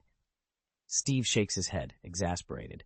It's ridiculous. Loki's stirring up trouble across Europe, and we're wasting time bickering over bureaucracy. He'll start a war before S.H.I.E.L.D. even notices it's happening. Tony swallows a handful of blueberries and smirks. You sound like you're ready to salute and fall in line. Following orders, that's never been my style. Funny. Steve replies coldly, I thought always doing things your way was your style. Before Tony can retort, Bruce Banner steps forward from behind a bank of monitors. He gives Steve an appraising look. Seriously, Steve, does that getup feel comfortable? I mean, in this temperature? Steve glances down at his star-spangled uniform and grunts. It's not exactly high fashion, Banner, but it works. Bruce raises an eyebrow. You do know you look like a walking 4th of July parade, right? Tony snickers. Hey, everyone needs a mascot. Ours just happens to be a super soldier in red, white, and, well, you know the rest. Steve's lips twitch in what might be a smile. I'll take being your mascot over being locked out of classified files any day. Tony pockets his phone. Fair enough, but mark my words, once Jarvis cracks S.H.I.E.L.D.'s vault, I'll have answers on Loki's moves, whether S.H.I.E.L.D. likes it or not. Bruce and Steve exchange a glance, then shrug in unison. If Tony Stark's brand of unorthodox didn't get them killed yet, maybe this time it would pay off. Steve Rogers paused in the corridor outside the lab. Find the Rubik's Cube as soon as possible. With that, he turned and strode away, leaving Tony Stark and Bruce Banner hunched over their consoles, digging into S.H.I.E.L.D.'s classified files and hunting for the Cosmic Cube. Meanwhile, Natasha Romanoff slipped through the security checkpoint and approached the cell where Loki was being held. She emerged from the shadows with a wry smile. Not many people can sneak up on me. Loki looked up, mildly impressed. You knew I'd sense you coming? It's a little early for your theatrics, she replied coolly, leaning against the grated door. I figured Fury would let you have your fun, torture you a bit, then send me in playing the peacemaker so you'd finally spill whatever secret you've got. Let me guess, you want the alchemist's formula? Loki arched an eyebrow. You're aware of it? Of course I am, Natasha said. But why would I just hand it over? She stepped closer, voice low and firm. You will tell me, won't you? You nearly blurted it on the plane. Gaius threatened you again and again, even in front of Thor. So come on. A soft laugh bubbled up from Loki's chest. Fury thinks he can use that secret to control him? How naive. Honestly, Gaius is a gift, a treasure even Odin would kill for. But you lot don't have the sense to hold on to it. You'll just watch it slip right through your fingers. The human mind is far too convoluted, always scheming for power or personal gain, Loki mused, his voice low. Take your director, for example. His hunger for control is insatiable. One day, when this gift no longer suits him, he'll cast it aside without a second thought. Natasha folded her arms. That's not my concern. You said he's hiding something. What is it? Loki's lips curved into a sardonic smile. To be honest, I've never thought highly of Thor, but even I have to sympathize with him now. His big secret is laughably trivial. He has a girlfriend on Earth. A girlfriend? Natasha repeated, incredulous. He gave a dismissive shrug. Yes, a mere mortal woman, yet he dotes on her like a lovesick child, and believe it or not, even Gaius has taken a fancy to her. Natasha blinked. You're serious? Dead serious, Loki said, clapping his hands. That's why he's so paranoid. Why he wouldn't let Thor, nor you, discover the truth. Why he panicked when the Bifrost collapsed and Asgard was cut off from the realms. He's terrified you'll blurt out his precious little secret and whisk away his girlfriend before he can. Natasha stood speechless, her mind racing with the absurdity of it all. Natasha's instincts screamed that Loki was spinning a tale, but every rational bone in her body told her it was the bloody truth. This secret could perfectly explain Aaron's bizarre behavior on the plane, yet Loki sounded as if he were joking, and Nick Fury was bracing himself for a punchline that never came. If you don't believe me, go ask him yourself, Loki challenged. I'm dying to see Thor's face when he learns this. Get it on camera, photo, video, whatever. If it makes me laugh hard enough, I might even share another secret. I'll do my best, Natasha said, locking down her disbelief. She needed hard answers. What did you do to Barton? Loki smiled, eyes glinting. I opened his mind, and Selvig's too. And once you've claimed the throne, what then? What will happen to Barton's mind? Loki's grin turned playful. Agent Romanoff, do you love him? Natasha stiffened. Only children talk about love. Just answer the question. He leaned back, still amused. Very well. Before I joined, or rather infiltrated, S.H.I.E.L.D., I was already known throughout the realms. My talents were unique, and I never cared who signed my paycheck. That reputation put me on S.H.I.E.L.D.'s blacklist. They sent Agent Barton after me, but he changed his mind. Loki leaned forward, the corners of his mouth lifting in a crooked smile. All right, he said. If I swear to spare his life, how do you intend to repay me? Natasha stood her ground. I won't let you go free. He chuckled softly. That's amusing. The fate of the entire world hangs in the balance, and here you are bargaining over one man. She met his gaze without flinching. Overthrowing regimes is my day job. I don't need to lecture you on it. I owe a debt to Barton. Saving him is how I settle it. Loki's smile faded, replaced by a cold, calculating stare. Settle it? He repeated. You? Do you really believe that rescuing one more soldier will erase the mountain of blood on your hands? Dreykov's daughter, the fire at St. Paul's Hospital. Barton told me everything. You deceived, you tortured, You murdered for people who are no better than you. And now you wear this mantle of nobility, as if saving one life makes you pure again. It's pathetic, cheap sentimentality from a child begging for absolution. He raised his fist and struck the glass wall of the cell so hard it cracked in a web of fractures. Natasha jumped back, her pulse pounding in her ears. "I'll keep Barton here," Loki snarled, "and I'll let him do it. He knows exactly what scares you most." His voice dropped to an icy whisper. "He will pick you apart, piece by piece, until there's nothing left but your own terror. And then, when he's had his fun, then I'll kill him myself. Let him watch me do it. That's how you'll pay your debt." Natasha clenched her fists, jaw set. Loki's words cut deep, but she refused to look away. Even behind shattered glass, she was ready to face whatever came next. Natasha's heart thundered as she stepped into the lab. The harsh fluorescent lights glinted off the polished steel benches, but it was Loki's cool, contemptuous stare that sent a chill down her spine. "That's the thanks I get," Loki sneered, voice low and vicious. "You worthless." She flinched at the insult, but her trembling only fueled his amusement. "You're a monster," she choked out, tears brimming in her eyes. Loki cocked his head. "No," he replied softly, "you brought the real monster with you." Realization flashed across her face. "So it's Banner," she whispered, spinning on her heel until her back faced Loki. The tremor in her voice steadied into steel. "Is that your plan?" Loki's expression remained unreadable. "What?" Natasha didn't give him another chance to lie. She pressed her hidden earpiece. "Romanoff to command. Loki's counting on the Hulk breaking free. Seal the lab. Don't let Banner leave. I'm on my way. And release Thor now." She turned back to Loki, chin high. "Thank you for your cooperation." For a moment, Loki simply watched an amused glint in his eyes. Humans and their self-righteous arrogance. Before she could answer, the lab doors whooshed open. Nick Fury strode in, gaze sharp as he surveyed the holographic display flickering at the console. "What's going on here?" he demanded, voice like gravel. Loki gave a mild bow. "Merely a polite exchange." Fury's eyes narrowed. "No, something's infiltrating S.H.I.E.L.D.'s network, and the only person aboard with that hacking skill, he's somewhere in this room." Fury's glare swept the benches. A sardonic voice called from the far corner. "Looking for me?" Tony Stark lounged atop one of the experimental tables, legs crossed at the ankles, tinkering with his repulsor gauntlet as if it were a broken toy. He lifted a brow. "What are you doing, Fury?" Fury's jaw clenched. "I should be asking you the same thing." Stark shrugged, flashing that trademark half-smile. "Just making sure our friend here doesn't get bored while we sort out his little scheme." Natasha straightened, resolve hardening in her chest. Loki's plan and Banner's fate rested on the next few minutes.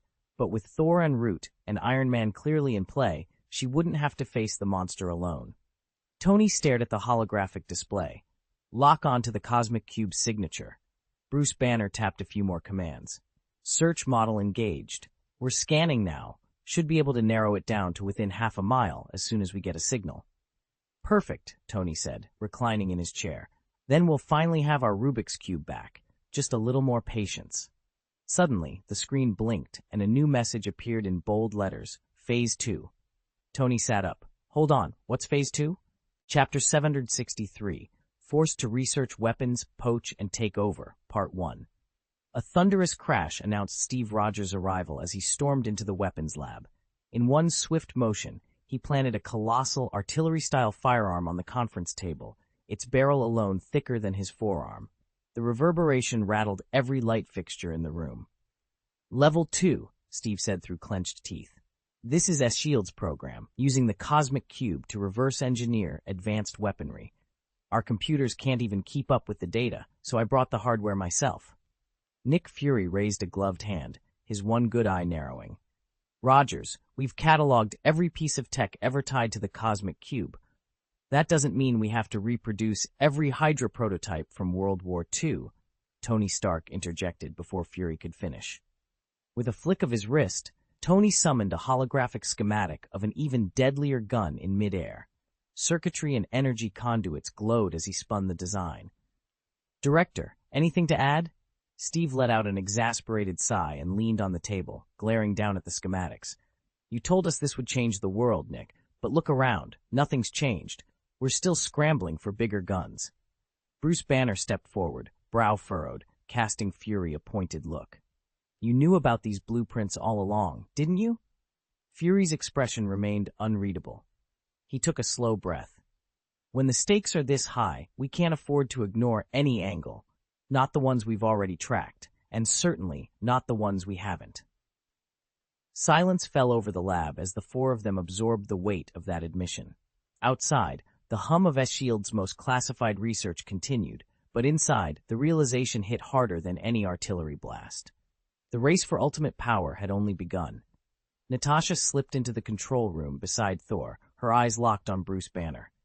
"Doctor, are you planning to up and leave?" she asked, voice low. Banner slammed a hand on the display console.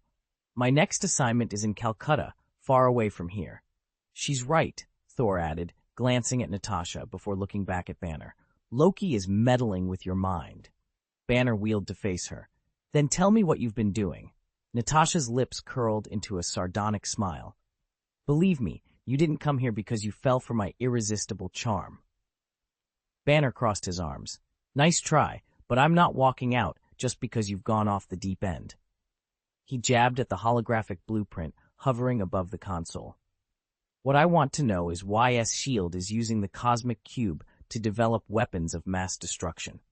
Nick Fury rose from his chair and pointed over Banner's shoulder. "Because of him." Everyone turned as Aaron strolled in, blinking at the tense crowd. "Am I late?" he asked, shrugging. Fury sighed. "Almost." Tony Stark leaned forward, resting his chin on his hand. "We found proof that S.H.I.E.L.D. has been weaponizing the cube, and according to Director Fury here, you're the one who made it happen." Aaron froze. Then he laughed and set his messenger bag down. Gently, he lifted a small hovering drone, Abe, from the table and plopped it beside the console. With a practiced flick, he produced 2 green-hued 4-leaf clover burgers from the ring on his hip. He tossed one to Abe, who caught it mid-air, and took a bite of the other himself. He chewed thoughtfully before wiping his mouth. "Let me get this straight. You think I helped S.H.I.E.L.D. break the laws of physics to crank out WMDs? I've gone straight these last few years. If that's wrong, somebody better tell me what right looks like." "You're a good citizen," Nick Fury said evenly. "For now, but what if one day you're not?" The young alchemist, he still refused to give his name, shrugged. "Then you wouldn't need a custom weapon to stop me. I may not be an official S.H.I.E.L.D. agent, but I've helped your people plenty. Merit doesn't always show up on a badge. So why are you so defensive around me?" Without any other word, Fury tapped at the tablet in his hand. The screen shifted to last night's weapon test data. He raised the gun, squeezed the trigger, and the bullet tore past Loki's ear, carving a scar through the trees and obliterating a 20th of the forest in a single shot. Tony Stark gaped at the devastation. "An alchemist made that? My armor can dish out firepower like this, but it takes time to spin up, and it's never this instantaneous." Fury lowered the weapon and met the alchemist's calm stare. "It wasn't easy to develop. I spent months perfecting the alloy. I managed to cast only 3 rounds, used 1 last night, so we've got 2 left." The alchemist's interest was obvious. "So, are you looking to buy?" "I tried to sell you a batch last time," the alchemist replied coolly, "but you passed. Right now, these rounds aren't for sale. To S.H.I.E.L.D., to any government, or to the public." Tony leaned forward, a half smile playing on his lips. "What if I said I'd settle for something just a little less high performance?" The alchemist shook his head. "Then you'd have something far less effective. Trust me, these are the best rounds anyone's ever made." Aaron Gaius leaned against the railing of the hovering S.H.I.E.L.D. transport, arms crossed. "Truth be told, the only ammunition I sell to outsiders is, well, subpar." Nick Fury didn't miss a beat. "How stingy," Aaron grinned. "Oh, I'm remarkably generous. Don't believe me? Ask Director Fury. He just bought 500 million credits worth of ammo from me." He gave Fury a playful nod. Fury tapped a sequence on the console. The side hatch of the plane slid open, revealing the jagged cliffside below. "Then explain this," he said. With a single graceful stride, Aaron jumped from the aircraft.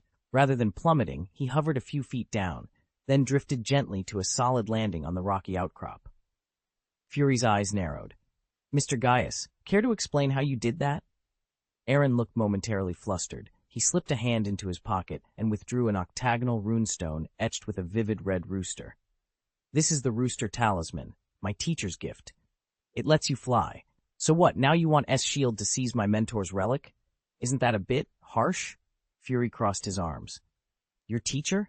How many other artifacts does he have hidden away with you? A playful laugh escaped Aaron, though his smile was tight. Director, let's not get carried away. That's all personal property. Fury's tone softened only slightly. S-Shield isn't here to rob you, Gaius. We just need to know what we're dealing with. Aaron pocketed the runestone. He met Fury's gaze steadily. I'm not eager to hand over anything else, but if you've already decided to write up the confiscation orders, I suppose I can't stop you from trying. Nick Fury stood at the head of the long conference table, the muted roar of the S-Shield jet humming through the walls. His expression was grim. I didn't share this with you sooner for your sake, he said, voice low. I did it for S.H.I.E.L.D. I can keep these unusual individuals contained, but once they're out in the world, who knows what might happen? A pregnant silence filled the room. Fury let it hang for a moment, then fixed his steely gaze on Tony Stark, Steve Rogers, and Bruce Banner. You've all seen what he can do, Fury continued. There are more like him out there. That's why S.H.I.E.L.D. has to develop countermeasures, research weapons as a precaution. Tony Stark leaned forward, eyebrows raised. So there really are dozens of these superpowered people? There must be records somewhere in our database. Fury snorted quietly. Records? You think they'd leave a neat digital trail? Every classified dossier on these individuals is locked away in paper archives, vaults you can't even touch. You won't find a single reference online. Stark, Rogers, Banner, you have no idea how chaotic and dangerous the real world can be.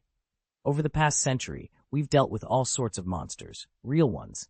S.H.I.E.L.D. has kept them under wraps so that humanity can hold on to its fragile peace. Steve Rogers settled back in his chair. We just want to know what we're up against. Fury nodded. And you will.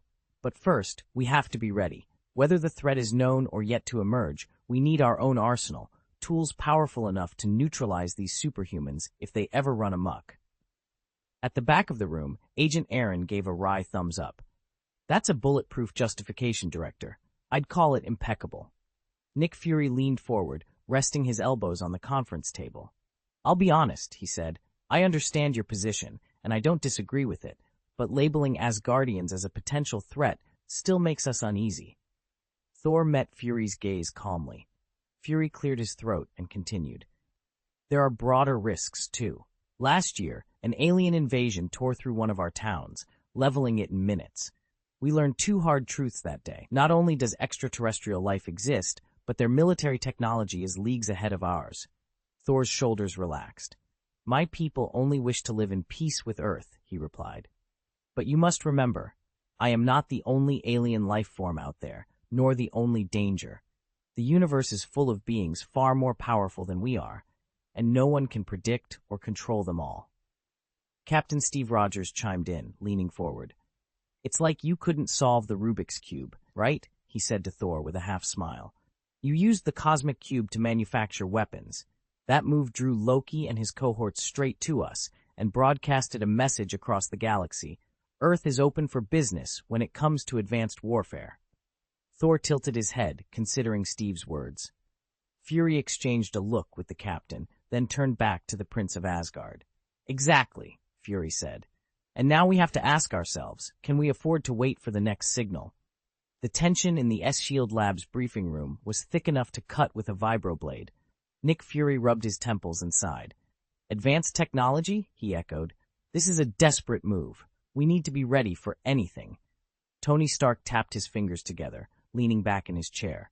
Nuclear deterrence, he offered with a smirk, never fails to settle people down.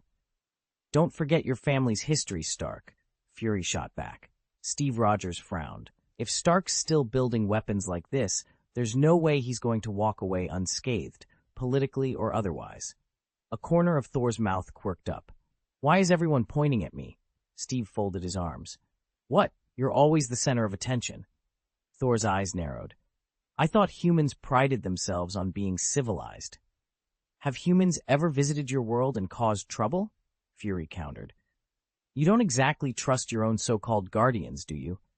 Natasha Romanoff spoke up from the far side of the table. Why are you all so naive? S-Shield monitors every conceivable threat. Tony raised an eyebrow. Even Captain America? Natasha shrugged. Everyone's a potential threat. A ripple of disbelief ran around the table. Hold on, does that make us blacklisted? The debate dissolved into a gunmetal din of overlapping objections. Just when it seemed no one could talk over another, boom, a single, thunderous shot echoed through the room. Everyone froze. Heads whipped toward the door. There stood Agent Aaron Cross, pistol still in hand, the barrel trained obediently at the floor. Can we all calm down now? He asked, voice surprisingly steady. Silence stretched for a beat, then the room exhaled in unison. You literally shot your gun, Steve muttered. How are we supposed to calm down now? They were gathered around the long metal table in the shield weapons bay, the glow of overhead fluorescents reflecting off prototypes and energy relays. Steve had just pulled a strange angular device from its case. Thor and Dr. Strange hovered nearby, watching him with wary interest. Tony was leaning against a crate, arms folded, while Aaron strolled in, as if on his way to grab a coffee. Honestly, what's the big deal? Aaron said with a casual shrug. If S.H.I.E.L.D. wants to test new weapons, let them.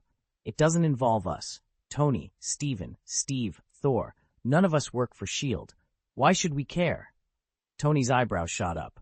Aaron, I admire your nonchalance, really, but don't forget that you're on their threat list, too.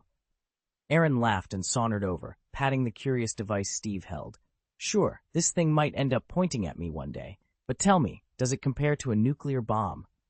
The others exchanged uneasy looks. S.H.I.E.L.D. already has a contingency for nukes, Aaron went on, pacing a little. They'd only use it as a last resort, same as any superweapon. Whether they spin up another rail cannon or an energy pulse rifle, it doesn't change the reality that nukes are still out there. Weapons development isn't inherently bad. It's only when they start chasing artifacts like the cosmic cube that they cross the line. He paused, letting it sink in. Thor gripped his hammer a bit tighter. Strange studied him, eyes narrowing behind his cloak. If they crack open the cosmic cube, Aaron continued, that's when they break the egg, and we all know what happens next. The rest of us will be left shoring up their disasters. He looked each of his companions in the eye. So let's stop worrying about their weapons. Our priority is the cube. Track it down, secure it, and then we can decide what S.H.I.E.L.D. and the world does with it. Steve nodded once, firmly. Then that settles it. We find the cube before anyone else does. Tony pushed off the crate and crossed his arms. All right, but if S.H.I.E.L.D. tries to play hero with me or Aaron, I'm still going to remind them we're not on their roster. Aaron gave him a grin. Wouldn't have it any other way. And with the plan set, the five of them turned to face the future, knowing that once the hunt for the cosmic cube truly began, nothing would ever be the same. Everyone exchanged quick glances and silently agreed to drop the subject as they climbed out of the ravine. Once they were on more even ground, Natasha Romanoff fell into step beside Aaron. Romanoff, Tony called, pausing to catch her eye. Did Loki tell you anything useful? Natasha hesitated, then shot Aaron an apologetic look. He let slip your secret. Aaron's face went pale. He gave a restless sigh. He did? Well, I supposed I'd have to come clean eventually. Tony leaned forward, curiosity twinkling in his eyes. So what is it? Natasha folded her arms. Aaron has a crush on Jane Foster. At once, Saul stumbled to a halt, mouth agape. No way, seriously? Tony gave Saul a reproving glare. This isn't exactly front-page news, Sauly. Some things are private. Aaron squared his shoulders. Jane Foster is my girlfriend, he said evenly. Mine.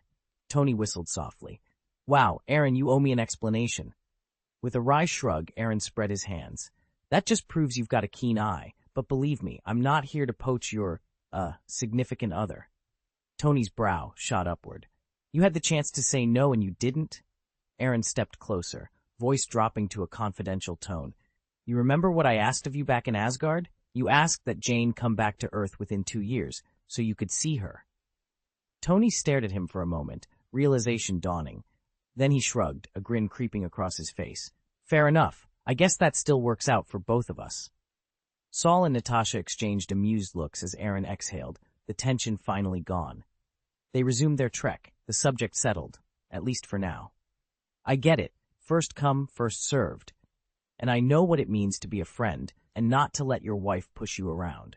That's why I've stayed completely out of her life for 2 years. No visits, no calls, nothing. But if you aren't coming back, then you wouldn't want Jane to be alone forever, would you? Saul stared at him, utterly speechless. He sensed something strange was unfolding, but he couldn't quite articulate it. I know, the man continued. At that, Steve raised a hand to silence everyone. This isn't poaching, he said with a crooked smile. It's more like taking over. Tony chuckled, clapping Steve on the shoulder. Exactly, but maybe don't put it that way in front of the whole team next time. Nick Fury's face twitched so rapidly it looked like a scrambled video feed. So that's why you cut Loki off. Didn't want him telling this to anyone? Isn't that a bit hasty? The man shrugged. Director Fury, if you were in my shoes, would you want Loki blabbing this around? Fury blinked, caught between laughter and exasperation. He'd been gearing up for some earth-shattering secret, and this was it. That's unbelievable, he muttered. I've spent all day waiting for a big reveal and nothing. Well, fine. Maybe it's fate. Saul, I promise I won't pester her again, but you'd better take good care of her. Aaron's gaze wavered, eyes clouded with the weight of fate, and a surge of nausea he fought hard to suppress. The price of deceiving them had been far too steep. Once this was done, he vowed to purge the memory completely. As long as he preserved his composure, no one else would suspect a thing.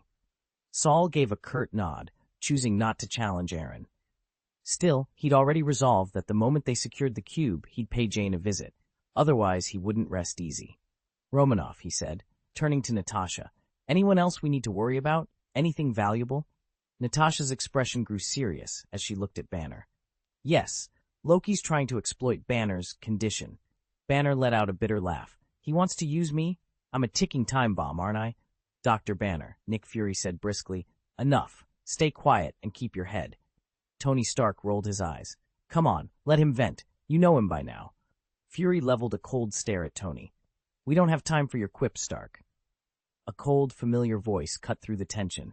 I'd very much like to see you try to stop me from causing a little trouble. Steve Rogers stepped forward, icily serious.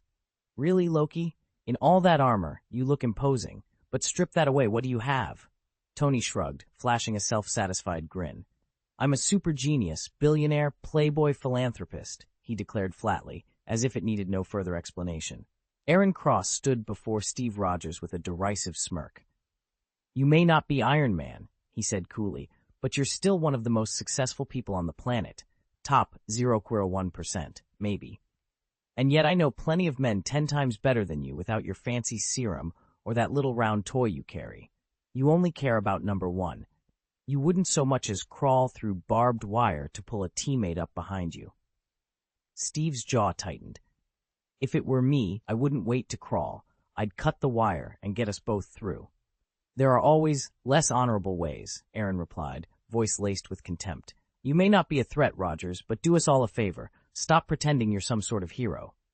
A hero? Steve fired back. Like you? Aaron crossed his arms. You're just a guinea pig, Captain. Your superpowers came courtesy of a government lab and a vial of serum. Steve's green eyes flashed.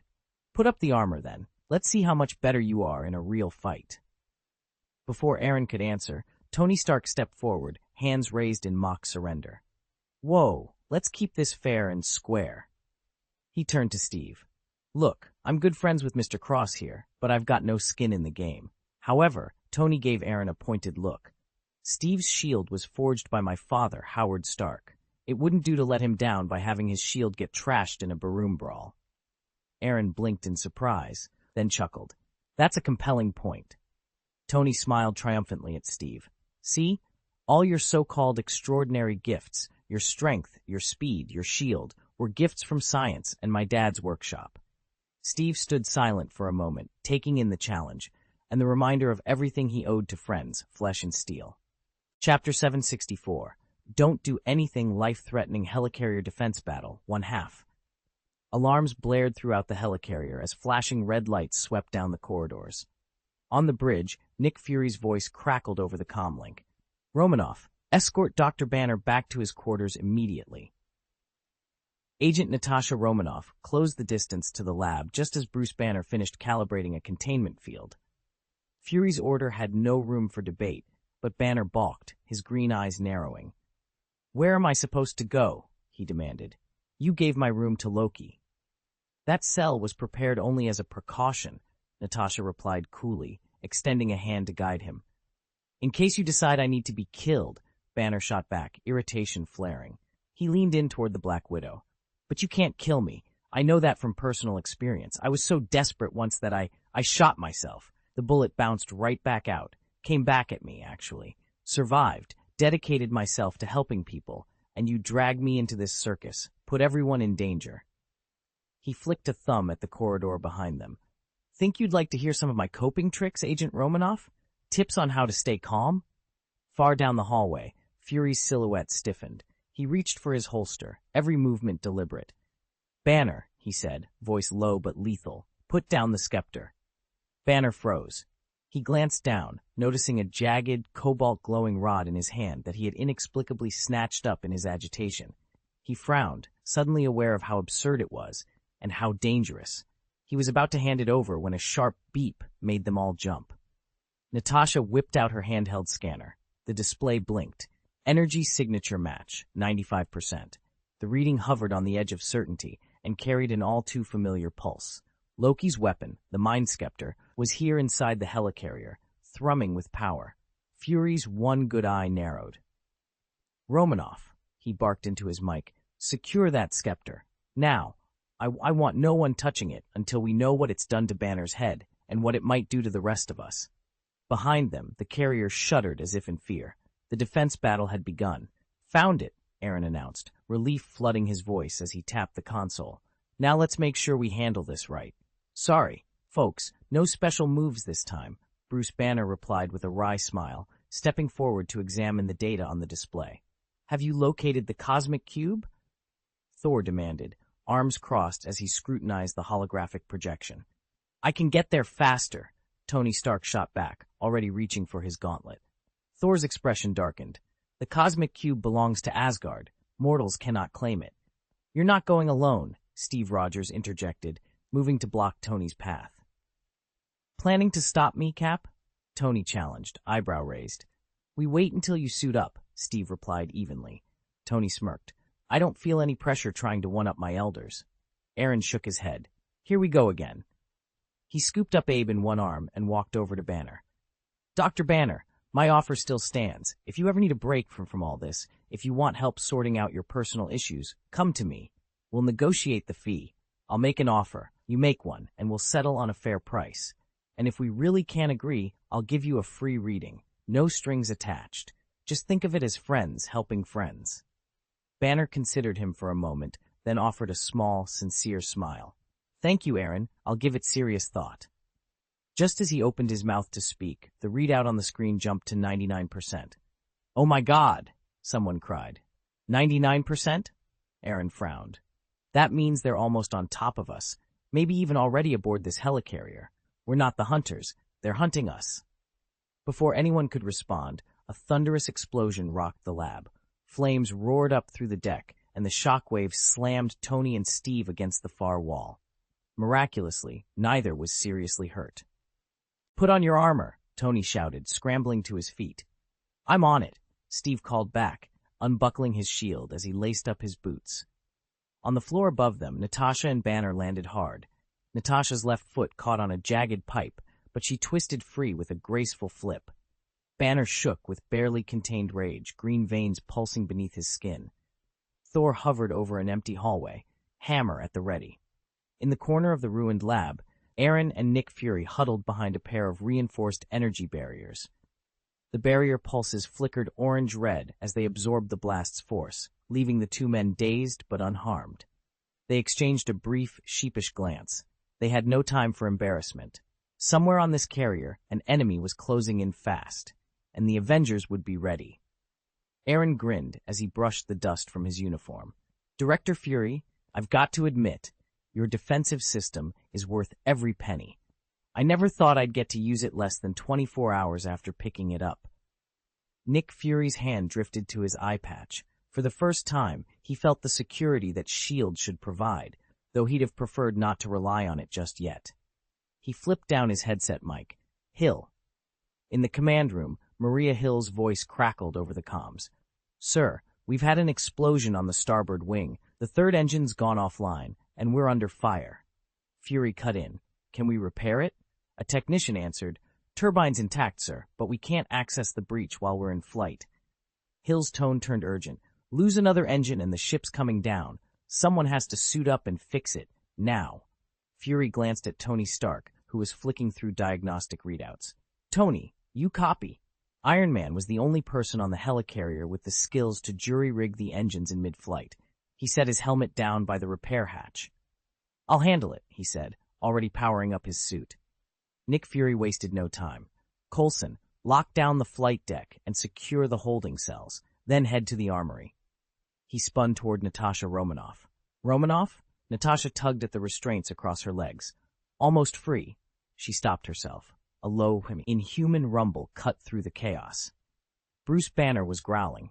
Hulk was fighting to emerge, and if he broke free, no one on board would be safe. On the deck below, Clint Barton led a squad of armed soldiers through the smoke. He barked orders into his comm unit. We can't let them fix that engine. 2 of you, take the prisoners to the cells and cut the security feed. The rest, follow me. Yes, sir, his men replied, advancing toward Fury's officers. In the command bridge, Fury slammed his fist onto the console. Helicarrier, execute a 180-degree turn. Head south, out over open water. A navigator's voice quivered over the speakers. Sir, we're flying blind. The power surge knocked out the nav systems. They've reset to default. Fury's gaze hardened. Then we'll steer by manual controls. Override everything if you have to. Get us out of here. Across the ship, Iron Man sealed the hatch behind him. The engines were damaged. Banner was on the brink of losing control, and Barton's rogue team was closing in. Fury's orders echoed through the corridors. Hold the line, or watch the helicarrier, and everyone on it crash into the sea. Nick Fury stood on the bridge of the helicarrier, watching the instruments with a grim expression. Can you see the sun? He asked, fighting to keep his voice steady. Affirmative, sir, came the reply. Good. Keep us flying just to the right of it and head out over the ocean. Fury ordered. One more turbo stall and we're done for. Aaron dropped into a nearby chair as if he were in a cafe rather than an airborne warship. I still say Loki shouldn't be on board, he said without a shred of worry. Honestly, how fragile is this thing? Knock out 1 or 2 engines and it's useless. Knock off the sarcasm, Fury barked. You'd better be praying Stark and the tech team can get those engines back online, because, if they can't, very few of us will survive this flight. Aaron riffled through his jacket pocket, pulled out a little chicken foot charm, and tossed it between his fingers. As long as I live to see solid ground again, I'm fine, he drawled. Thanks for trusting me with this lucky piece, Director. Fury's dark eyes narrowed. Why are you still here? Don't you see how tense everyone is? Leaning back, Aaron folded his arms. I told you before I came aboard, I'm not going on combat missions. Between the incoming gunfire, the explosions, and the Hulk's roar somewhere outside, it's far too dangerous. I'll help S.H.I.E.L.D. in any way I can, but I'm not risking my life out there. Nick Fury slammed his fist against the railing. Damn it, I've never seen anyone this reckless. He forced himself to take a steadying breath, resisting the urge to punch somebody, anybody, right then and there. If Aaron's powers weren't so vital to S.H.I.E.L.D., Fury would have thrown him off this ship on the spot. Instead, he steered himself toward the command console. Agent Hill, he barked, get everyone off the lower hangar deck, now.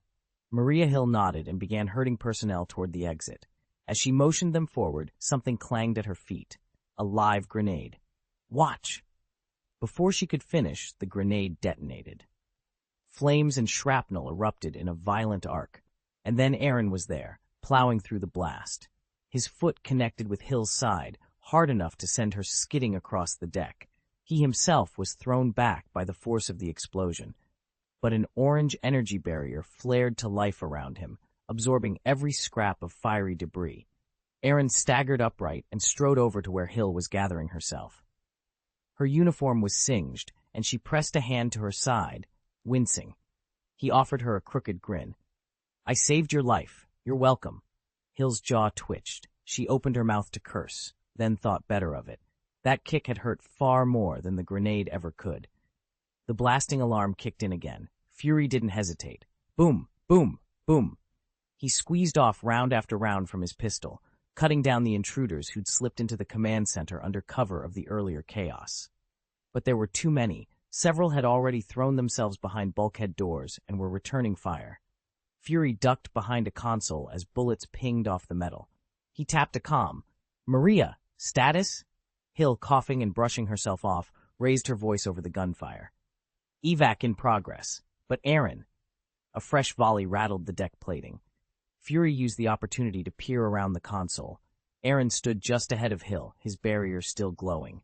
His eyes were fixed on the sealed blast doors a dozen meters away, where the intruders were trying to blast through. Fury cursed under his breath. "Aaron, I don't care how you do it. Hold them off until we get the civilians out." Heaving a deep breath, Aaron cracked his knuckles and nodded. "Got it." Outside, the first of the director's evacuation teams reached the hangar ramps. Behind them, bullet holes speckled the bulkheads, and the echo of distant explosions rattled the corridors. But for now, with Fury providing covering fire and Aaron's impenetrable shield, Hill's people were making good time. Nick Fury let his gaze sweep the room, tallying his remaining ammunition. They were far from safe, but they weren't finished fighting either. And in this war zone, that made all the difference. Chapter 7.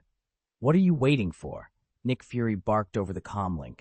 "Get over here, now! If the command center goes down, even if Stark fixes the engine, this mothership is a goner." Aaron peered from behind a chunk of shattered bulkhead. Fury crouched behind a flickering energy shield, methodically picking off the intruders pouring through the corridor. The shield crackled under every impact, Fury's little secret. He didn't want anyone else to know he'd installed a defensive emitter, or he wouldn't be so insistent on hiding behind it. "Director Fury," Aaron called dryly, "you're about as subtle as a Nova bomb." "Shut it," Fury snapped. "Get in here, or we're both toast. I'll double your bonus. Just move." With a smirk, Aaron reached down, grabbed a fallen pistol, and stood. He didn't rely solely on the shield to catch stray bullets. He had no intention of letting his aim go rusty. Ignoring Fury's protective dome, he stepped into the open blast doorway, popping 2 guards with perfectly timed shots, sidestepping a third's volley of automatic fire, and dispatching a fourth with a single clean headshot. 30 seconds later, there wasn't a foe left standing in the corridor or at the command room entrance. Aaron strolled back, tossed the pistol at Fury's feet, and shrugged. "There you go. Maybe next time you'll send in agents who know how to pull a trigger." Fury switched off his shield with a low hum and rubbed his temple. "Nice work," he admitted grudgingly. "Now, help me secure the command center before the next wave arrives." There were only 4 operatives outside, and yet they'd already pinned down half our deck. "Quiet," Nick Fury snapped. A crackle of static, then Hill's voice over the radio. "Sir, intruders, dressed in S-iled armor, have hit the R&D wing. Hulk and Thor are on the 4th floor. Cameras on levels 2 and 3 are offline." Maria Hill's face went pale. Aaron's hand hovered over the runes embossed on his armor. "If the Hulk loses it down here, he'll level the whole place," he muttered. Fury leveled a hard stare at him. "Then we need to draw him off, now. Otherwise your suits won't survive a single punch." "No arguments," Fury added under his breath, and keyed his comm.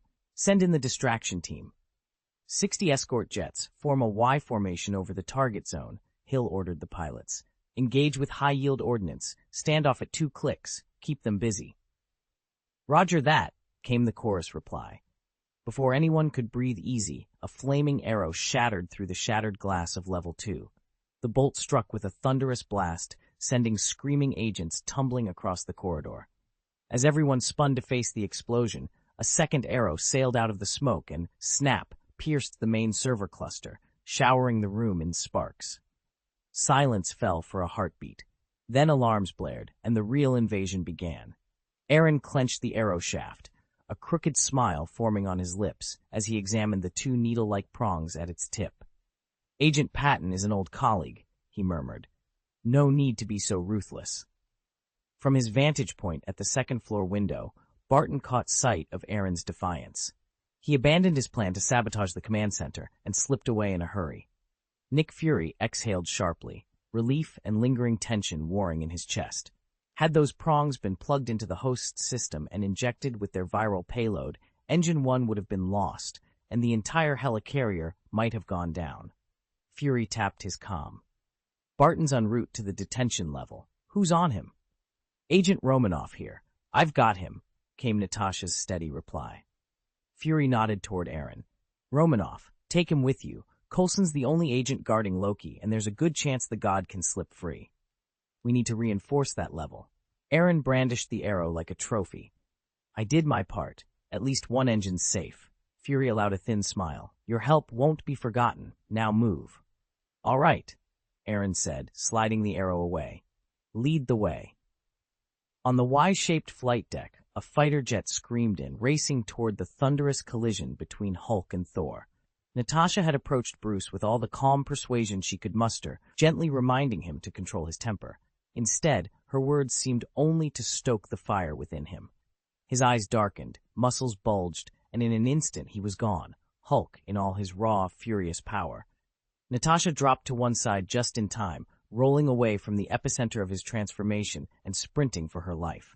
But no human can outrun Hulk. Cornered against a weathered stone wall, she braced herself as he loomed over her. In that moment of despair, Thor came crashing through the roof of a nearby building, Mjolnir blazing with lightning. The thunder god slammed into Hulk's side, drawing his attention away from Natasha. As the two titans clashed, Hulk's roars echoing through the courtyard, Natasha seized her chance and bolted. Hundreds of meters above, a lone fighter jet hovered, its pilot tracking the battle through a high-resolution camera feed. He watched, breath held, as Hulk hurled Thor like a rag doll across the plaza. Lock on target, the pilot murmured into his headset. Fire. A staccato burst of gunfire erupted from the jet's cannons. The rounds shredded through the skylight of the courtyard, spraying sparks and glass shards before peppering Hulk's broad shoulders. The Hulk roared in pain and anger, his grotesque green face twisting in fury at the unexpected assault. The jet dipped lower, and Hulk answered the provocation with terrifying speed. He bolted across the rubble-strewn ground, closing the distance in seconds. Hostile is enraged, the pilot warned himself. He's coming right at us. The jet shuddered as the pilot banked hard, struggling to put distance between himself and the charging behemoth. But in his adrenaline-fueled scramble to escape, he was just a moment too slow. Hulk had barely 100 meters to cover, but that was nothing for him. With a thunderous crash, he landed squarely atop the enemy fighter jet, arcing toward the carrier below. In the next heartbeat, he tore into the aircraft's wings and fuselage with inhuman strength. Metal groaned and snapped like brittle twigs beneath his fists. Inside the cockpit, the pilot's panic was instantaneous. He ejected, but before he'd even cleared the jet, Hulk yanked him back into the wreckage. Then, almost playfully, he flung the pilot free. Tumbling through the sky, the man managed to deploy his parachute and fluttered to safety. Beside the floating canopy, the battered fighter plummeted away, far enough from the carrier to ensure no collateral damage, and Hulk's mission was accomplished. Back on the flight deck, Tony Stark and Steve Rogers were elbow-deep in the No. 3 engine bay when trouble struck. A squad of invaders swarmed toward them, cutting off their only exit. Tony's armor whirred as he cleared away twisted hull plating and connected power conduits to reawaken the turbine. He was locked in place, welding beams of energy to the damaged machinery, and had no choice but to rely on Steve for protection. Behind Tony, Steve stood sentinel at the bright red throttle joystick, the nerve center for the carrier's defenses. Even after 70 years in ice, the veteran soldier fell into the rhythm of battle with practiced calm. He parried energy blasts and grappled with the boarders, though the open deck offered little cover. Each swing of his shield kept the attackers at bay long enough for the engine to roar back to life. Together, the three heroes held the line in a fight that would decide the fate of the carrier and everyone aboard. Steve froze at the controls. If the turbine spooled back up and he didn't slam the joystick down, Tony would be shredded by the revived blades. To make matters worse, there was no cover, just a gaping hole blown out at his feet by the explosion. Then, Amid the roar of gunfire, Steve lost his footing and tumbled. Chapter 765. Coulson faked his death, but I never joined. Half. The night sky around the S-Shield mothership was lit by streaks of red and blue as Tony Stark's armor struggled against gravity's pull. He'd cranked the jet thrusters to full power and finally coaxed the third engine back to life. Sparks flew in brilliant arcs across his repulsor armor, setting the metal plates aglow. "Cap, you can pull the lever now," Tony shouted through the comm link. "Hold on." Steve Rogers grunted, clutching the steel safety cable with one hand while hoisting himself back onto the ship's hull. The invader's laser fire crackled just inches away. "I'm almost there. Just a sec." At Tony's command, Steve braced himself, his muscles straining. With a final heave, he yanked the control lever. Immediately, the turbine's roar lessened, and the clawing pull of the jet vents slackened its grip on Tony's armor.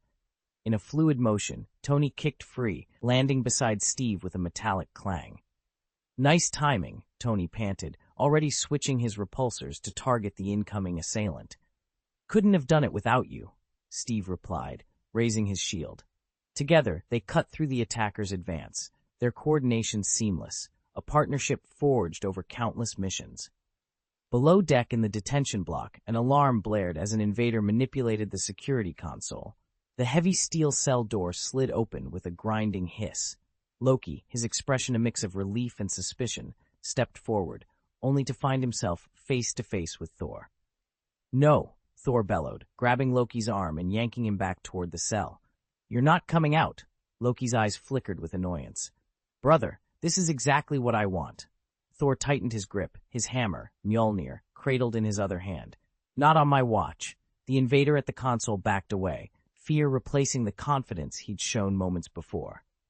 Loki narrowed his eyes but made no move to resist further.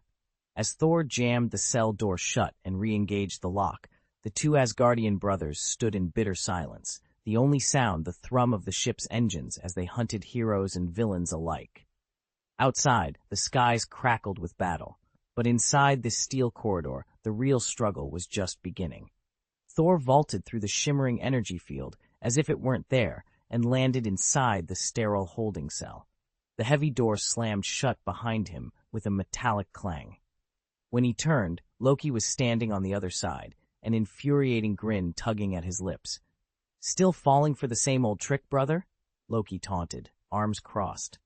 Thor's eyes burned like embers. He hefted Mjolnir and brought its head down against the glass wall. There was a thunderous crack, but the reinforced barrier held. The entire cell trembled, leaving Thor wary of pressing his luck. Loki sauntered to a sleek console stamped with Fury's emblem. "You Asgardians fancy yourselves immortal," he mocked, voice low. "Want to see how that holds up?" With a decisive flip of a switch, the floor panels beneath Thor began to retract, revealing a chasm that plunged toward the Earth's core. Before the panels could fully open, Agent Phil Coulson burst in, pulse rifle at the ready. A single shot tore through Loki's control panel, sending sparks and the trickster god flying. Coulson leveled the glowing barrel at Loki's chest. "Step away," he ordered. Loki staggered to his feet, hands raised. He eyed the weapon warily, then dropped his arms and took a cautious step back. "Clever toy," he admitted, voice tight. "After you sent the destroyer packing, I see Fury's been busy. This prototype, quite the upgrade. I'm not sure how powerful it is.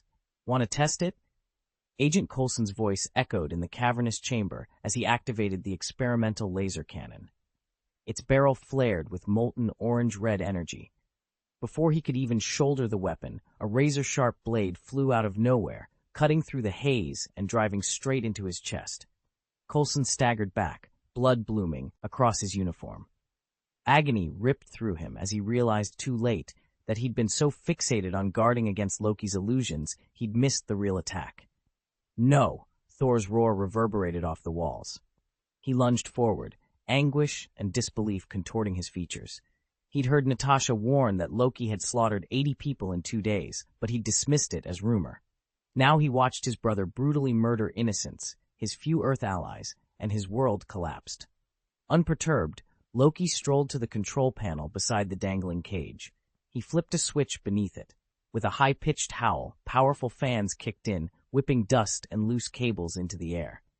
Loki's hand hovered over the big red button, then, meeting Thor's horrified stare, he pressed it without hesitation. The cage's locks snapped open. It dropped with a thunderous clang, sliding down its rails to the floor. Loki snapped his fingers, the sound sharp and final in the sudden stillness. Coughing, Coulson forced out his last breath. "You're finished," he rasped, slumping to his knees. Loki paused, expression unreadable in the dim light.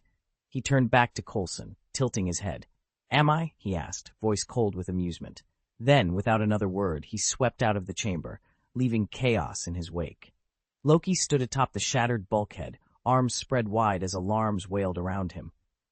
"Your so-called heroes are in disarray, and your flying fortress is about to fall," he taunted. "What else is there to fear?" "You're right," Coulson fired back, leveling his modified laser cannon. "You don't believe in us." "Faith?" Loki laughed. "Hardly." Before the god could finish, Coulson's weapon hummed to life and unleashed a searing orange-red beam. It struck Loki square in the chest, blasting him backward through a reinforced wall with enough force to tear through steel and concrete alike. "Not bad," Coulson murmured, relief softening his voice. By the time Nick Fury and Agent Aaron burst into the corridor, Coulson was slumped against the wreckage, blood pooling beneath him. He inhaled raggedly, each breath shallower than the last. "Sir," Aaron said, pressing his sleeve against Coulson's side wound. Loki slipped away in the chaos. "Stay with me," Fury ordered, snatching the still warm cannon from Coulson's grip. He knelt beside his wounded agent and met Coulson's half-closed eyes. "Can you hear me?" Coulson managed a weak shake of his head. I need to get back to the bridge," he rasped. "We're not sending you anywhere," Fury growled. "You don't get a say," Coulson wheezed, managing a faint grin. "Men and women see me fall. They'll never pull together. They need a spark." His voice trailed off. Fury's jaw clenched. "We should have been here sooner." "Too late for regrets," Aaron said quietly. He scanned the corridor. Smoke, debris, exposed wiring. Clear a path. Two agents helped Fury lift Coulson to his feet and half-carry him down the corridor. Fury barked into his communit. "All hands, this is Fury. This is not a drill. Full evac now." "They'll tear this place apart looking for us," Aaron muttered. He reached into his belt and withdrew a slim, metallic device, an acupuncture gun loaded with microfilament needles. "A what now?" Fury glanced back at him. Aaron shrugged. "Kitty Hawk MedTech. Trust me." He pressed the tip of the gun to Coulson's sternum. There was a soft hiss and a slight click. Coulson's chest heaved as if jolted by a hidden piston. Fury tightened his grip on Coulson's shoulder. A choking breath, then another, deeper, stronger. Coulson's eyes snapped open. He coughed, a smear of blood at his lips, and managed a crooked half-smile. "Now that's what I call a revival." Fury allowed himself a brief, relieved nod. "Welcome back, Agent." With renewed purpose burning in his eyes, Coulson straightened, braced by Fury and Aaron. Together, they raced toward the bridge, ready to spark their team back into the fight. "Cough, cough!" Phil Coulson spat blood onto the deck, his eyes dim and glazed over, though a faint spark of life still flickered behind them. Seeing Coulson's deteriorating state, Agent Aaron pressed a hand against Coulson's chest wound. "Stay still," he warned. "If you strain yourself talking, I might not be able to save you." Aaron reached into his ring, an otherworldly storage device, and withdrew a small vial of universal healing elixir. He poured the iridescent liquid into Coulson's mouth, then swept out an anesthetic injector and sealed the gaping wound in Coulson's torso with a thick, sealing foam. "That should slow the bleeding," he said, voice tight with urgency. Nick Fury paced beside them on the helicarrier's medbay, urgency etched in every line of his face. "Contact the surgical team now," he barked into his comlink. "Prep an emergency OR, Coulson's slipping fast." He turned back to Aaron, eyes blazing. "Every second counts. That operation will only buy us a few agonizing minutes." Aaron met Fury's gaze calmly. "Actually, we won't need it." Fury's brow shot up. "What do you mean?" In response, Aaron opened his ring again and produced a second vial, this one smaller, filled with a molten gold liquid that glowed from within. "These are the tears of the phoenix," he said quietly. "A mythical creature's essence. It neutralizes every toxin and cures any wound, no matter how lethal. It will heal Coulson completely, if used now." Nick Fury rocked back on his heels, hope and disbelief warring on his face. "Then use it, now!" Aaron stepped forward, gently prying Coulson's slack hand free. He uncorked the vial and tipped a single golden droplet onto Coulson's lips. Instantly, the liquid seeped into the wound's sealing foam. The foam hissed, then dissolved, revealing healthy flesh knitted together as though no injury had ever been there. Coulson's pallid complexion flushed back to life. Color returned to his cheeks and strength to his limbs. Phil Coulson gasped in a full, vigorous breath. His eyes snapped open, clear and alert. He tried to sit up, and almost did if Fury hadn't caught his shoulders and eased him back down gently. "Welcome back, Agent," Fury said, a rare, soft edge to his voice. Coulson managed a shaky smile. "Director, good to see you." Aaron slipped the empty vial back into his ring, expression unreadable. Fury glanced at him. "We owe you everything." Aaron nodded once, then stepped away, leaving the rescue team to tend to their miraculous recovery. As Coulson's vital signs stabilized, Fury stared after Aaron, wondering what other secrets he kept hidden in that strange, impossible ring. Agent Aaron approached Fury, cradling a small glass vial in his gloved hand. "Director Fury," he began, his voice taut with urgency, "this vial of Phoenix Tears isn't ordinary stock. My reserves are critically low. Every drop I administer is one drop I can't replace. To save Agent Coulson's life, I need this entire vial." Fury narrowed his eyes and ran a hand over his face. "You want me to sign off on that right now? Really, Aaron? This stuff is worth a fortune. Even if we put Coulson up for auction, we wouldn't raise half its value. He's a grade 7 agent. His paycheck wouldn't even buy a cup of coffee, let alone reimburse this." Aaron's expression hardened. "With all due respect, sir, you're missing the point. If you don't authorize this dose, you'll have nothing to show for it. Coulson dies, and those tears evaporate into thin air." Fury's jaw clenched. He understood exactly what was at stake. Once Coulson was out of immediate danger, any debt could be forgiven. Coulson would owe him his life, and Aaron would see to it that Fury never tried to collect. Besides, what kind of director hedged his bets on a man's life? Fury stood silent for a long moment, the weight of command heavy on his shoulders. Finally, he exhaled. "All right, you have my authorization. Administer the tears and bring him back." Director Fury stood over the fallen agent, jaw clenched as he watched the life draining from Phil Coulson's face. Blood darkened Coulson's uniform, and every second felt like an hour. Across the room, Aaron dead them coolly. "Agent Coulson has only minutes left," Aaron said, voice smooth. "His fate is in your hands, Director. If I don't save him, well, I won't lose sleep. But if I do?" Nick Fury's eyes blazed with urgency. "How much?" Aaron feigned surprise, one brow arching. "I assumed you'd say, name your price. Am I to believe Coulson is just another line item in your budget?" Fury ground his teeth in frustration. He and Coulson had joined S.H.I.E.L.D. together as rookies. Coulson was his most trusted confidant, and the man he'd tapped to succeed him one day. Losing him was unthinkable. Fury's voice dropped to a low growl. "You name it, I'll pay it." A thin smile curved Aaron's lips. "Since we go way back, I'll give you a discount. 500 million should cover it." He uncorked a small vial, its contents shimmering like liquid silver, and poured it over Coulson's wound. Fury stared in disbelief as the flesh knit itself back together, blood vessels knitting closed in seconds. A moment later, Coulson coughed, his cheeks flushing color once more, as if the gash had never existed. Fury let out a breath he didn't know he'd been holding. Coulson was alive. And standing beside him, Aaron simply nodded, the bill for saving a life formally and astronomically settled. "Director, save it," Nick Fury snapped, cutting him off. "You'll be using up your credit, repaying this debt for the rest of your life. And don't even think about dying on me. You'll need the money for your own coffin." Coulson felt his cheeks burn at the scolding. He knew Fury had likely drained S.H.I.E.L.D.'s coffers to pull him back from the brink. It was a reckless waste of resources, but now it also meant a lifetime of owing Fury a favor. He forced a wry smile. "Our defenses on the helicarrier were barely enough to hold Loki off," he reported. "But since he'd already arranged an extraction team, it tells me his plan is close to fruition. Director, Earth's biggest fight is about to start. I hope you're ready." Fury paused, as though weighing something unseen, then leaned back in his chair. "Coulson, I want you to rest." "I'm fine, sir. I can still work," Coulson protested. "Your only job right now is to sleep." "No, go on a medically induced coma. Fury said, his tone leaving no room for argument. What you just told me makes perfect sense. We're going to need every agent on the same page, and you, Phil, are exactly what will hold them together. Coulson swallowed hard. As much as it went against his instincts, he understood. Understood, Director, he said softly, and lay back, ready to surrender himself to the silence that S.H.I.E.L.D. hoped would keep them alive. Director, I'm ready. Nick Fury gave a curt nod.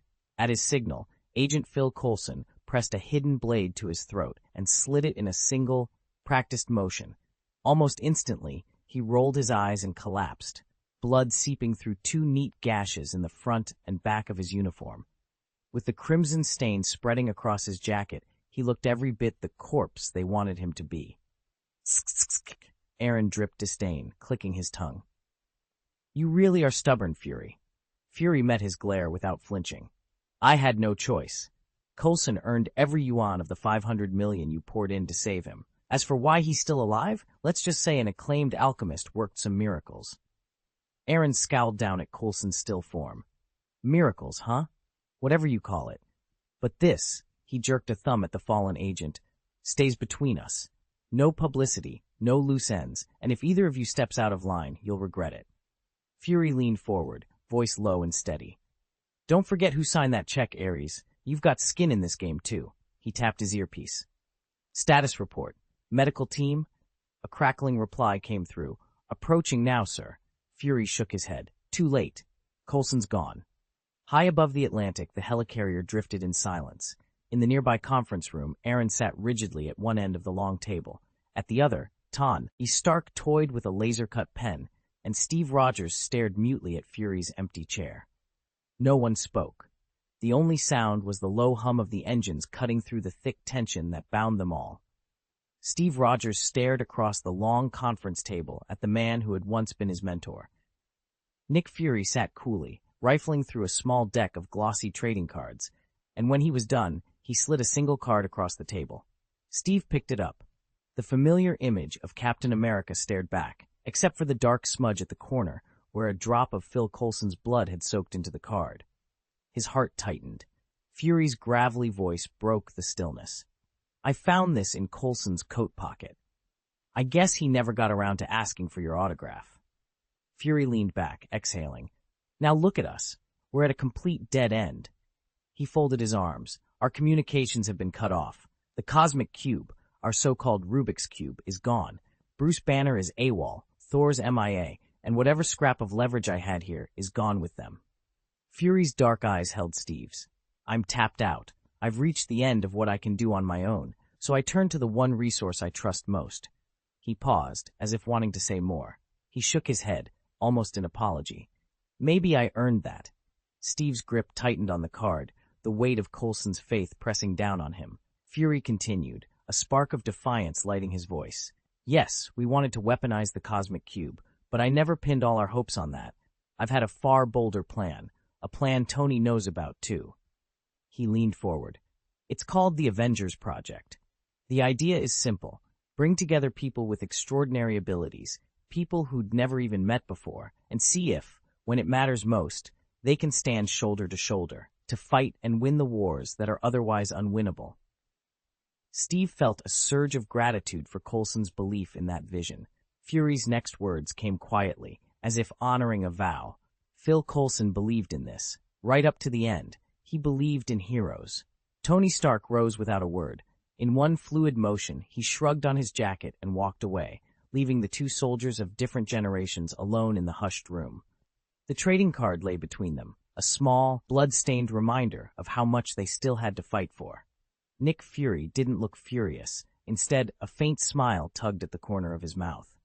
Tony Stark was a man of action. If words failed to sway him, he'd simply let his fists or his repulsors speak for him. And Agent Coulson's staged death had bought them precisely the leverage they needed. Hold on, Aaron stepped forward, interrupting Tony. He unclasped the moonstone bracelets from his own wrists and placed 3 before Tony and 3 before Steve. I'm lending these to you. Tony picked one up and studied it. What are these? Aaron's tone was measured. Defensive enhancers. They'll boost your survivability, though only marginally. Use them only when you have to.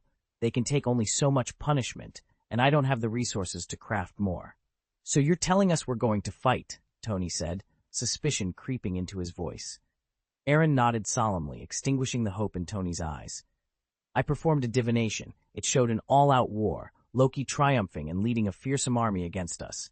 Divinations aren't perfect, but it's better to steel ourselves now. Steve sat up straighter, alarm flashing in his blue eyes. You're stepping back, Mr. Aaron? Steve, I never signed up, Aaron said, meeting the captain's gaze. I'm just a regular guy, not a hero. I don't have that drive to risk my life for strangers. Steve Rogers merely pursed his lips, at a loss for words. Tony Stark rolled his eyes. I get not wanting to be a hero, but you still call yourself ordinary? Aaron shrugged. I helped because I had to, nothing more. Tony nodded and slid the 6 moonstones into his pocket. Thanks. It's not much, but if there's anything else I can do, just say the word. D. Aaron turned to Nick Fury. How's Agent Patton? Fury's expression darkened. Natasha's been watching him, but he's in rough shape. Rebuilding his sense of self is harder than kicking any drug. I'll go see him, Aaron offered. Consider it my next contribution. He scooped up Patton, who'd been dozing in a chair, tucked him under one arm, and started for the door. Then, looking back over his shoulder, he added with a grin, Of course, this kind of service comes at a premium. Fury clenched his jaw. Damn it! Chapter 766. Everything is under control. The standard arrogance. Barton sat slumped in a chair, his body slick with sweat. Every breath felt like a betrayal, his muscles trembling under the strain of pain. Next to him, Natasha knelt on the floor, her hand pressed gently against his back. Clint, she murmured, her voice calm but urgent. You're going to be all right. He tried to smile, but the effort nearly broke him. Really? He panted. Are you sure? I can't let my guard down. I have to get him out. You need to stabilize first, Natasha insisted, her eyes locked on his. Fixing your mind takes time. He gritted his teeth. You don't understand, he wheezed. Do you know what it's like to have your will ripped away? To have your thoughts overwritten by someone else's? It's like being hollowed out. Natasha's face softened. You know I understand, she said quietly. I've been there too. He closed his eyes. But how? How did you pull me back? And what about him? How did you break his control? She paused, choosing her words carefully. I recalibrated your neural pathways, essentially forced your consciousness into place, and then I knocked you out with a solid hit to the head, just enough to sever his link. Barton managed a grateful grimace. Thanks, he croaked. Before Natasha could answer, a sharp rap came at the door. Boom, boom, boom! The sound echoed against the concrete walls. From the other side, Aaron's voice called through the small window. Mind if I come in? Natasha rose and opened the door. Aaron stood there, concern etched across his face. He glanced past her at Barton, who sat rigid and sweat-soaked. Mind if I check on him? Aaron asked softly. He doesn't look great. Natasha stepped aside. Be my guest. Aaron approached, kneeling beside Barton and inspecting him closely. Barton's breathing was ragged, and his eyes flickered with confusion. Aaron pressed a gentle hand to Clint's forehead. He says it feels like someone else is living in his head. Aaron reported quietly to Natasha. We need to be careful. Whatever this is, it's not over yet. He knocked me out and took over my body, Barton said bitterly, rubbing his temples. My head feels like it's about to burst. Aaron settled himself opposite Barton. I'm here to help you fix this. The question is, will you accept my help, or are you determined to rely solely on your own will? Help, by all means, Barton shot back. Loki could make his move at any moment, and I don't want any surprises later. Natasha crossed her arms. What kind of help do you have in mind? Your potions won't do the trick this time. No pills required, Aaron replied coolly. From the pocket of his coat, he withdrew an octagonal rune stone, its surface etched with a light green sheep motif. This is the sheep talisman. It's exactly what Barton needs. Natasha's eyebrows rose. Is that one of the set your teacher left for you, arranged according to the 12 zodiac signs? Perhaps, Aaron said with a faint smile, turning the talisman over in his hand. But we'll know soon enough if it works, Aaron said with a cryptic smile. This talisman's magic only works twice. After that, it's just a plain stone. You mean the sheep charm is single use? Barton asked, skeptical. Not quite single use, Aaron replied, feigning disappointment. If I could only use it once, I'd be laughing all the way to dreamland. It just has a 2-charge limit. Even so, it can save your skin when you need it most. I'm still not following, Barton admitted. Can someone explain what you mean? Later, Aaron said, cutting him off. He pressed the sheep-shaped charm into Barton's hand. First, give it a try. Barton turned the smooth stone over in his palm. How do I activate it? Simple, Aaron instructed. Clench it tight and offer a sincere prayer. Barton's grip tightened. He closed his eyes and whispered, Please, shine your grace upon me. Almost immediately, the tiny sheep carved into the stone flickered with a pale emerald light.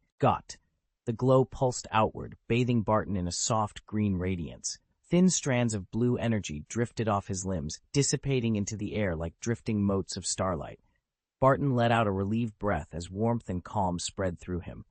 Wow, he said, awe in his voice. It really works. Thank you. This is incredible. I feel great now. You feel great, but I'm not so sure. Aaron studied the sheep talisman with worry. The carved figure was fading, and fine cracks spidered across its surface. It only has one use left.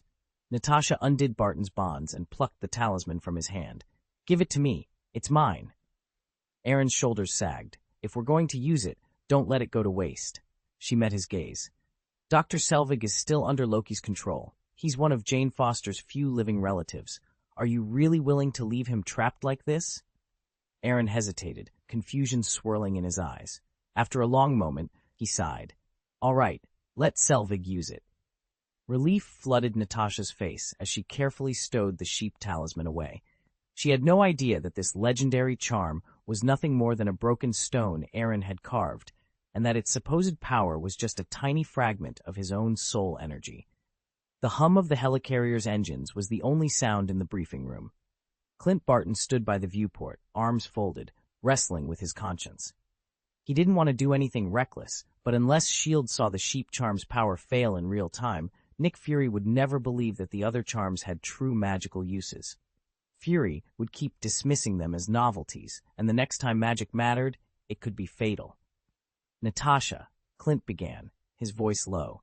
How many agents did I lead into that? Don't torture yourself, Natasha Romanoff interrupted, her tone calm but firm. You didn't know. Loki set the trap, not you. Clint ran a hand through his hair. Still, how many got hurt because of me? Stop counting, she snapped, then softened. Adding guilt won't help anyone. We're up against monsters and magic. S.H.I.E.L.D. has zero experience with this. Believing us is hard enough. He paced a few steps, his heart pounding. Do you know where Loki went? Natasha shook her head. He never told me, and I never asked, but he was supposed to put his plan in motion today. We have to stop him, Clint said, voice steady now. Right now, she asked, arching an eyebrow. Clint met her gaze. There's no time to waste. Natasha hesitated, then nodded. All right, let's find him and end this. Who do we have? Natasha asked, scanning the assembled heroes. Thor Odinson, Tony Stark, Steve Rogers, and probably Bruce Banner, Aaron replied with a chuckle. It's going to be a tough mission. 6 of you might barely hold off an entire alien army. Natasha turned to him. What about you? Aren't you coming with us? Aaron waved a hand. I'll help where I can, but I'm not signing on with S.H.I.E.L.D. This isn't a S.H.I.E.L.D. operation, she pointed out. I know, he shrugged. Still, I'm not eager to risk my life. Clint Barton folded his arms. That's a shame, but I get it. You're no soldier. Natasha, he added, you're not exactly a frontline fighter either. Her jaw tightened. I owe too many debts in blood. I want to repay them. Aaron's eyes lit up. He snapped his fingers 3 times. With a soft clatter, 24 glowing moonstones skittered across the table. Good, he said, clapping his hands. These will help you both. Then he paused, as if reconsidering, and retrieved 8 of the stones. On second thought, I can't give them all away. I'd be left with nothing. Besides, he cleared his throat dramatically. I just dismantled the defensive weapon I spent months perfecting. Consider these your parting gift. Aaron examined them coolly. Tony, Steve, one of you in steel armor, the other a super soldier. You each get 6 of these beads. Natasha, Clint, you're elite operatives of flesh and blood, so 8 beads apiece. These are strictly loners. Their defensive power isn't finite, so dodge attacks whenever you can. Don't try to tank blows you can't block. Once your last bead shatters, you're on your own. If you want to live, Clear the field before that happens. Natasha Romanoff and Clint Barton exchanged a quick look, then accepted the 16 beads with silent thanks. Also, Aaron reached into his space ring and produced a sleek silver pistol. This is called Shuguang, Dawnlight. It holds 16 rounds. I hand-loaded every bullet. They pack a serious punch, so use them wisely. Natasha flipped the pistol in her hand, her trademark flourish. Feels perfect, she murmured, testing its balance. Aaron's gaze hardened. This sidearm alone is worth more than my defensive gear. Lose it, and you'll owe me dearly. I promise we'll return it intact, Natasha replied, sliding Shuguang into her holster. She met his eyes. Unless we die. Clint smirked. That's one hell of a caveat, Nat. Aaron gave a curt nod. Good, let's move. Barton folded his arms, eyebrows raised. This is a first. When did you get so generous? Natasha shrugged, a faint edge of tension in her voice. Let's just say that bastard Loki really pissed me off. Clint leaned forward. What did he do? She forced a small laugh. Trust me, you don't want to know. It's embarrassing. Aaron stepped into the circle of light, feigning indignation. Don't think my help comes cheap. I have one demand. Capture Loki, retrieve the cosmic cube, and crush his plan to conquer Earth. Clint's grin turned serious. Sounds like our job description anyway. If we don't teach him a lesson, he won't forget. I'm not sleeping for a week. Then get some rest while you can, Aaron said, straightening his coat. Time's not exactly on our side. He gave Abe a nod, and the two slipped out. Abe glanced back. Our master seems pleased. All is proceeding as planned, Aaron murmured, exhaling slowly. But there's one more stop. Bruce Banner. He's only lost control once. Right now, he just might listen to reason. Late that night, Tony stood before an empty cell in the detention block, arms crossed and expression dark. Steve entered quietly and peered inside. He's gone, Steve said. Tony snorted. He might have been a nice guy on paper, but I wouldn't bank on it. Steve frowned. Why do you say that? Tony shook his head, unpinned his helmet, and stared at the ceiling. Trust me, some people are more dangerous when they play the hero. Steve Rogers paced back and forth in the control room, arms folded. Tony Stark leaned against a console, fiddling with a loose panel. Tension crackled between them. Why did he go in alone? Tony snapped. Because he had faith. Faith, Steve said quietly. Or stubbornness. He went after Loki by himself. That's called overestimating your own abilities, Tony shot back. He should have waited for backup. Sometimes you don't have a choice, Tony. Steve's voice was calm but firm. Tony bristled. I've heard that one before. First time you've lost a teammate? Steve asked. We're not soldiers, Tony retorted angrily. I'm not about to start following Nick Fury's orders blindly. Steve met his glare.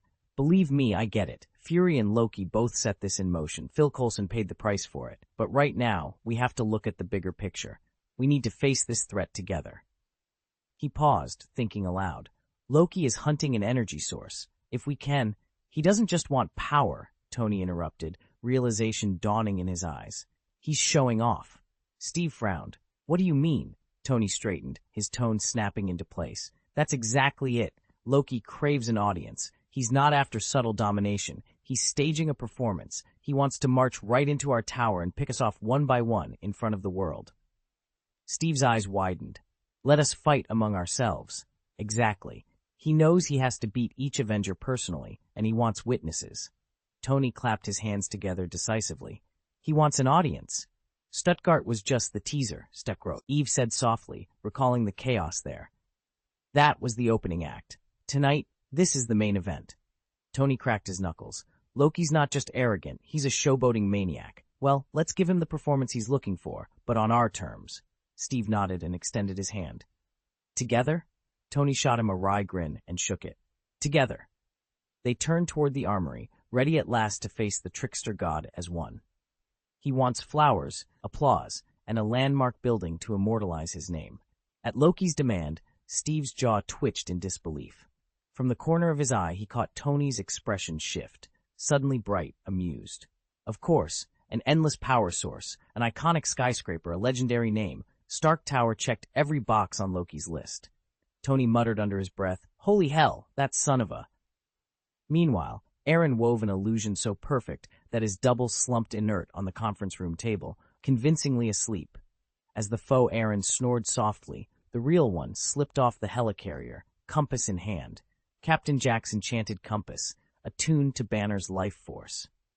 Back in the room, Abe hovered near the dummy, keeping Fury occupied with distant chatter through an earpiece, ready to adjust the illusion at a moment's notice. Minutes later, the compass needle quivered and pointed him toward an overgrown graveyard at the city's edge. There, half hidden by ivy and brambles, stood a crumbling church. Pushing through weathered double doors, Aaron found Bruce Banner sprawled naked among the shattered pews, pale and disoriented.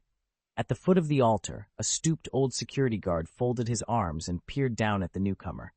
"You fell from the sky," he said flatly. Banner blinked, mouth dry, as rainwater trickled from the broken roof onto the stone floor. Aaron took a steadying breath and knelt beside him.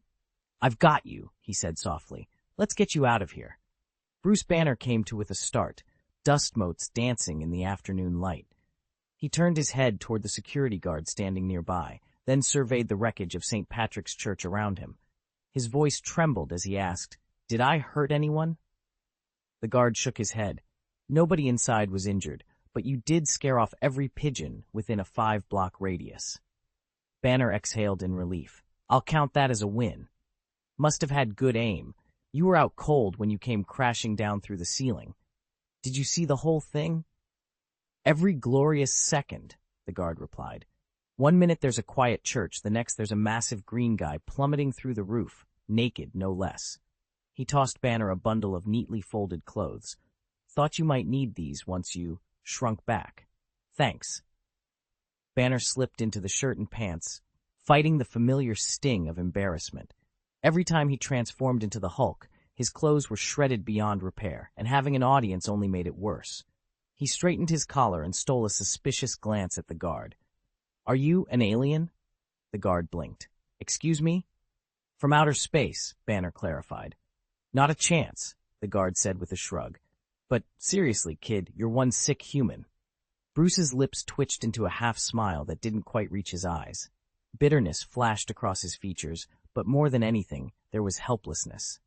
No simple diagnosis could explain what it meant to be the Hulk. Aaron stepped forward, a playful smile tugging at his lips. "Actually, it might not be a disease after all. I have to admit, you picked a hell of a place to crash land." Bruce Banner frowned. "Did Gaius, or Fury, send for you?" Aaron shook his head. "No one orders me around. I came here on my own." He met Banner's eyes, the teasing light fading into something more serious. "Dr. Banner, you really should have thought long and hard about what I offered the first time. This is your last chance. I can fix your problem, but it won't be free." Banner's jaw tightened. "You're sure you can do it? I've tried dozens of treatments over the years, countless variations of therapy, medication, suppression techniques. None of them worked, or I wouldn't have contemplated." He paused, swallowing hard. "Even after we boarded the carrier, I dove into every piece of alchemy I could find. My condition isn't something ordinary alchemists can cure." Aaron's lips curved into a confident smirk. "Maybe not, but I'm not just any alchemist." Before he could explain further, a uniformed guard cleared his throat. "Excuse me," the guard said, voice tight with unease. "Is this something I'm supposed to overhear?" Aaron didn't break eye contact with Banner. Instead, he produced a slim wand, an artifact he hadn't touched in 2 years. With a swift tap against the guard's temple, he extracted a gleaming, silvery filament that snaked from the guard's mind like living mercury. Banner took a step back, alarm and curiosity warring in his gaze. Aaron held up the shimmering thread, letting it catch the dim light. "Mind reading isn't the only trick I've got," he said quietly. "And trust me, Bruce, you'll want my kind of magic on your side." The silvery thread curled around Aaron's fingertips, then drifted back up to the security guard's brow. "This is your memory," Aaron said softly. "When I'm gone, I'll erase it, so no matter what you learn here, it won't matter." Banner forced the guard back against the corridor wall. The man's eyes went wide as he swallowed, his voice shaking. "Memory?" he croaked. You want to wipe my mind?" Aaron Gaius tilted his head, the corner of his mouth quirking into a smile. "You still want to keep it?" His tone was gentle but carried an edge of steel. "Think about it. The only people who truly keep secrets are those who don't even know the secrets exist, unless they're dead. Now, I'm not in the habit of killing without reason, but if you'd rather— No, I don't want to die, the guard blurted. He pressed both hands to his temples. Erase the memories, please. Banner's gaze flicked to the slender rod in Aaron's hand. Even to an alchemist's trained eye, it was nothing he recognized. That, he began, squinting. That doesn't look like any alchemical device I've seen. Aaron straightened, slipping the wand back into the folds of his cloak. He lifted his chin, eyes bright with quiet pride. Allow me a proper introduction. I am Aaron Gaius, wizard of noble blood. The guard's jaw dropped. A wizard, he whispered, as though the word tasted foreign on his tongue. Wait, are you telling me you're a magician? Bruce Banner's eyes went wide. And Fury doesn't know? Aaron leaned back, folding his arms. Of course he doesn't. If Nick Fury knew, I'd never get a moment's peace. So what about the alchemist and pharmacist stories? Bruce pressed. Those are just side gigs, Aaron said with a shrug. Magic is my real trade. Being an alchemist and pharmacist gives me perfect cover. I have plenty of other fronts, but those two are the most convincing. Bruce frowned. Then, Loki, if you really wield magic, he must know. Aaron's face darkened. He does.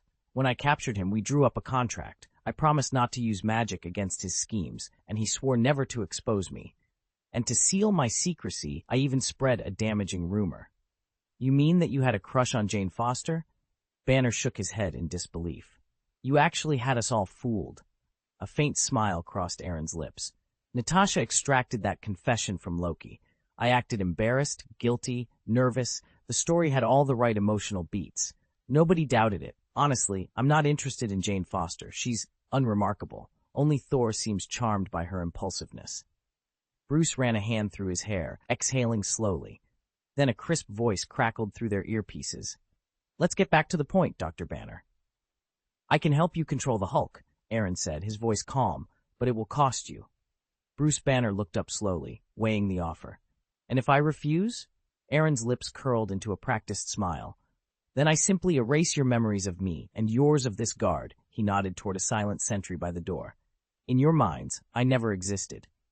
He paused, letting that hang in the air before continuing. This is the last chance I'm offering you, Dr. Banner. I admire you, not just for your brilliance, but for how you've managed your condition. Anyone else burdened by the Hulk couldn't maintain the composure you do. But if you don't see my help as worth the price, I'll find someone else. There are plenty of gifted people in this world. Banner drew in a slow breath, then asked quietly, What price are we talking about? Aaron's grin widened, though his eyes remained cool. Your loyalty, your soul. Bruce's eyebrows shot up. My soul? Are you serious? He leaned forward. I'm not asking for charity here. I have 7 doctoral degrees and one of the highest IQs on the planet. I'm not exactly short on talent. Aaron folded his arms, unimpressed. Precisely why you'll make the perfect ally. Think of it as a partnership. My resources and your intellect, united. You get your control back. I get a powerful mind at my side. Bruce glared at him, conflicted. The promise of finally taming the Hulk was intoxicating, but the price Aaron demanded was unprecedented. He closed his eyes, wrestling with the decision. Absolute mastery over the Hulk, or the risk of losing himself, revered. Bruce Banner leaned back in his chair, frowning. The idea of someone literally holding his soul felt impossibly metaphysical, until he remembered Aaron's true nature as a wizard. In that light, it didn't seem quite so absurd. He fixed Aaron with a skeptical look. Am I supposed to believe you're joking? Aaron's expression remained calm. What would be funny about this? Banner ran a hand through his hair. All right, so you want my soul. But why? What do you intend to do with it? Aaron's voice turned crisp. Your soul is the ultimate guarantee of loyalty. I need a failsafe to make sure you never waver. And, Dr. Banner, I'm well aware you've wrestled with thoughts of ending it all. If you ever decide to go that far, the least I can do is help you on your way. Bruce rubbed his temples, irritation flickering across his face. That's not exactly comforting or funny, and I'm not sure I'd cooperate even if I wanted to. Aaron gave a small shake of his head, as if disappointed. Why do you distrust me so completely? Banner sat up, his eyes narrowing. Wait, preventive measures? Have you done this before? How many people have you bound this way? Aaron's gaze went distant, as though recalling an old case. Before you, there was Francis Castle, the Punisher. After his wife and children were murdered, he was consumed by vengeance. He took justice into his own hands and executed the man responsible. I guided him to his target, ensured he carried out his revenge, and he never strayed from his word.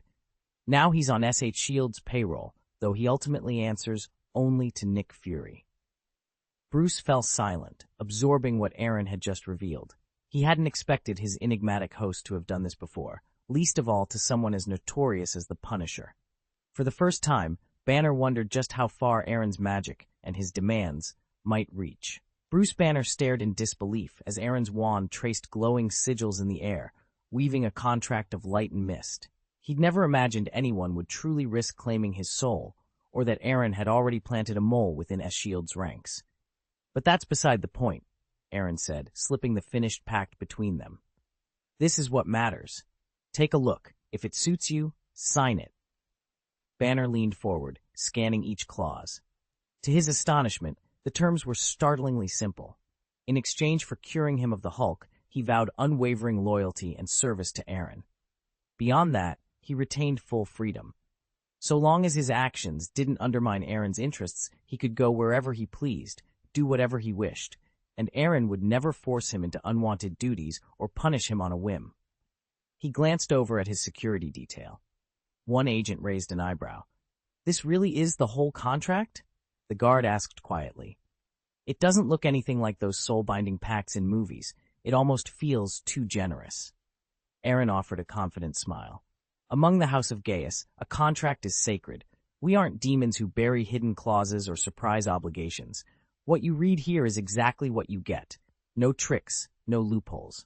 Bruce exhaled, the weight in his chest lifting. Finally, a deal he could trust. He raised the glowing quill Aaron had provided and, with steady hands, signed his name beneath the simple yet unbreakable bond. As the last letter shimmered into place, the contract dissolved into motes of luminescence, sealing their agreement, before either could change their mind. "We prefer fair exchanges," Aaron said evenly, keeping his eyes on Banner. "This is my good faith offer. So what will it be?" Banner leaned back, a wry half-smile on his face. "Honestly, I'm a little moved. I've spent years hiding that, terrified I'd lose control and hurt innocent people. I've even thought about ending it all more than once. If you really can fix this, I'd welcome it. But before I say yes, I have a few questions. Will you answer them?" "Of course." Banner folded his arms, studying Aaron. "First, how exactly do you plan to solve the problem?" Aaron nodded, dead approvingly. "As I thought, Dr. Banner, you're more astute than most. There are countless ways for humans in this world to gain power, but they all boil down to two methods: technology for the wealthy and mutation for the poor. Dr. Banner, you fall into the latter category." He paused, gauging Banner's reaction, then continued. "The Hulk is the ultimate byproduct of experimentation, raw strength and near invulnerability. I have to admit, I can't help but feel sympathy for him." Banner's brow furrowed. "Sympathy? You don't know what the Hulk has done. He leveled an entire city block." Aaron raised a hand, urging calm. "Imagine yourself as the poor soul who can't afford high-tech enhancements. Mutation is the only escape from weakness. You were given extraordinary abilities, but at a terrible personal cost. You didn't ask for this curse. In that light, isn't pity the natural response?" Banner's eyes flickered with a mix of doubt and hope. Aaron leaned forward. "Trust me, I can help you harness your gift without the endless terror of turning green and without the collateral damage. All I ask in return is that we work together as equals. No more hiding, no more guilt." Banner let the words hang for a moment, the weight of possibility settling between them. At last, he exhaled. "All right, I'll hear you out."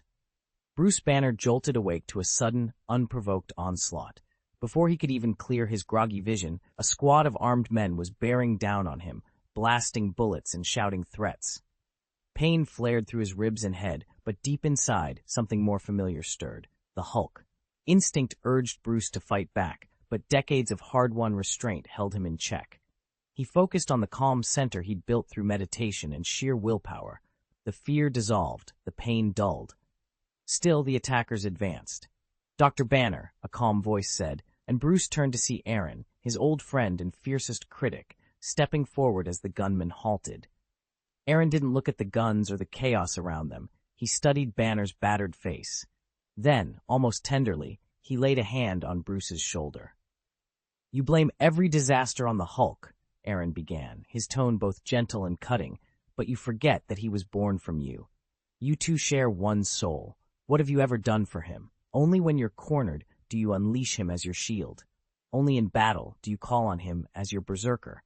And the rest of the time, you ignore him." He paused, letting the words sink in. The men behind Aaron lowered their rifles, curiosity flickering on their faces. "A child doesn't thrive on anger and violence," Aaron continued. "They need guidance, understanding, care. Yet you've never tried to understand why the Hulk is so fierce. You've never asked what he needs to feel safe. You only push him deeper into rage." Bruce closed his eyes, Aaron's words echoing in his mind. For years he'd seen the Hulk as a curse, a force to be caged or unleashed on his terms. But Aaron was challenging him to rethink everything, to treat the Hulk not as a monster, but as a lost, frightened child in desperate need of compassion. And for the first time, Bruce realized that might be precisely what he had to do. Banner's shoulders slumped as he met Aaron's calm gaze. "What do you have in mind?" Aaron shrugged, pressing the tip of his wand against Banner's temple. He murmured an incantation, an invocation of the sheep charm's soul power, and in an instant the shattered church around them dissolved. Where stone and dust had stood fell away to reveal an infinite expanse of white. Banner's eyes widened. "Where are we?" Aaron floated a few steps forward, arms loose at his sides. "Welcome to your inner world. Most people's minds are a riot of conflicting desires, lust, anger, greed, violence, jammed together in chaotic turmoil. Yours is comparatively calm." Banner let out a slow breath. "I guess it makes sense. I've spent so long holding myself together, thanks in no small part to the Hulk. Speaking of which, he should be here, right?" At Arrow, in soft snap, a tendril of emerald mist coalesced in the white void. From its depths emerged the Hulk, hunched and solitary, his massive arms wrapped around his knees. He sat a short distance away, head bowed. Banner's throat tightened at the sight. "Hulk, can he see us?" "No," Aaron replied, his voice gentle. "He can't see or hear you, unless you step into that fog." He gestured toward the emerald haze. "Shall we? For now, you're the one in control, and the Hulk is confined to that corner of your mind. It's better than locking him up in a cell. Only when your anger flares or your life is at stake does that thick green fog expand and seize the wheel." Bruce Banner nodded, then glanced down at the shimmering boundary surrounding him. His brow furrowed. This barrier is growing." Aaron regarded him with a faint smile. "Kids will outgrow their cribs. Right now you're driving, but as time goes on, the Hulk will gain ground. If you ever find life too predictable, you can always switch seats." Bruce tried to laugh. "That's not funny." "Maybe not," Aaron agreed, "but it's true." Banner drew in a steadying breath. "You want me to talk to him?" "Yes," Aaron said. "Find a peaceful way to coexist. Teach him some courtesy. Give him a taste of warmth." Bruce's eyes flicked with uncertainty. "Why do I feel like the moment I face him, he'll tear me apart?" "It's only your consciousness in there," Aaron reassured him. "He can't kill you." Bruce let out a relieved chuckle. "Well, that's something. But don't expect him to treat you gently," Aaron added. "Occasionally he'll knock you around just to blow off steam." Chapter 7. "That searing pain will bring your consciousness back to reality," the Hulk rumbled, voice like rolling thunder. Bruce Banner forced a dry laugh, swallowing nervously. "Oh, that's a real knee-slapper," he muttered. He knew better than anyone just how devastating one of the Hulk's punches could be. "So, I came with you." Before Hulk could reply, Aaron Gaius gave Bruce a firm shove, sending him stumbling into the thick emerald fog. Banner followed, heart pounding. The mist curled around them, swallowing sound and light until the green giant's massive silhouette emerged just a few feet away. Hulk's head whipped around. Recognition flashed in his yellow eyes. Banner and Aaron Gaius standing together in his domain. He didn't know how they'd managed to get past his defenses, but he certainly had a plan for sending them back out. A savage grin split his face, revealing 2 rows of mottled teeth. With a bone-shaking crack, Hulk cracked his knuckles and took a step forward. Then another. His speed picked up until he was barreling toward them, each thunderous footfall making the ground tremble. Bruce's Adam's apple bobbed as fear clawed at his throat. "Is it too late to turn back?" he whispered. Aaron rolled his eyes. "What? You already scared? Before Bruce could protest, Aaron lunged ahead, bracing himself for the incoming blow. Banner's hand shot out instinctively. Don't! But it was too late. Aaron met the Hulk's charging fist head-on, determined to hold the monster at bay. Bruce bit his lip, torn between stopping his friend and facing the reality that fighting the Hulk was a gamble no one could win. Before Aaron could even finish his sentence, two fists, one enormous, one comparatively small, collided in midair with a thunderous crack. Aaron was driven back several meters, but he refused to fall. Planting his feet, he caught the Hulk's massive punch in both hands. His wrist tingled from the impact. Strong, he admitted, flexing his numb fingers. But raw power alone won't beat you, Hulk. Can you calm down for a moment? We just want to talk to Banner. Hulk let out a guttural growl, then shoved Aaron with his free hand. Aaron skidded through the air, but instead of plummeting to the ground, he hovered, legs braced. Proof positive that aerokinesis has its uses, he quipped, winking at the hulking form charging toward him. Come down here, Aaron called. Come up if you can. Hulk thunned, a red in reply. With that, the green giant vaulted skyward, filling Aaron's entire field of vision. Aaron flipped backward, then shot upward on a cushion of wind, keeping just out of reach of those massive grasping fingers. Each time Hulk lunged, Aaron darted aside, a blur of motion taunting the raging behemoth. Listen, big guy, Aaron shouted over the rush of displaced air. Bruce needs you. No one wins a fight like this. He leveled one hand, palm open in a peaceful gesture. Help me calm him down, and I promise, no more punches. For a heartbeat, the two adversaries hung frozen in midair, Hulk's chest heaving with furious breaths, Aaron steady on his invisible breeze. Below them, the city held its breath. Finally, Hulk's shoulders stilled, and he let out a low rumble. Aaron exhaled, ready to bridge the gap between green fury and the man he used to be. He arched an eyebrow and unleashed twin yellow beams from his eyes. The lasers struck the Hulk midair with an earth-shattering boom, sending him plummeting into the ground and gouging out a massive crater. Black smoke curled around the wreckage, but true to form, the Hulk's resilience prevailed. Though caught off guard, he shook off the worst of the blast, and it only stoked his fury. As green mist coiled around the rampaging giant, Aaron surveyed the shifting air with mild surprise. Oh, he murmured. Looks like calming you down will have to wait until I've actually subdued you. No point in playing games. He dropped lightly to the ground and raised a hand in a casual wave. All right, big guy. Let's see you admit defeat. The Hulk bellowed. Hulk! Attack! And charged. In an instant he was upon Aaron, fist cocked for a crushing blow. But Aaron was ready. He sidestepped with inhuman grace and delivered a snapping right hook that caught the Hulk squarely on the jaw. Chapter 768. This is what a mischievous kid looks like. Bruce Banner's choice. Part. Crack. The Hulk snapped his head to one side, flicking a saliva-slicked tooth onto the concrete floor. Before he could even process what was happening, Aaron stepped in close. His fists whistled through the air, striking Hulk's massive torso like a torrent of raindrops, relentless, precise, and impossibly fast. Bruce Banner stood just yards away, frozen in disbelief. With each thunderous blow, his understanding of magic fractured a little more. What kind of sorcerer takes on the Hulk and wins with nothing but raw physical power? Were all those scenes in the movies lies? As Banner wrestled with his doubts, the Hulk shook off the last of the impact and lunged. Grabbing Aaron's arm, he snarled, "Now it's my turn." But he didn't see the dark blue bull's head flicker to life in Aaron's eyes, an arcane emblem that pulsed with hidden strength. The Hulk heaved, determined to hurl Aaron skyward. Yet no matter how hard he strained, the boy wouldn't budge. Aaron's lips curved into a calm, knowing smile. "I think I'll disappoint you," he said softly. In an instant, he drove his elbow downward, and the ground itself shook as the Hulk slammed back onto the floor. Aaron snatched one of Hulk's massive fingers and drove it into the ground like a pneumatic pile driver. Hulk's vision swirled. A murky green haze clouded his eyes as waves of agony radiated through his arm.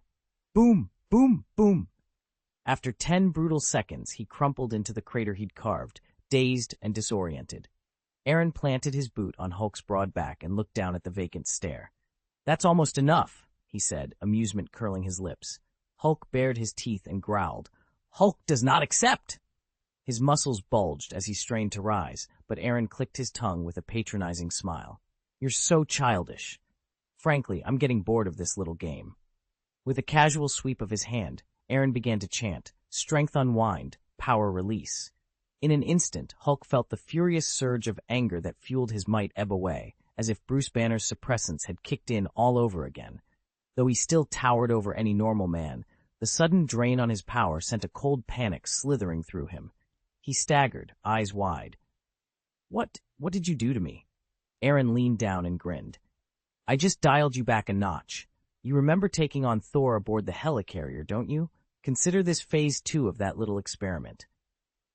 "I don't know if you've ever felt it before," Aaron said with a cold grin, "but I'd be happy to show you the true power of thunder and lightning." He snapped his fingers. In an instant, the Hulk was hurled into the air. Above him, a vast, dark purple magic circle erupted in crackling light. Dozens of jagged lightning arcs flashed along its runes, weaving together until they formed a snarling, ebony thunder dragon. With a deafening roar, the spectral beast lunged down at the suspended Hulk. Sparks hissed across his skin. Hulk's eyes rolled back, his coarse hair bristled upright, and his muscles convulsed violently. Black smoke billowed from his mouth as a gigantic skeletal visage materialized in the roaring storm overhead. On solid ground, Bruce Banner's heart pounded. "Is this safe?" he called out, concern etched in his voice. Aaron's lips curved in a smirk. "Relax. I'm not trying to kill him. Hulk's tougher than he looks." After what felt like an eternity, the Hulk's eyelids fluttered open. Pain etched every line of his face, but his spirit remained unbroken. He began to thrash in midair, his massive arms paddling like a furious swimmer. With a guttural roar, he rocketed toward Aaron. "Hulk won't submit," he bellowed, defiance ringing in his voice. And with that, he slammed into Aaron, ready to keep fighting. Aaron grinned at Banner. "I admire his confidence. That's just how troublemakers are, don't you think?" Banner forced a smile, shifting uneasily. "It's not easy to sway a stubborn kid." "Not impossible." Aaron lifted his Rarai, got hand, and slowly unfurled his fingers toward the Hulk. Almost instantly, a vast black magic circle bloomed at his palm, far more intricate than the last. The dense web of glowing runes sent a tingling numbness across their skins. Above them, storm clouds roiled, thunder crackled like gunfire, and the air filled with the acrid tang of burning ozone. Banner swallowed. "Isn't this a little over the top?" "Magic has ranks," Aaron replied, voice calm. "My previous spell was an ultimate lightning attack, about on par with Thor's current full-strength blow. But this is forbidden thunder magic. It's dozens of times more potent." The Hulk tensed, brow furrowing. "Hulk, think carefully before you speak," Aaron interrupted. Hulk let out a half-roar, then froze. High above the black circle, a second ring appeared, its runes burning a fierce, unholy red. The two circles pulsed together, and the ground beneath them seemed to shudder in dread. The red flames and crackling thunder fused in midair, sending tremors rippling through the surrounding green clearing. Branches shook, leaves fluttered, and the very air vibrated with raw energy. "I'll give you one more chance to watch your language," Aaron warned, his eyes blazing with power. "Or else. Hulk, Hulk." The big green form in front of him hesitated. The threat was clear. Aaron's attack might not kill him, but the pain would be unlike anything he'd ever experienced. Fear flickered in Hulk's eyes, but so did stubborn defiance. He clenched his fists, refusing to back down, and the two of them held that tense silence. "All right," Aaron said, lowering his voice to a dangerous whisper. "Still not convinced? Then taste the baptism of fire and lightning." He raised his arms again, summoning flame and storm. The sky overhead darkened, and the ground quivered with anticipation. "Wait, wait!" Banner shouted, darting between Aaron and Hulk, arms outstretched. "He'll get through this. Just give him a chance to." Aaron cocked his head, amused. With a wave of his hand, the glowing magic circle at his feet shattered into sparks. The conflagration above them sputtered and died. "Is that better?" Aaron asked, brow arching. "You wanted a chance to speak, Hulk. Now's your moment." Hulk shook his massive head, muscles tensing. "No Banner," he rumbled. "Banner only locks Hulk up." Banner's face pinched with hurt. "Look at him now," he said softly, nodding toward the trembling green giant. "Do you really think I want to imprison him? It's not my choice. I have to, for everyone's safety." Hulk's eyes darted between the two men who shared his mind and soul. The crackling tension in the clearing hung heavy as he struggled to decide whom he could trust. Bruce Banner's other self, the Hulk, is so feared that the moment he appears, people see a monster, and they react with panic and violence. General Ross, in particular, is convinced the Hulk belongs to the military. He's obsessed with capturing him by any means. One more rampage, and the consequences could be catastrophic. Yet every time chaos erupts, the Hulk simply retreats, and always it's blamed on someone else. Aaron met the Hulk's gaze. You heard what I said. It isn't all Banner's fault. You two have never really talked it through. You've only misunderstood each other. But now you have the chance to sit down face to face. Speak honestly. Find a peaceful solution that works for everyone. The Hulk's large shoulders slumped in frustration. Hulk just wants to be free, he rumbled. Hulk doesn't want to be locked up. Every time you break free, you want to understand things, to be free. But you wreck everything around you the moment Hulk shows up. And you just appear. What am I supposed to do in that situation? Banner's words hit hard. The Hulk snarled, baring his teeth at Bruce, then, startled, shrank back and hid behind Aaron. Seizing the moment, Aaron spoke up. Bruce, you might want to consider my suggestion. Banner looked at him, wary. What suggestion? Aaron took a steadying breath. I can install a sealing bee, a rire inside you, a kind of gateway to your inner world. Through that barrier, you could meet Hulk face to face, talk him through what's right and wrong, and listen to his needs. And since the barrier doubles as a switch, you decide when to let him out. No more relying on unpredictable emotions to keep him contained. You treat him as a partner, not an enemy. Banner's eyes widened in surprise. Is that really your plan? More or less, Aaron admitted. It's the best approach I can come up with. The only other option is to lock Hulk away forever, seal him completely. You'd live out your days as an ordinary man, and Hulk would vanish for good when you die. Banner stared at him, weighing the choice. A partnership forged by understanding, or the promise of permanent peace at the cost of sacrificing a part of himself. Bruce Banner stood before the Hulk, who knelt in silent submission.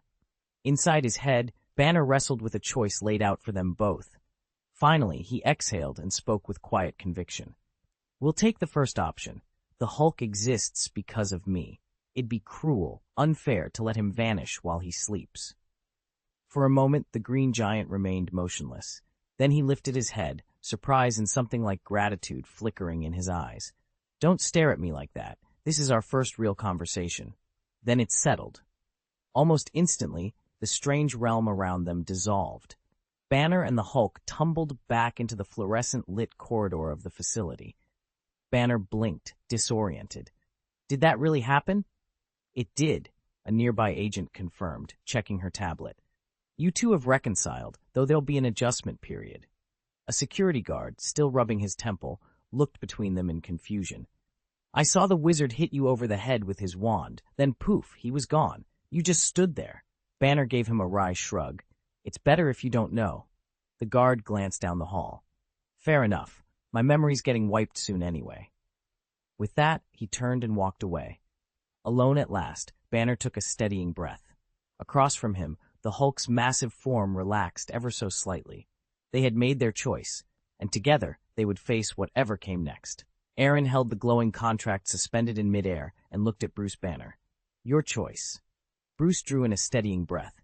How do I sign? I don't know any magic. Aaron smiled. It's simple. Just reach out and write your name in the air. Reluctantly, Bruce extended his index finger.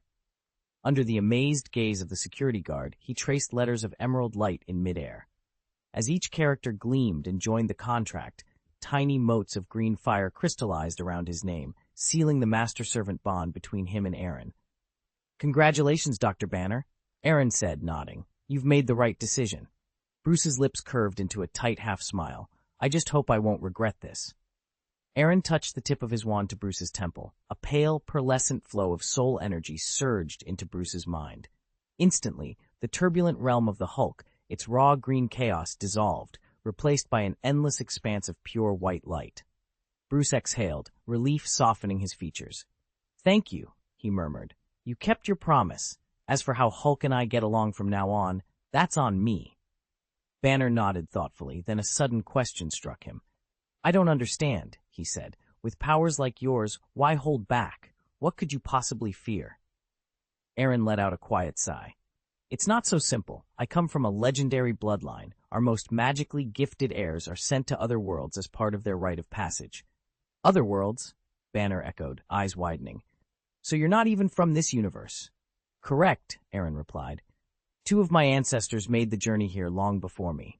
The first arrived in an age lost to time and waged war against ancient dimensional demons. Even if he'd faced nothing but peace, centuries of conflict left their mark on him. The second ancestor struck a pact with the gods, swearing never to harm mankind, and spent centuries sealing powerful entities on Earth. Of all their allies and enemies, the only one I know by name is the progenitor of the vampires. As for the rest, I can only imagine they're every bit as formidable. How many friends or foes they amassed, I don't know. But one thing's certain, our family's legacy is far deeper and darker than anyone here can imagine.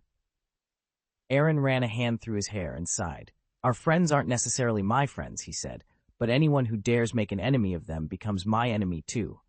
Those foes can't touch the originals, but me, I'm just a fragile, helpless descendant. They could crush me without even trying. He leaned against the bunk, voice dropping to a whisper.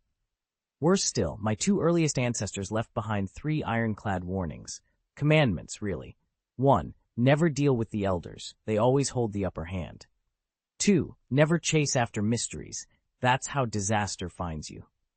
3. Under no circumstances reveal that you're a magician or suffer the consequences.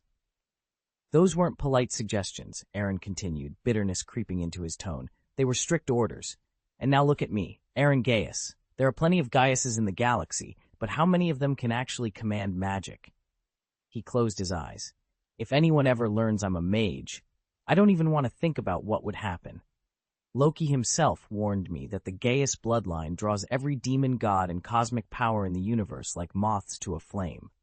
Banner's face twitched. He swallowed hard. So let me get this straight. I'm on a pirate ship? Aaron shook his head with a tired smile. You can't call it that, he said. First, my 2 earliest ancestors chose the name Gaius for reasons you're about to learn. Unless there's an irreconcilable feud or a sworn blood oath against me, nobody's crazy enough to pick a fight. The risk simply isn't worth it. Besides, I'm no pushover. I can handle almost any trouble that comes my way. By my estimate, my second ancestor ranks at least at the Heavenly Father tier, and he lives quite comfortably in this universe. In short, once I reach Heavenly Father status myself, my safety will be all but guaranteed. A security guard cleared his throat and glanced around nervously. Excuse me, sir, but what exactly is a Heavenly Father? I gave him a patient smile. Think of our universe's power structure as 6 main tiers. 1. Surface level. 2. Sub-Heavenly Father. Level 3. Heavenly Father level. 4. Single universe level. 5. Multiverse level. 6. Omnipotent universe level. Each main tier is subdivided, sometimes into 3 grades, sometimes 6 or even 9, so there can be big differences in strength even within the same level. Surface-level fighters are formidable, but can't leave their home planet. Think top assassins like Natasha, or feral powerhouses like the Hulk. Sub-Heavenly Fathers can survive and even fight in open space, but only for short bursts. Heavenly Fathers, by contrast, have transcended ordinary life. Their mastery over matter and energy is so complete, they could obliterate a planet if they chose to. Odin's voice echoed through the chamber, calm yet impossibly vast. Thor's father, the All-Father himself. I am the father of the gods, the very summit of divine power. In sheer combat prowess, I could outmatch even the mightiest heroes of an entire universe. Banner and the security chief both froze, jaws dropping, as that staggering claim crashed over them. After a heartbeat, Banner swallowed hard and steadied himself. So, what level are you operating at right now? A faint, almost amused smile curved Odin's lips. The form you see before you, functioning on only half of my magical strength, can barely be classified as a celestial patriarch. Even Thor and Quake together would only reach that rank. They carry too many flaws. I have none. Defeating them would require next to no effort. Banner's eyes widened. Wait, so you're not really Gaius? Odin nodded. His golden rash shimmered in the low light. Correct. I am Odin, Only Frigga and Loki know my secret. Asgard remains allied with Gaius, and Loki, bound by ancient oaths, would never betray me. Banner exhaled, a mix of relief and lingering unease washing over him. You said I'm your favored one. Does that mean Gaius's enemies will mark me as a target too? Odin's deep chuckle filled the room. As long as neither of us speaks a word, no one will ever suspect you are my favorite. And soon, when I ascend fully to godhood, I will finally return home. When the moment comes, if you leave this universe with me, you'll remain perfectly safe. Chapter 769. You can do it. The space portal opens. Bruce Banner stood before the swirling portal, every muscle in his body tensing with uncertainty. Aaron's offer still rang in his ears. Leave this world behind and come with me. It sounded too good to be true, and yet every instinct in Bruce's mind longed for the peace he'd never known on Earth. Leave this world with you? Bruce's voice was quiet, edged with both hope and hesitation. Aaron stepped forward, folding his arms. His tone was gentle but unwavering. Dr. Banner, believe me when I say this could be the fresh start you need. As long as the Hulk exists, you'll always be an outsider. No matter how hard you try to blend in, people see you as an alien, a threat. You've spent years on the run, never truly free. In my world, you could live in peace. Bruce hesitated. Your world? Aaron nodded, a faint smile tugging at his lips. Yes, a realm where magic and technology walk hand in hand. You'd be amazed at what we've accomplished. And the Hulk? You might worry he'd stand out even there, but compared to Dementors, dragons, Balrogs, he's practically cuddly. Bruce let out a hollow chuckle, rubbing his forehead. You really know how to sell it. Those creatures are rare, Aaron said. What I'm saying is that in my world, Hulk wouldn't be a monster. He'd be part of something bigger. If you choose not to stay, that's your right, but at least you'd have the choice to live without fear. Bruce gazed at the portal's violet glow, every memory of Earth's dangers and betrayals flashing before him. The chance for a new life, one where he wasn't hunted, pulled at his heart stronger than any scientific curiosity ever could. He took a measured breath. One question, if I go through this portal, there's no going back? Aaron's smile softened. No going back, but you'd finally be free. Bruce looked at the rippling surface, the promise of magic and acceptance shimmering beyond, and for the first time in years, he felt hope. Aaron's eyes gleamed with determination. Once I ascend to Heavenly Father, I'll create my own kingdom of God. Banner's jaw dropped. Your own kingdom of God? Like Asgard? Aaron shook his head. Not at all. My kingdom will be a private dimension, safer, more stable, more secretive, and ultimately more powerful than Asgard. That's why I'm recruiting a select few favored ones. After the kingdom is established, we'll need people to help draft its laws and shape its very foundations. In effect, my favored ones will become the first citizens of an entirely new world. He paused, as if considering an unspoken question. Should you have a family by then, you're free to bring them with you. I want every person who joins to share fully in what we build. Banner shifted uncomfortably. Aaron was offering far more than a mere promotion. He was promising a place in a new reality. And having already signed his contract, Banner had little choice but to accept. Thank you for explaining everything. A fresh start. It does sound enticing. Aaron smiled, confidence unshaken. It won't be long. In less than 10 years, I'll master the pinnacle of magic and wield enough power to give birth to a world.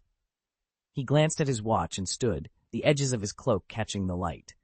Now, I must return to the helicarrier. With that, he swept away, leaving Banner to ponder a destiny more vast and mysterious than he had ever imagined.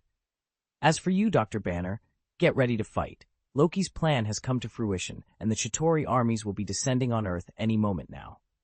Banner's eyes widened. What? Where? Aaron met his gaze coolly. You'll find out soon enough. In the meantime, I suggest you secure some kind of transport, fast. He turned to the security guard standing off to the side. Uncle, are you ready? The guard shrugged. Whether I'm ready or not, we've got to move. Exactly. Aaron lifted his wand and pointed it at the guard. Now, forget everything you just witnessed. With a sharp crack, the guard blinked, expression smoothing over. He straightened the borrowed suit jacket and offered Banner a confident grin. These clothes fit perfectly. You mentioned transportation. What's the plan? Banner's pulse raced as he realized Aaron had altered the man's memories. Is there anything available on short notice? The guard laughed softly. Actually, I've got a motorcycle out back. Full tank, but I'm only lending it. Won't be around to collect it later. Understood, Banner said, relief flooding him.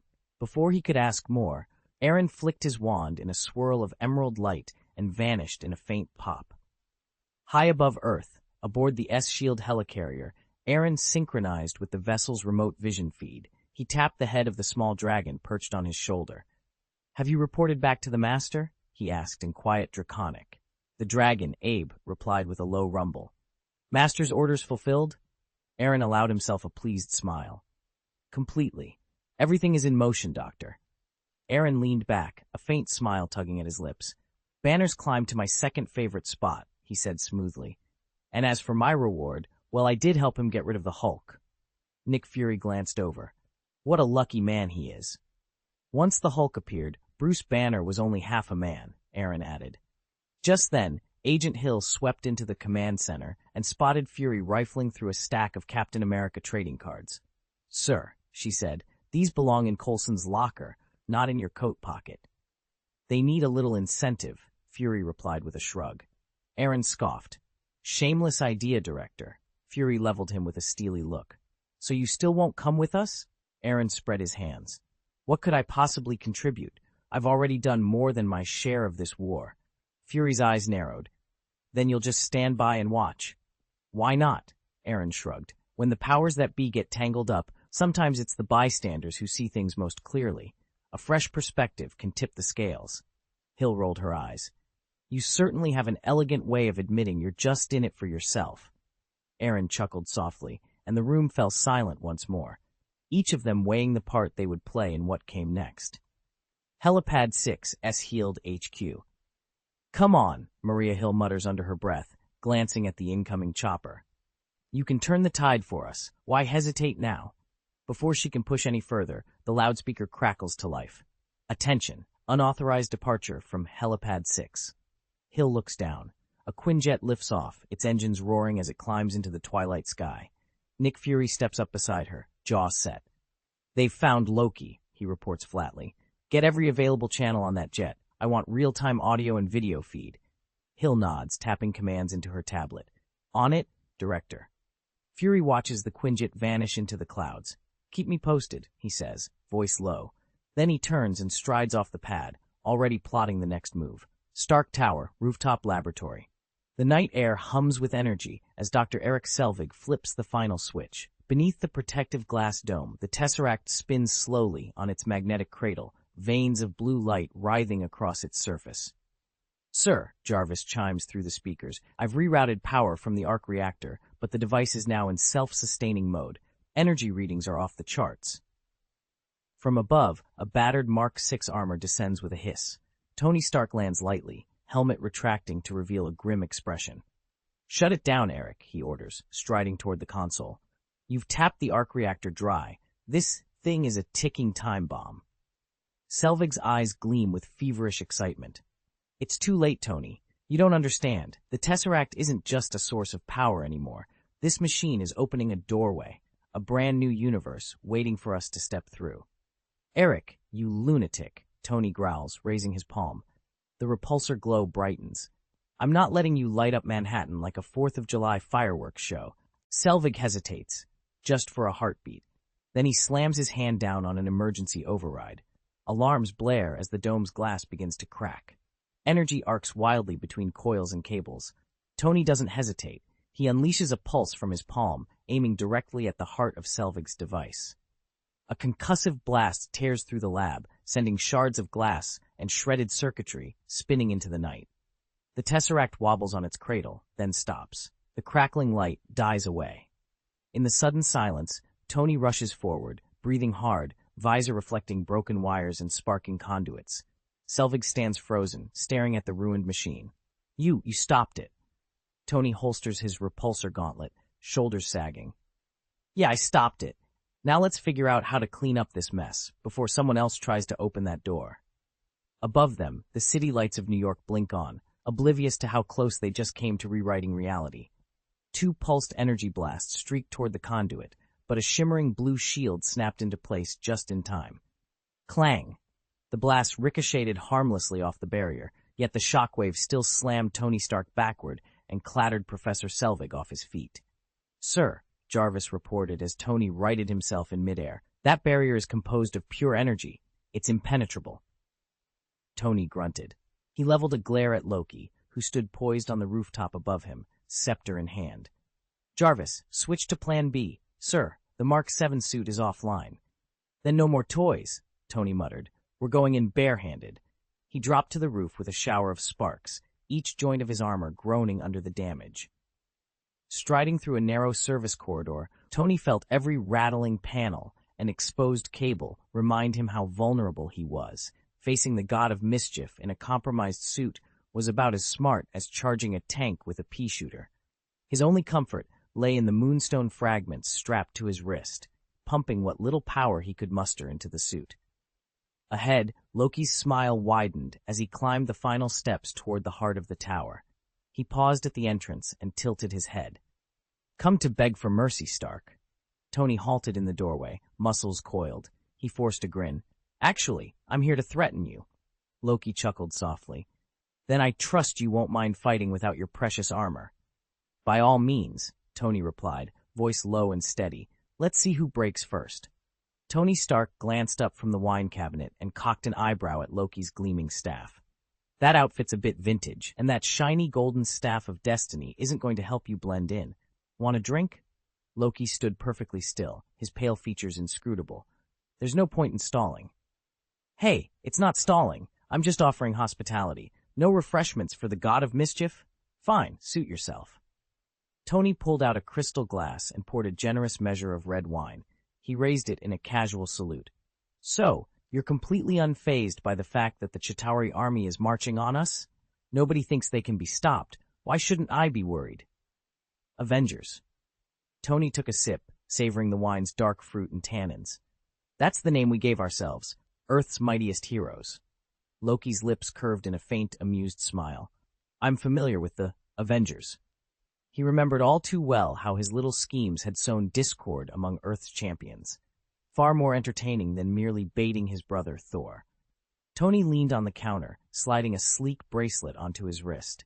With a soft click, it glowed with a faint blue energy. "Okay, let me break it down for you. We've got your demigod brother, brimming with Asgardian strength, a super soldier who's been thawed out of the ice, an immortal who lives up to his legend, a guy who might snap in a second, and a pair of top-tier marksmen. And then there's you, Mr. Mischief, who managed to piss them all off in record time." Loki's pale eyes glittered, exactly as planned. Tony took another swallow of wine and gave Loki a pointed look. "Not exactly the wisest move," he set his glass down, "but if you ever change your mind about playing nice with the team, you know where to find me." Lightning flickered across the sky as Loki stood unflinching amid the shattered columns of Stark Tower's ruined atrium. His green cloak whipped in the wind, and in his hand the Mind Scepter glowed an eerie blue. Opposite him, Tony Stark, Iron Man, hovered in full armor, flanked by Captain America, Black Widow, and Hawkeye. The tension crackled like radioactive energy. Loki's voice was low and confident. "When they come, and they will, you will pay for opposing me." Tony's gauntlet panel slid open to reveal the fierce red and gold of his suit. "I have an army," he shot back. Loki smirked. "We have the Hulk." A hush fell over the assembled heroes. Tony tapped his HUD. "Didn't that beast slip from your control? Didn't he nearly destroy half of Manhattan?" Loki's smile turned ominous. "You're missing the point, Stark. There will be no throne for you, no cosmic crown. Even if your puny Earth army can't resist what's coming, that burden will lie squarely on your shoulders. And if you fail to protect this world, just wait. We'll have our revenge." Without warning, Loki advanced, raising the Mind Scepter. A razor-sharp shard of psychic energy formed at its tip and shot toward Tony's heart. With a wordless command, Tony's wrist unit snapped shut. 6 moonstones, gifted by the sorcerer Gaius, flared to life, projecting an iridescent orange shield that shattered the attack in midair and scattered the scepter's blue glow harmlessly to dust. "Impressive," Tony muttered, lowering his visor. He exhaled, a wry grin curling the corner of his mouth. "This little gadget works even better than I remembered." Loki paused mid-stride, eyes narrowing as he took in the stones embedded in Tony's gauntlet. Gaius's work, he observed softly. You actually know him? Of course you do. He's the one who dismantled the destroyer and rescued your demigod brother. Tony straightened. He is, yes, and those 6 moonstones are all you need to remember that some powers are older and far stronger than you. Loki laughed then, a chilling sound that echoed through the ruined hall. Do you really think that's a good thing? Stark! His laughter faded into a sinister silence as both sides prepared for the clash that would decide the fate of Earth. I watched him hand over that so-called defensive weapon to you and felt a weight lift off my shoulders. He won't be joining the next war. That's a relief. My greatest unknown no longer stands in my way. Tony Stark raised an eyebrow. Your greatest unknown? He repeated. You really think that highly of him? Loki's lips curled into a smirk. I hold little regard for any of you, he said smoothly, but he is different. He's dangerously unpredictable. Then, as if tired of pleasantries, he turned on Tony. But enough talk. Let's see how well you've overestimated yourself, shall we? With a swift motion of his scepter, Loki struck, sending Tony crashing onto the marble floor. The enchanted armor covering Stark's body rippled, but did nothing to dull the pain. Jarvis, Tony began, struggling to push himself upright. Before he could rise, Loki's hand shot out and gripped him by the throat, lifting him off his feet. You will all kneel before me, Loki hissed. Your precious magical defenses have a limit. Ever wonder what happens when you fall from a skyscraper? Repulsors, Jarvis, fire repulsors now. But before Tony's suit could respond, Loki hurled him through the floor-to-ceiling window. Glass exploded in every direction as Stark plummeted into the void beyond. Just then, the Mark VII armor burst from an overhead hatch and rocketed toward Tony. As he plummeted, its segmented plates unfurled and locked onto the wrist-mounted control on his gauntlet. In a heartbeat, the suit sealed around him, absorbing the impact as he skidded onto the rooftop fully armored. Tony didn't hesitate. He spun, blasted off the ground, and hovered a few yards in front of Loki. Nice digs, he called out with a smirk. But you've just made an enemy. His name's Phil. Loki's eyes flashed. He slammed the scepter to the ground and thrust it forward, emerald energy crackling into a massive orb. Before the blast could form, a concussive wave rippled across the terrace, hurling him off his feet. Tony was about to press the advantage when a brilliant cobalt beam shot straight into the sky. The device behind him had activated, the Tesseract. In that instant, the cosmic cube tore the air apart, ripping open a dark blue vortex hundreds of meters wide. Within its swirling depths, flecks of light danced like distant stars. The portal shuddered, then disgorged armadas of Chitauri warships. They streamed out in formation, skimming above the skyscrapers as Manhattan braced for its first glimpse of an otherworldly invasion. Tony's HUD flared to life with an urgent alert. The army is coming. He keyed his suit into combat mode and rocketed forward to meet the first wave of Chitauri soldiers. As they spotted him, the aliens opened fire with crackling energy cannons. Tony weaved through the blasts, unleashing focused pulse waves from his gauntlets, while his shoulder turrets hurled dense salvos of micro-missiles. Boom, boom, boom, lighting up the sky with successive detonations. For a moment it seemed Earth's champion might turn the tide. But even Iron Man's arsenal was no match for a locust-like horde. Despite his relentless defense, dozens of Chitauri streamed past him, diving toward the city from every angle. They rained blue laser barrages down on the streets, and, fanned out at the speed of a motorboat, the invasion spread through every neighborhood like a virus.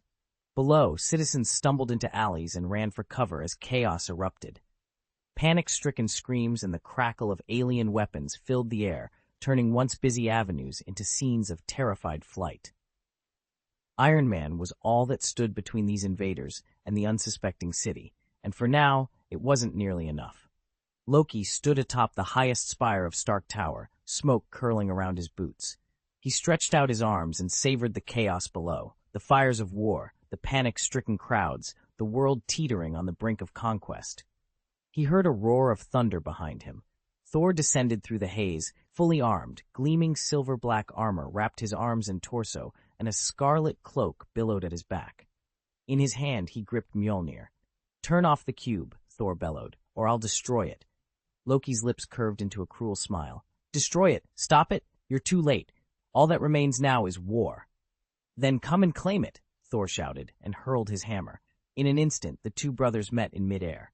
Mjolnir crashed against Loki's scepter, its mind stone pulsing at the tip, and sparks flew where gold met iron. Lightning crackled, the tower trembled, and their titanic struggle set the sky ablaze. From the northeast, a jet roared in low. Inside, Clint Barton and Natasha Romanoff shared a headset with Tony Stark. "Stark, we're at your 3 o'clock, moving northeast," Barton reported. Tony rolled his eyes, even though Clint and Natasha couldn't see him. "Did you two take an ox cart? I've been flying circles down here for ages." Natasha shot back over the comms. "Sorry to keep you waiting, genius, but we can only fly so fast in a straight line." "Fine," Tony grumbled. "Head for Park Street. I'll draw their fire there." Below them, lightning and magic collided. Above them, reinforcements raced into the fray. The battle for New York had begun in earnest.